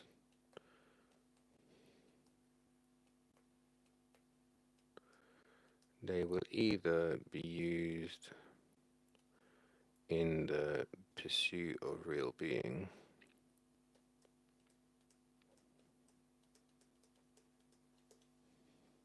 of true being, or they will attack or corrupt themselves. So this is B or A.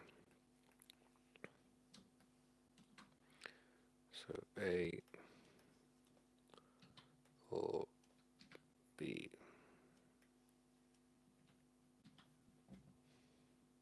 Because the good natures can be corruptions. And that's what he said. It's courage, sound mindedness, and all the other virtues. That is strange to hear.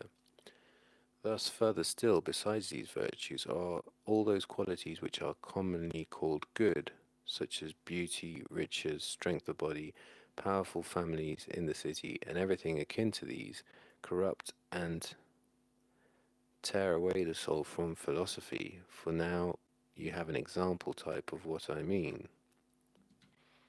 Okay, so these are the natures.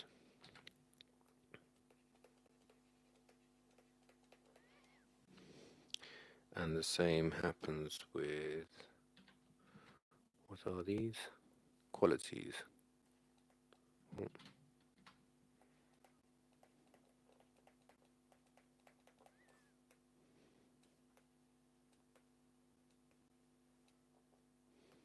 And it's the same, that they will either do this or they will do this. That's red. It's not really clear. And then, as example of these qualities, he gave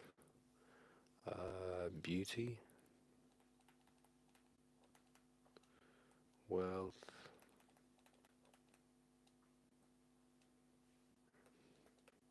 other qualities. Beauty, wealth, what else? Strength, uh, good family or powerful family. Maybe powerful, I shouldn't add that in.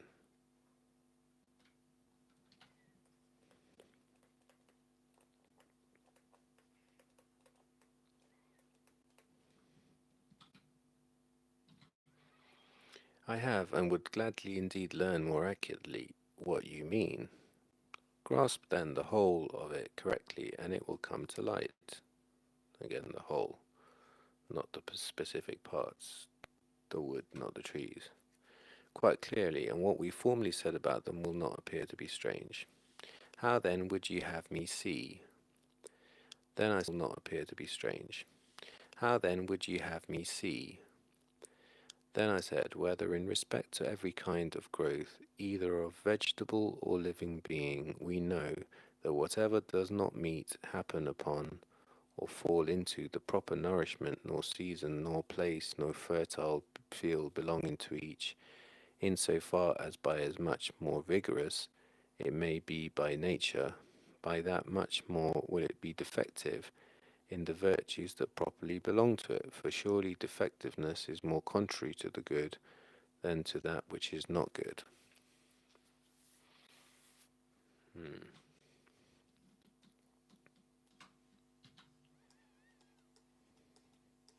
I think I need the other translation for this.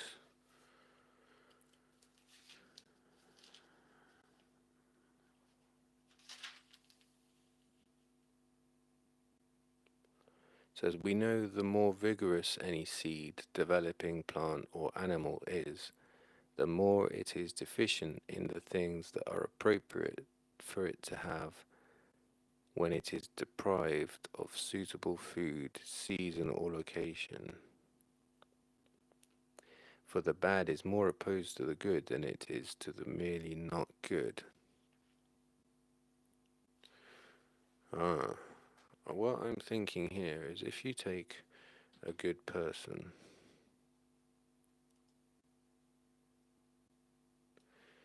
and a bad person. Okay, so you've got good and you've got bad. Then you put them in this place.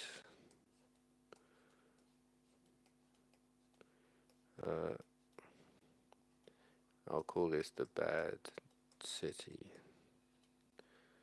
With loads of skyscrapers, loads of gangs, shootings, war, evil, corruption, all the rest. And you put them in here. This bad one will this bad one will do better.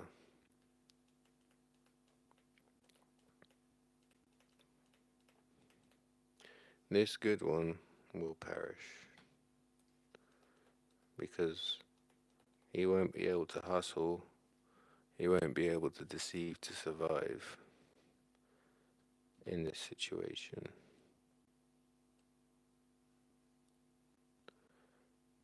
I think that's what it means. But then it adds this bit here that, or at least in this other translation, it says, the bad is more opposed to the good than it is to the merely not good.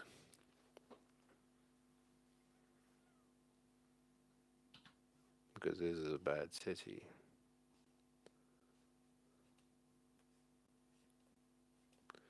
So in effect, these are all bad people.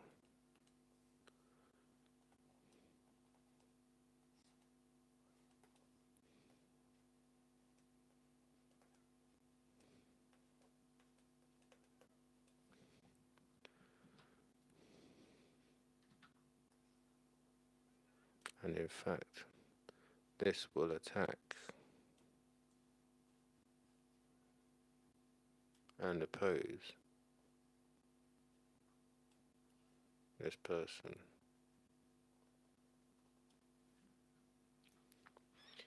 Because the bad is more opposed to the good than the merely not good.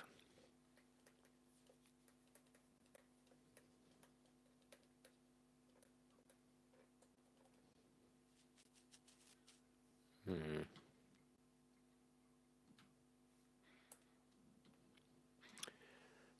Whether in respect to every kind of growth, either of vegetable or living being, we know that when whatever does not meet or happen or fall into the proper nourishment nor season, so this is not the proper nourishment, not the proper nourishment,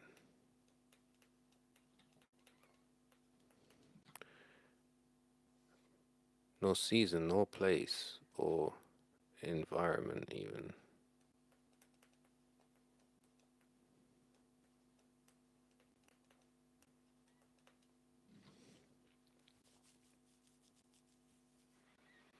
Insofar by as much more vigorous it may be by nature, vigorous,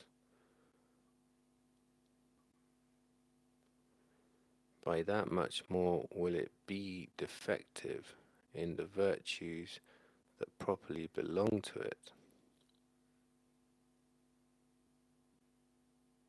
For surely defectiveness is more contrary to the good than to that which is not good.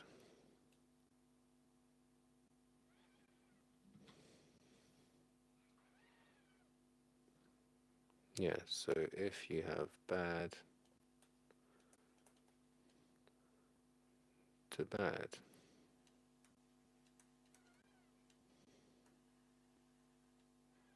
that's fine. But to good, it will attack it.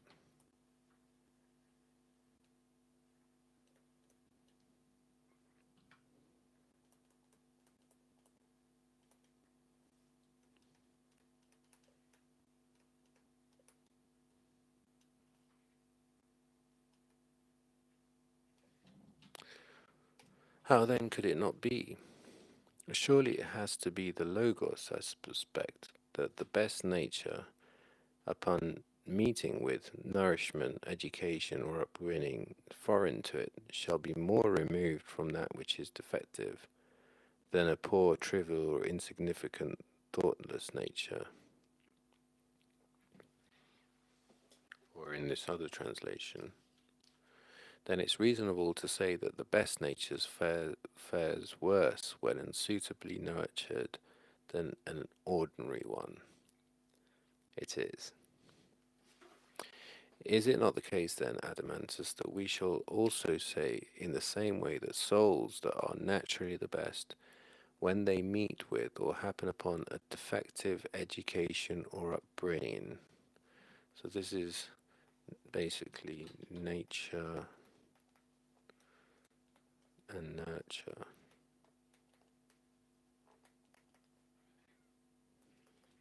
And where was that table I did? Where is it? This is nurture, and this is nature.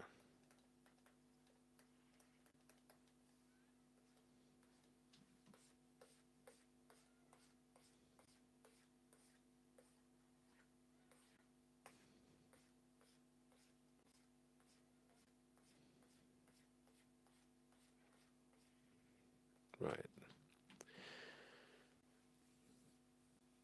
Or do you think that great injustice and the most extreme depravity arise from a weak nature, but not from a youthfully vigorous nature, having become ruined by its nurture.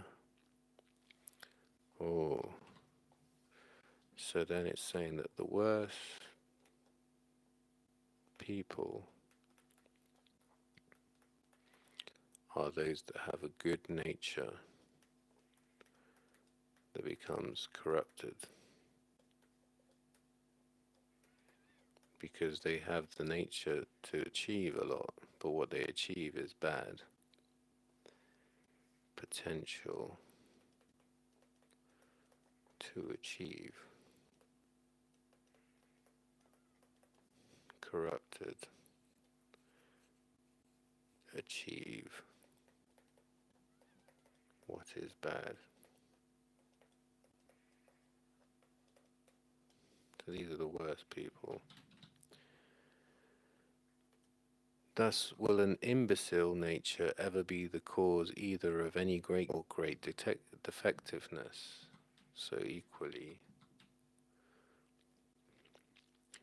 if you have someone who is not got the good natures,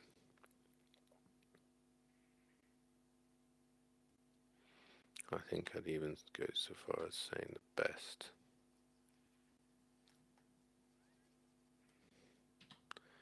best nature, or you could have the poor nature,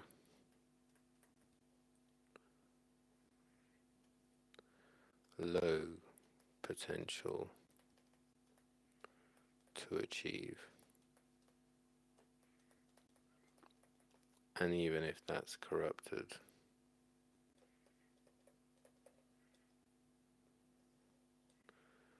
do not really achieve what is bad.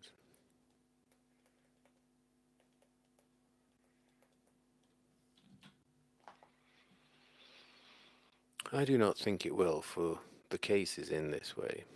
If then the philosophic nature which we have established should on the one hand meet or happen upon suitable instruction, I suspect it will necessarily grow up to attain to every virtue. But if on the other hand it is not sown and grown with the proper nurture, it will then be perfectly the reverse, unless some one of the gods happens to help him or her. Okay, what's all this?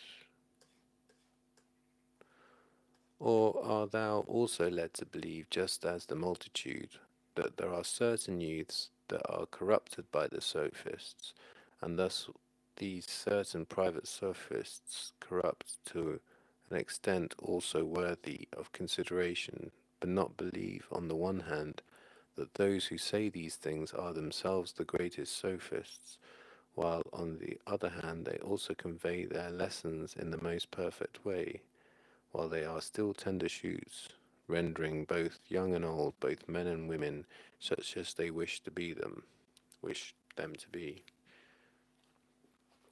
Don't know what that meant. Um,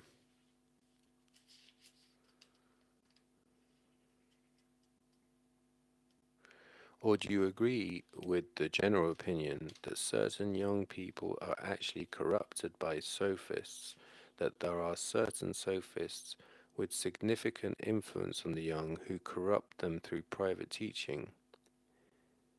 Isn't it rather the very people who say this who are the greatest sophists of all, since they educate most completely, turning young and old, men and women, into precisely the kind of people they want them to be? Ooh, something deep about this, but I don't know what yet. So, there is a general opinion. Okay, general opinion.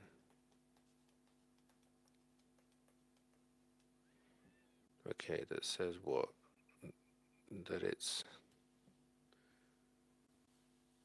That there are these sophists who do what? Corrupt young people.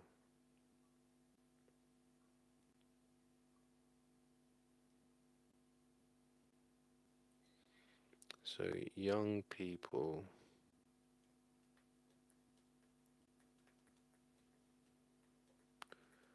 are corrupted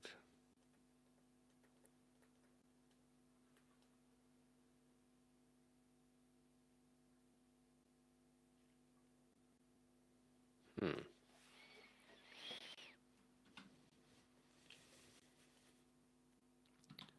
corrupted. Isn't that what he was just saying? They're corrupted. The good natures are corrupted. But how are they corrupted? By themselves or through their environment? This is by people, by sophists.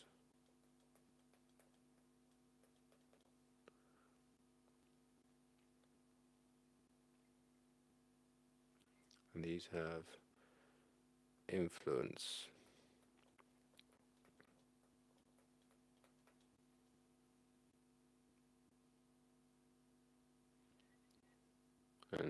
and carry out private teaching.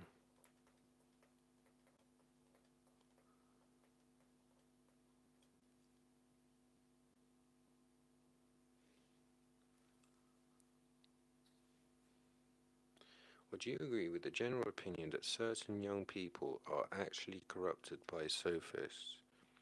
That there are certain sophists with significant influence on the young who corrupt them through private teaching? Isn't it rather the very people who say this who are the greatest sophists of all? Okay. Why? They are the greatest sophists of all.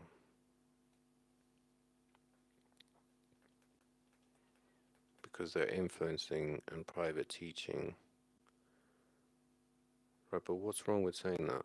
Why is it wrong to say that young people are corrupted by sophists? Since they educate most completely. Ah, okay, so what? This depends on the corruption depends on the influence.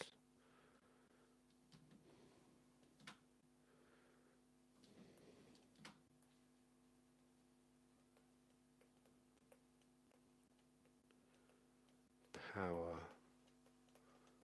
of influence.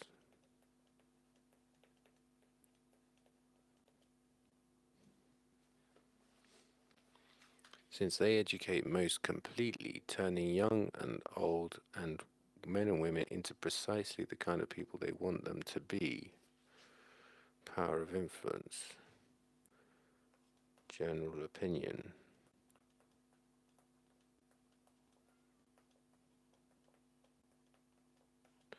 But I don't understand in what way what they're saying is wrong. How are young people corrupted by. What's the difference? I don't get it. That there are certain sophists with significant influence on the young who corrupt them through private teaching.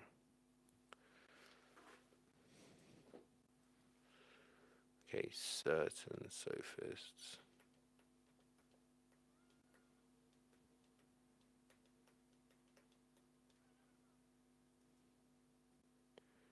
Oh, maybe it means specific ones. So they'll say, oh, look at that so and so, look at that so and so. He's corrupting, like they did to Socrates. Look at Socrates, he's corrupting the young through their influence and private teaching. And yet they are influencing the young in that very same way that they are. The thing that they are alleging of that person applies to themselves. If I read it that way, I get it. So, if but this is assuming that you could call someone who's a good teacher as a sophist. I thought sophist was a disparaging name. So you'd say general opinion.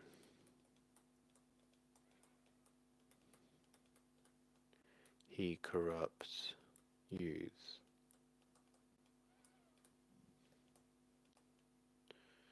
So corrupts youth. Actually, it is that opinion which corrupts youths.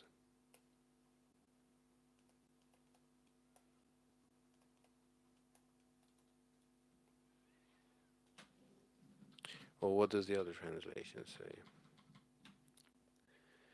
Or are thou also led to believe, just as a multitude, that there are certain youths, oh, this one says certain youths rather than certain sophists, that are corrupted by the sophists, and thus these certain private sophists corrupt to an extent also worthy of consideration, but believe on the one hand that those who say these things are themselves, but not believe on the one hand that those who say these things are themselves the greatest sophists, while on the other hand they also convey their lessons in the most perfect way. At what time do they bring this about? When the multitude are seated close together in assemblies, or in courtrooms, or in the theatre, or in camps.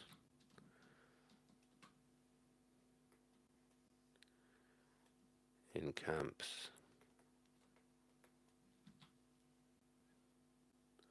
Or any other public gathering of the people, they object to some or approve of other things that are said and done with a great uproar, by crying aloud and applauding.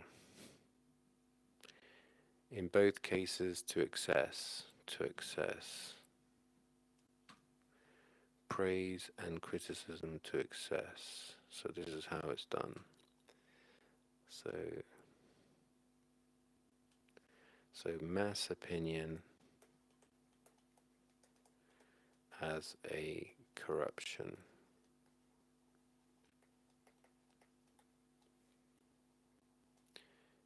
Carried out in groups.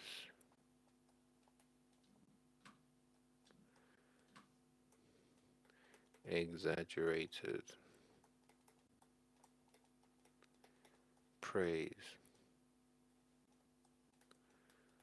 or criticism.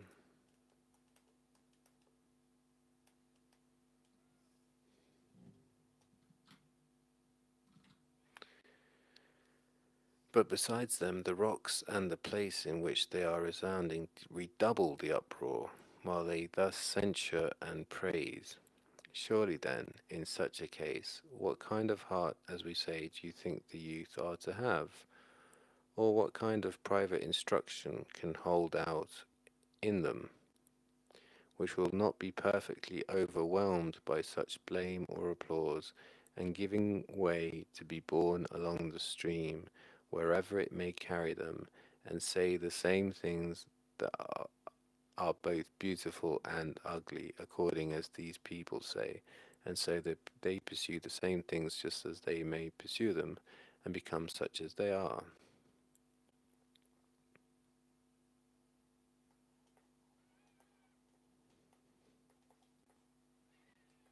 Yeah, they corrupt the good nature, carry them along in carry them along.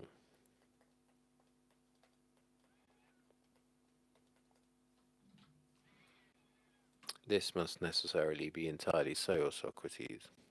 And surely we have not yet mentioned the greatest necessity. What kind is it? That which these same teachers and sophists superimpose by action, when their words fail to persuade. Or do you not know that they punish the one whom they cannot persuade? So punish those not persuaded.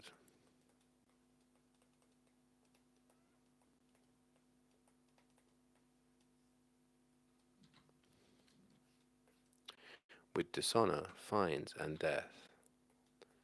Dishonor, fines, death.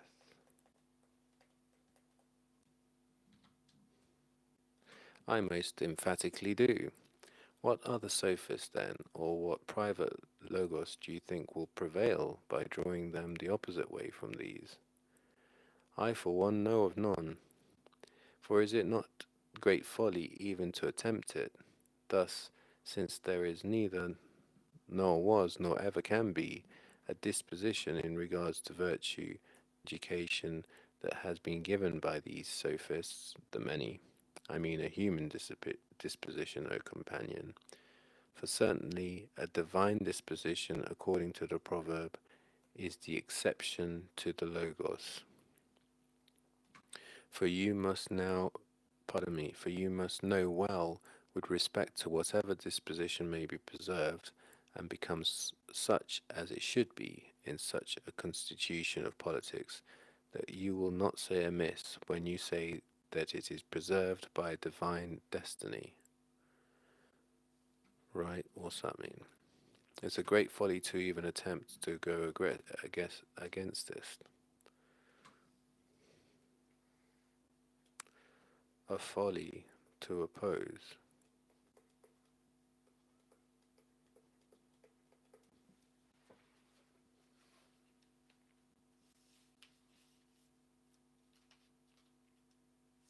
No, indeed, it would be very foolish even to try to oppose them. This is my other translation at 492e. For there isn't now, hasn't been in the past, nor ever will be in the future anyone with a character so unusual that he has been educated to virtue in spite of the contrary education he received from the mob.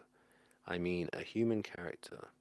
The divine, as the saying goes, is an exception to the rule. You should realize that if anyone is saved and becomes what he ought to be under our present constitution, he has been saved, you might rightly say, by a divine dispensation. So folly to oppose, everyone gets carried along by it, unless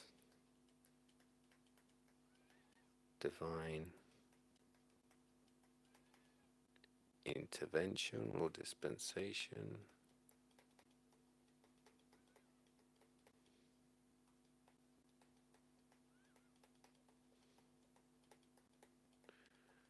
So it's hopeless, other than despite all this, it happens.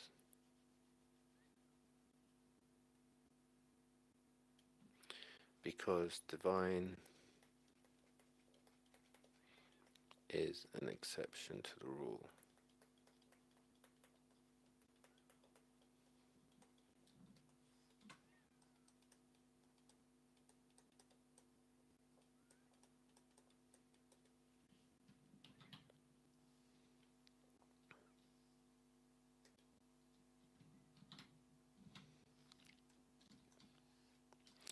Nor do I think otherwise. Furthermore, besides this, you must also opine in the following way. What way? Each of these privately hired teachers, whom these men surely called sophists, and whom they considered the rivals of their art, teach nothing else than those doctrines of the multitude, which they opine about when they are assembled together and call it wisdom. Right, so these sophists here are teaching what they're, okay, so the mass opinion is a corruption, and then you have these sophists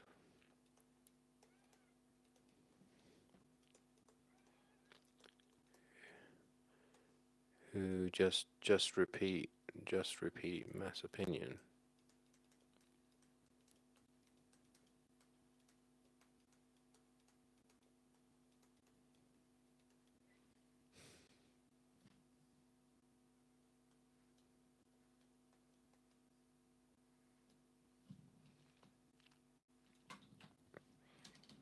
It is just as if someone would have learned the wrathful emotions and desires of a great and strong creature they were feeding. Okay, so this is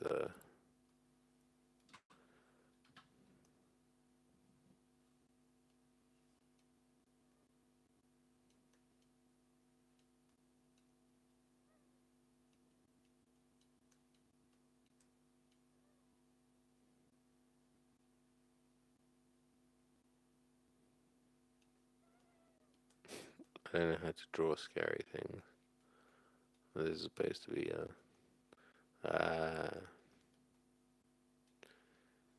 beast of mass opinion.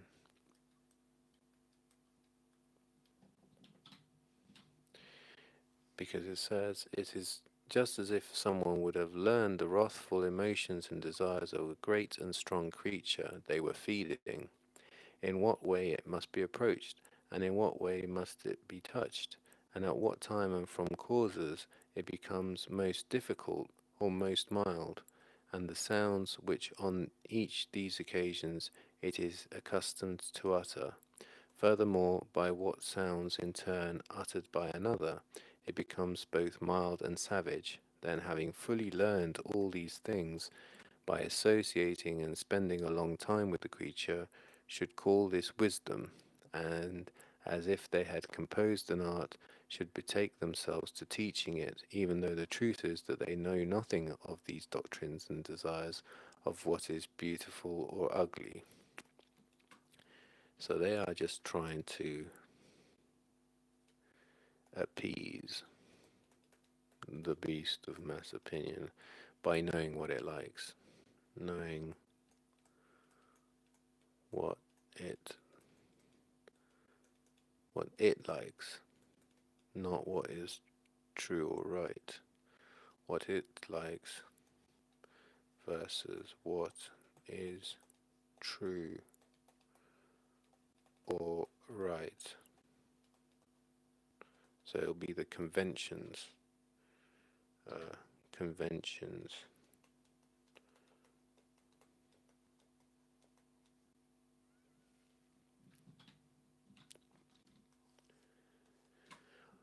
Um, Even though the truth is that they know nothing of these doctrines and desires of what is beautiful or ugly or good or bad or just or unjust, but should name all of these according to the opinions of the great creature, on the one hand calling those things good by which it was delighted, but on the other hand calling those evil by which it was vexed. Thus they will have no other measure for these things, but they will call them those that are necessarily just and beautiful, whereas they have neither beheld nor are they able to show another person what is the nature of necessity and of the good, and how much they truly differ. So what it likes and pardon me and dislikes.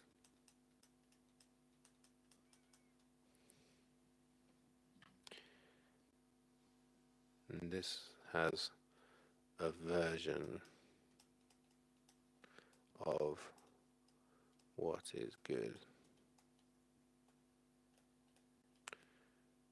versus what is truly good.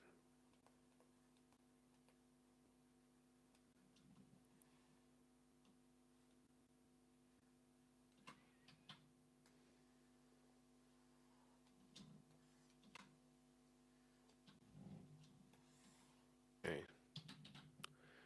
Surely then by Zeus does not such a person appear to thee to be a strange teacher? He does to me at least. Therefore, does it appear to you that this person differs in any way from the one who considers it to be wisdom to have fully in mind the anger and the pleasures of the many, and of the assemblies of all kinds of folk, whether in painting or music or indeed in politics? For if on the one hand any one converses with them, and shows them either a poem or any other production of art, or piece of administration respecting the city, and makes the many the authority of them, that they fall under what is called a Diomedean necessity, which is above all other necessities, of having to do whatever it is that they commend.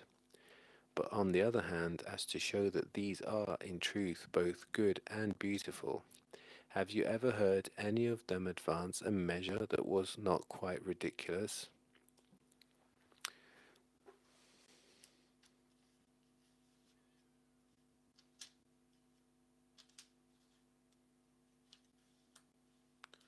I'll just do the other translation. Then does this person seem any different from the one who believes that it is wisdom to understand the moods and pleasures of a majority gathered from all quarters, whether they concern painting, music, or for that matter politics? If anyone approaches the majority to exhibit his poetry or some other piece of craftsmanship or his service to the city and gives them mastery over him to any degree beyond what's unavoidable, he'll be under Diomedean compulsion, as it's called, to do the sort of thing of which they approve. But have you ever heard anyone presenting an argument that such things are truly good and beautiful that wasn't absolutely ridiculous? So yeah, it's just most people will have to go along with what the mass opinion is. The mass opinion doesn't know what's truly good and beautiful. And if you'd ask the mass opinion to show that these are in truth both good and beautiful, they wouldn't say anything that would not be ridiculous as the measure by which they judge these. Nor indeed do I think then that I shall ever hear it. While bearing in mind all these things, remember this, that the beautiful, pardon me, that the multitude will not in any way endure or led to believe that there is the beautiful itself, not many beautiful things, or each individual ideal self, and not each of the many particulars. The least of all, indeed, that's like the sailors that wouldn't believe that there is an actual art of navigating. Accordingly, then, on the one hand, it is impossible for the multitude to be philosophers. Impossible. Accordingly, those who philosophize are also necessarily reproached by them, necessarily, and surely by those private persons conversing with the great mass desire to please it. That is clear. Surely then, from this point of view, what salvation do you see for the philosophic nature, pardon me, so as to continue in its pursuit until it arrives at perfection? But bear it in mind in the light of what we said before, for surely we have agreed that facility in learning, memory, fortitude, and magnanimity belong to this nature. Yes, we have. Is it not the case then that such a person of all people will immediately be the first in all they do, especially if their body is also naturally adapted to their soul? Right, so this is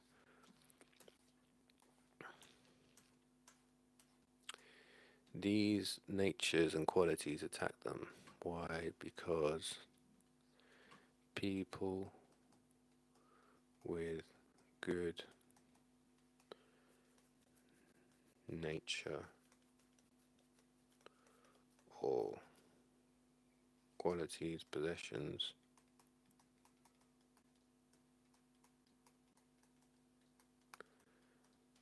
and this is the bit at 494b. They will be first, will be first in all they do, in all they do, best.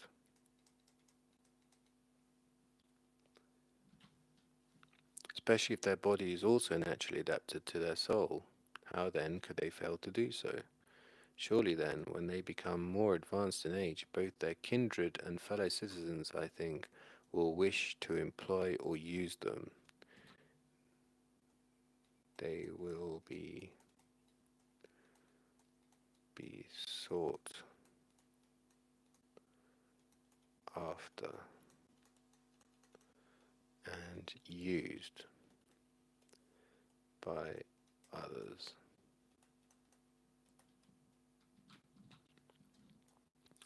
How then could they not? Accordingly, then, they will be at their feet, making supplications to them and giving them honors by anticipating and flattering beforehand the power that will be of them. Anticipating, okay, so they can see the potential and they will be giving them honors, will be praised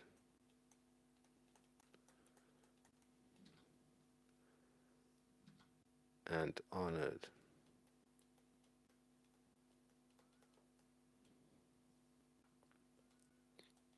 in anticipation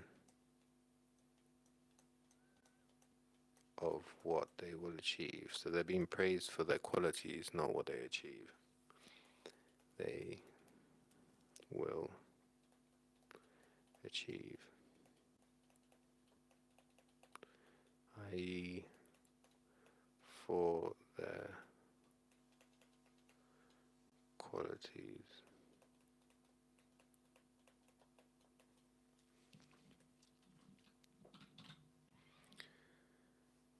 It usually happens in this way indeed.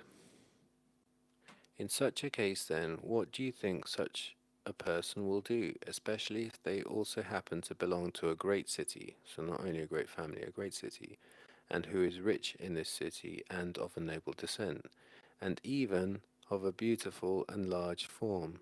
Will they not be filled with extravagant hopes, believing themselves able to manage both the affairs of Hellenes and barbarians, and and because of this carry themselves loftily without any intelligence, full of vanity and empty conceit? So then results in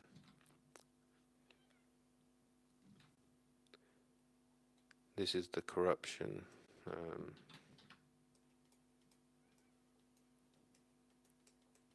Because what they say is true, they will be filled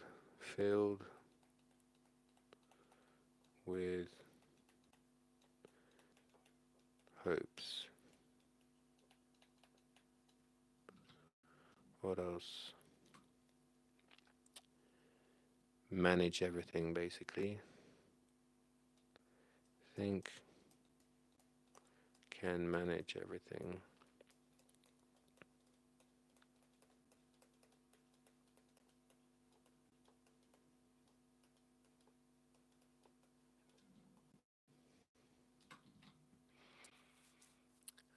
Carry themselves loftily.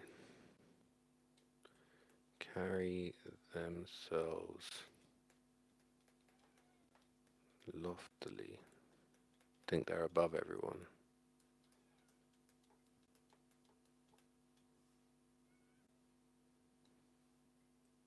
Mhm.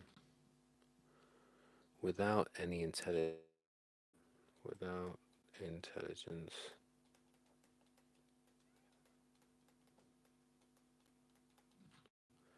full of vanity and empty. So vanity and empty conceit.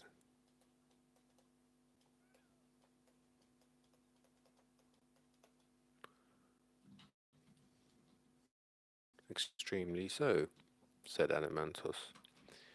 Then, if one should gently approach a person of this disposition and tell them the truth that no intellect resides in them, but that they are in need of it, but that it is not to be acquired unless they work like a slave to attain it, do you think that it will be very easy for them to listen with all these bad influences about? So they to work, need to work like a slave, like a slave, to achieve intellect, to achieve intellect. What's the word? Nous.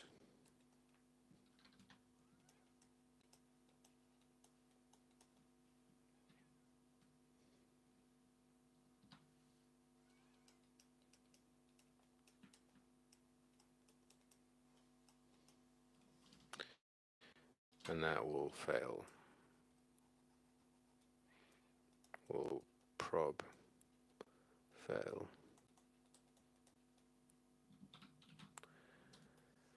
Far from it indeed. If then, by having a good natural disposition and an innate kinship of the Logos, the one who perceives through in some way is both turned and drawn to philosophy, what do we imagine that those others will do when they think that they shall lose their company and their usefulness? So either they're corrupted, um,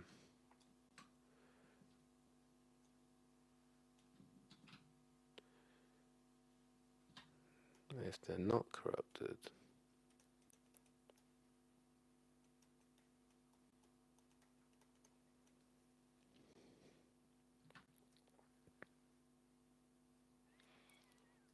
more pressure applied. Why? Because they think they shall lose because others fear loss of asset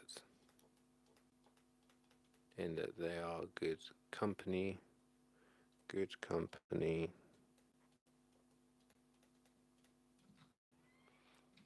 and useful.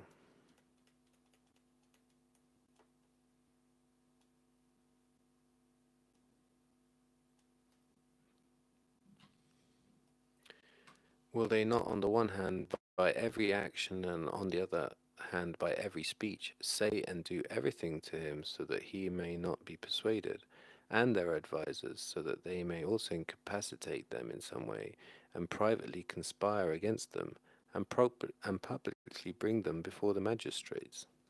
Quite necessarily.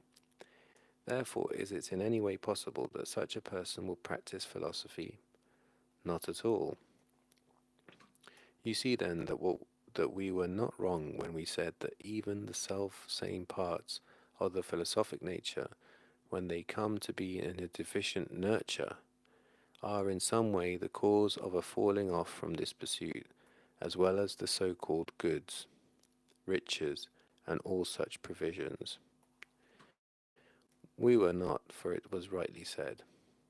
Such then, O wonderful friend, is the ruin, and so great the corruption of the best nature for the noblest pursuit, and which besides only rarely happens, as we said. Furthermore, from among such as these also arise those who do the greatest harm to cities and to private persons, and also those who do the greatest good, who also happen to flow to this disposition. For a minute nature never did anything remarkable to anyone, neither to an individual to a city. Well, that's just repeating basically what's been said before.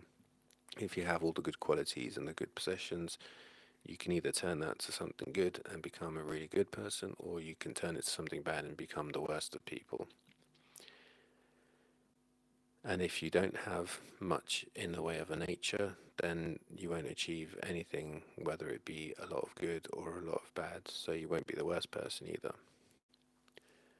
Most true, said Adeimantus. Surely then, on the one hand, those to whom she most properly belongs thus fall away and leave philosophy desolate and imperfect to lead a life neither befitting nor true, while on the other hand, other unworthy persons intrude themselves into philosophy to defile her, just as an orphan bereft of her kin, and thus attach reproaches on her, such as these you say who reproach her with, since,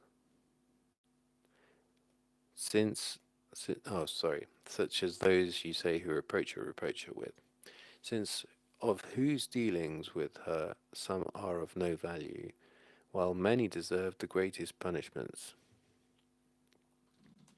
Yes, indeed, for these things are thus commonly said.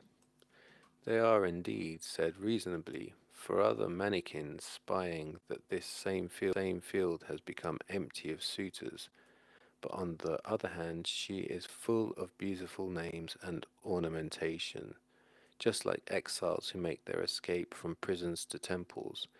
These likewise gladly leap from their handicrafts into philosophy, at least those who happen to be the most cunning in their own little trade.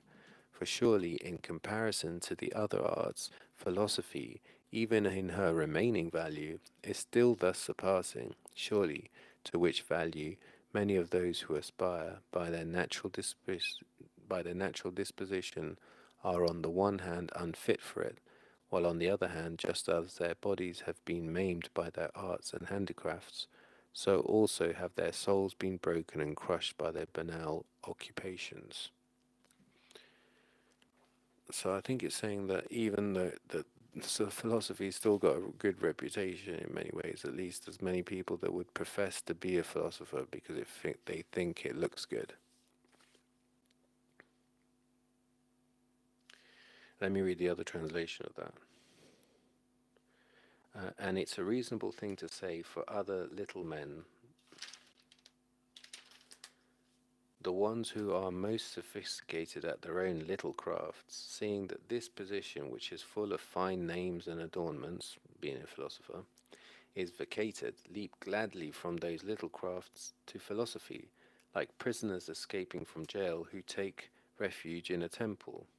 Despite her present poor state, philosophy is still more high-minded than these other crafts, so that many people with defective natures desire to possess her, even though their souls are cramped and spoiled by the mechanical nature of their work, in just the way that their bodies are mutilated by their crafts and labors. Isn't that inevitable? So people with banal occupations trying to be philosopher, unsuitable people to become philosophers. Philosophy still has a good reputation. So oppose philosophers,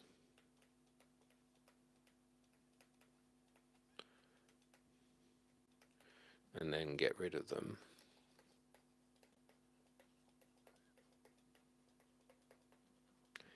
Then there's an empty space left.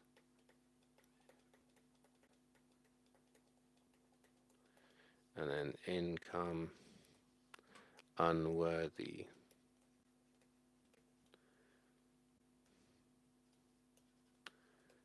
And they profess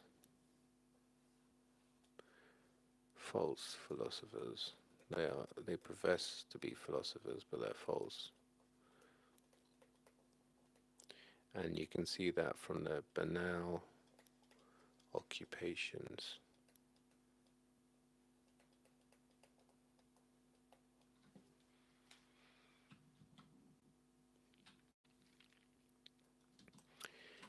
Or is this not necessarily the case? It is very much the case.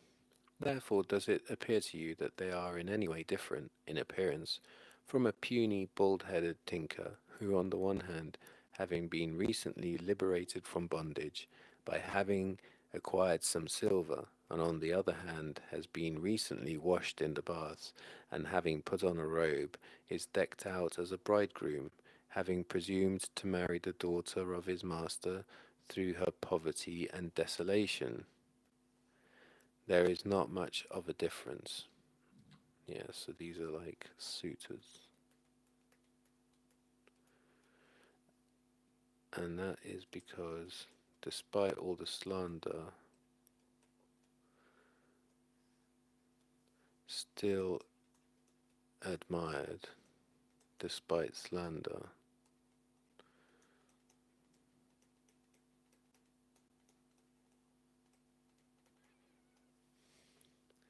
And they seek the honor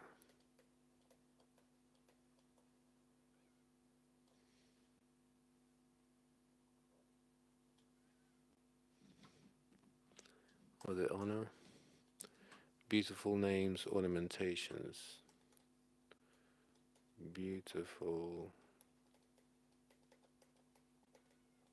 names, ornamentations.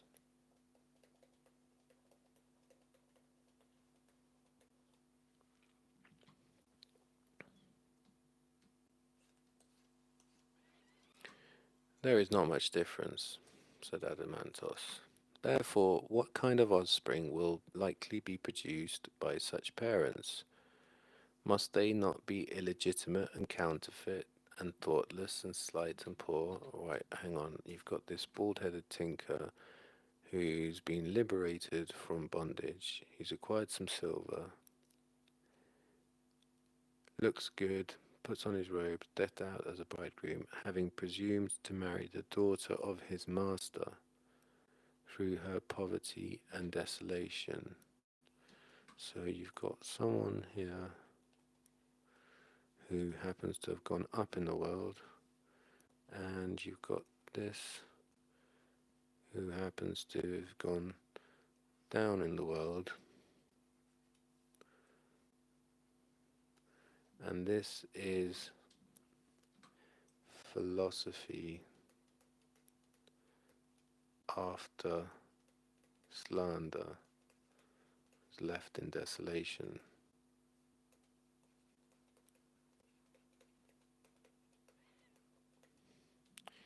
And this is unworthy after lucky break. Gone up in the world, gone down in the world, and then suitor. And then what is begotten?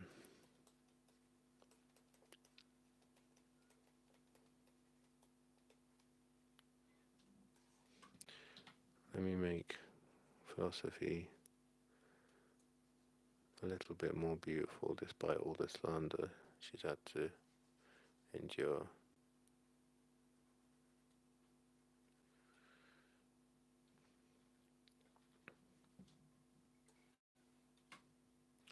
And this is the empty space of philosophy that's left.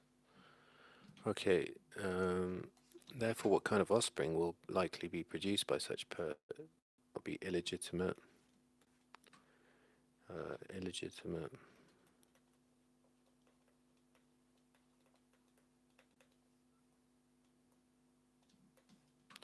counterfeit,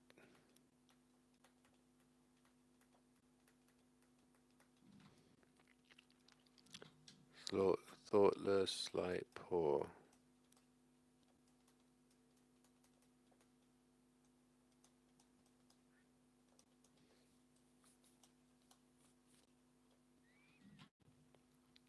By an abundant necessity. What follows then when those who are unworthy of instruction draw themselves near to consort with her in an unworthy manner? What kind of sentiments and opinions, shall we say, are produced? Must they not be such as those that should truly be properly called sophisms, and which possess nothing noble nor any true presence of mind? So what follows then when those who are unworthy draw themselves to consort? What follows? What kind of sentiments and opinions, shall we say, are produced?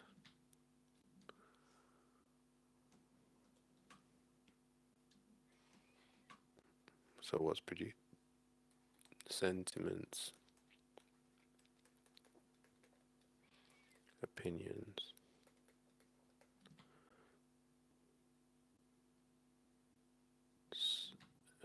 are sophisms. Nothing noble nor any true presence of mind. Completely so. Surely then a very small number remains, O Adeimantus, of those who consort worthily with philosophy, of some noble and well-bred disposition, who persist in the study of philosophy herself according to their nature, in the absence of those that corrupt, who are either overtaken by exile, or else when in a small city a great soul arises, who disdains and disregards the honours of the city, and justly disregards any short-lived enterprise arising from the other arts. Thus their well-born soul will return to her philosophy. Then the bridle of our companion Theages will also be sufficient to restrain them. For on the one hand, all other conditions are also at hand to withdraw Theages from philosophy, but tending to the sickness of his body renders him restrained from politics. Okay, so the conditions. But as far as I am concerned, it is not worth while to mention our divine spiritual sign, for it has certainly either happened before to some other person or to none at all.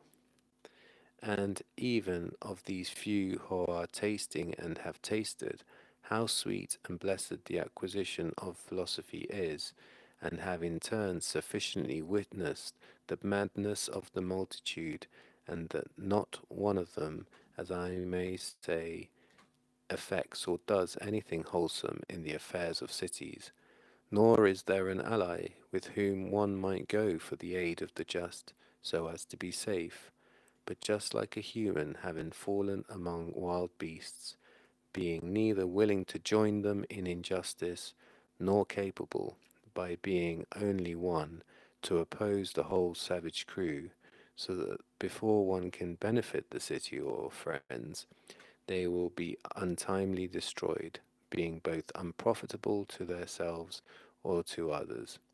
Reasoning about all these things, they keep quiet and tend to their own affairs, as if being storm tossed, when dust is driven and the sea becomes agitated by wind, they stand aloof under a little wall, watching others being overwhelmed in lawlessness. They are well content if their self remains living in some way its life here, free from injustice and unholy deeds, and depart there, being liberated with beautiful hopes, favorably and graciously. I have to say, this is my favorite bit, I think, of the Republic so far, because I think there's often a lot of pressure to act and do things, but this is just trying to take into account this idea that the conditions may not be correct, and that it is for you to do your bit and sort yourself out, and then be clever enough to see what the conditions are. It would be like trying to return into a burning building to save somebody when you would perish in doing that. And from the way I read this, anyhow, is it's not inviting you to do that. If you can, by all means, you should. But the conditions are pretty atrocious to try and be a philosopher. But maybe I'll read it from the other translation because I just really like it, so I just want to hear it again. Then there remains adamant, this is 496b, the quiet life of a philosopher. Then there remains Adeimantus only a very small group who consort with philosophy in a way that's worthy of her. A noble and well brought up character, for example, kept down by exile, who remains with philosophy according to his nature because there is no one to corrupt him. Or a great soul living in a small city, who disdains the city's affairs and looks beyond them. A very few might be drawn to philosophy from other crafts that they rightly despise, because they have good natures, and some might be held back by the bridle that restrained our friend Theages. For he's in every way qualified to be tempted away from philosophy, but his physical illness restrains him by keeping him out of politics. Finally, my own case is hardly worth mentioning, my demonic sign, because it has happened to no one before me, or to only a very few. Now, the members of this small group have tasted how sweet and blessed a possession philosophy is, and at the same time they've also seen the madness of the majority and realized, in a word, that hardly anyone acts sanely in public affairs, and that there is no ally with whom they might go to the aid of justice and survive, that instead they'd perish before they could profit either their city or their friends, and be useless both to themselves and to others, just like a man who has fallen among wild animals, and is neither willing to join them in doing injustice, nor sufficiently strong to oppose the general savagery alone. Taking all this into account, they lead a quiet life and do their own work. Thus, like someone who takes refuge under a little wall from a storm of dust or hail driven by the wind, the philosopher, seeing others filled with lawlessness, is satisfied if he can somehow lead his present life free from injustice and impious acts, and depart from it with good hope, blameless and content.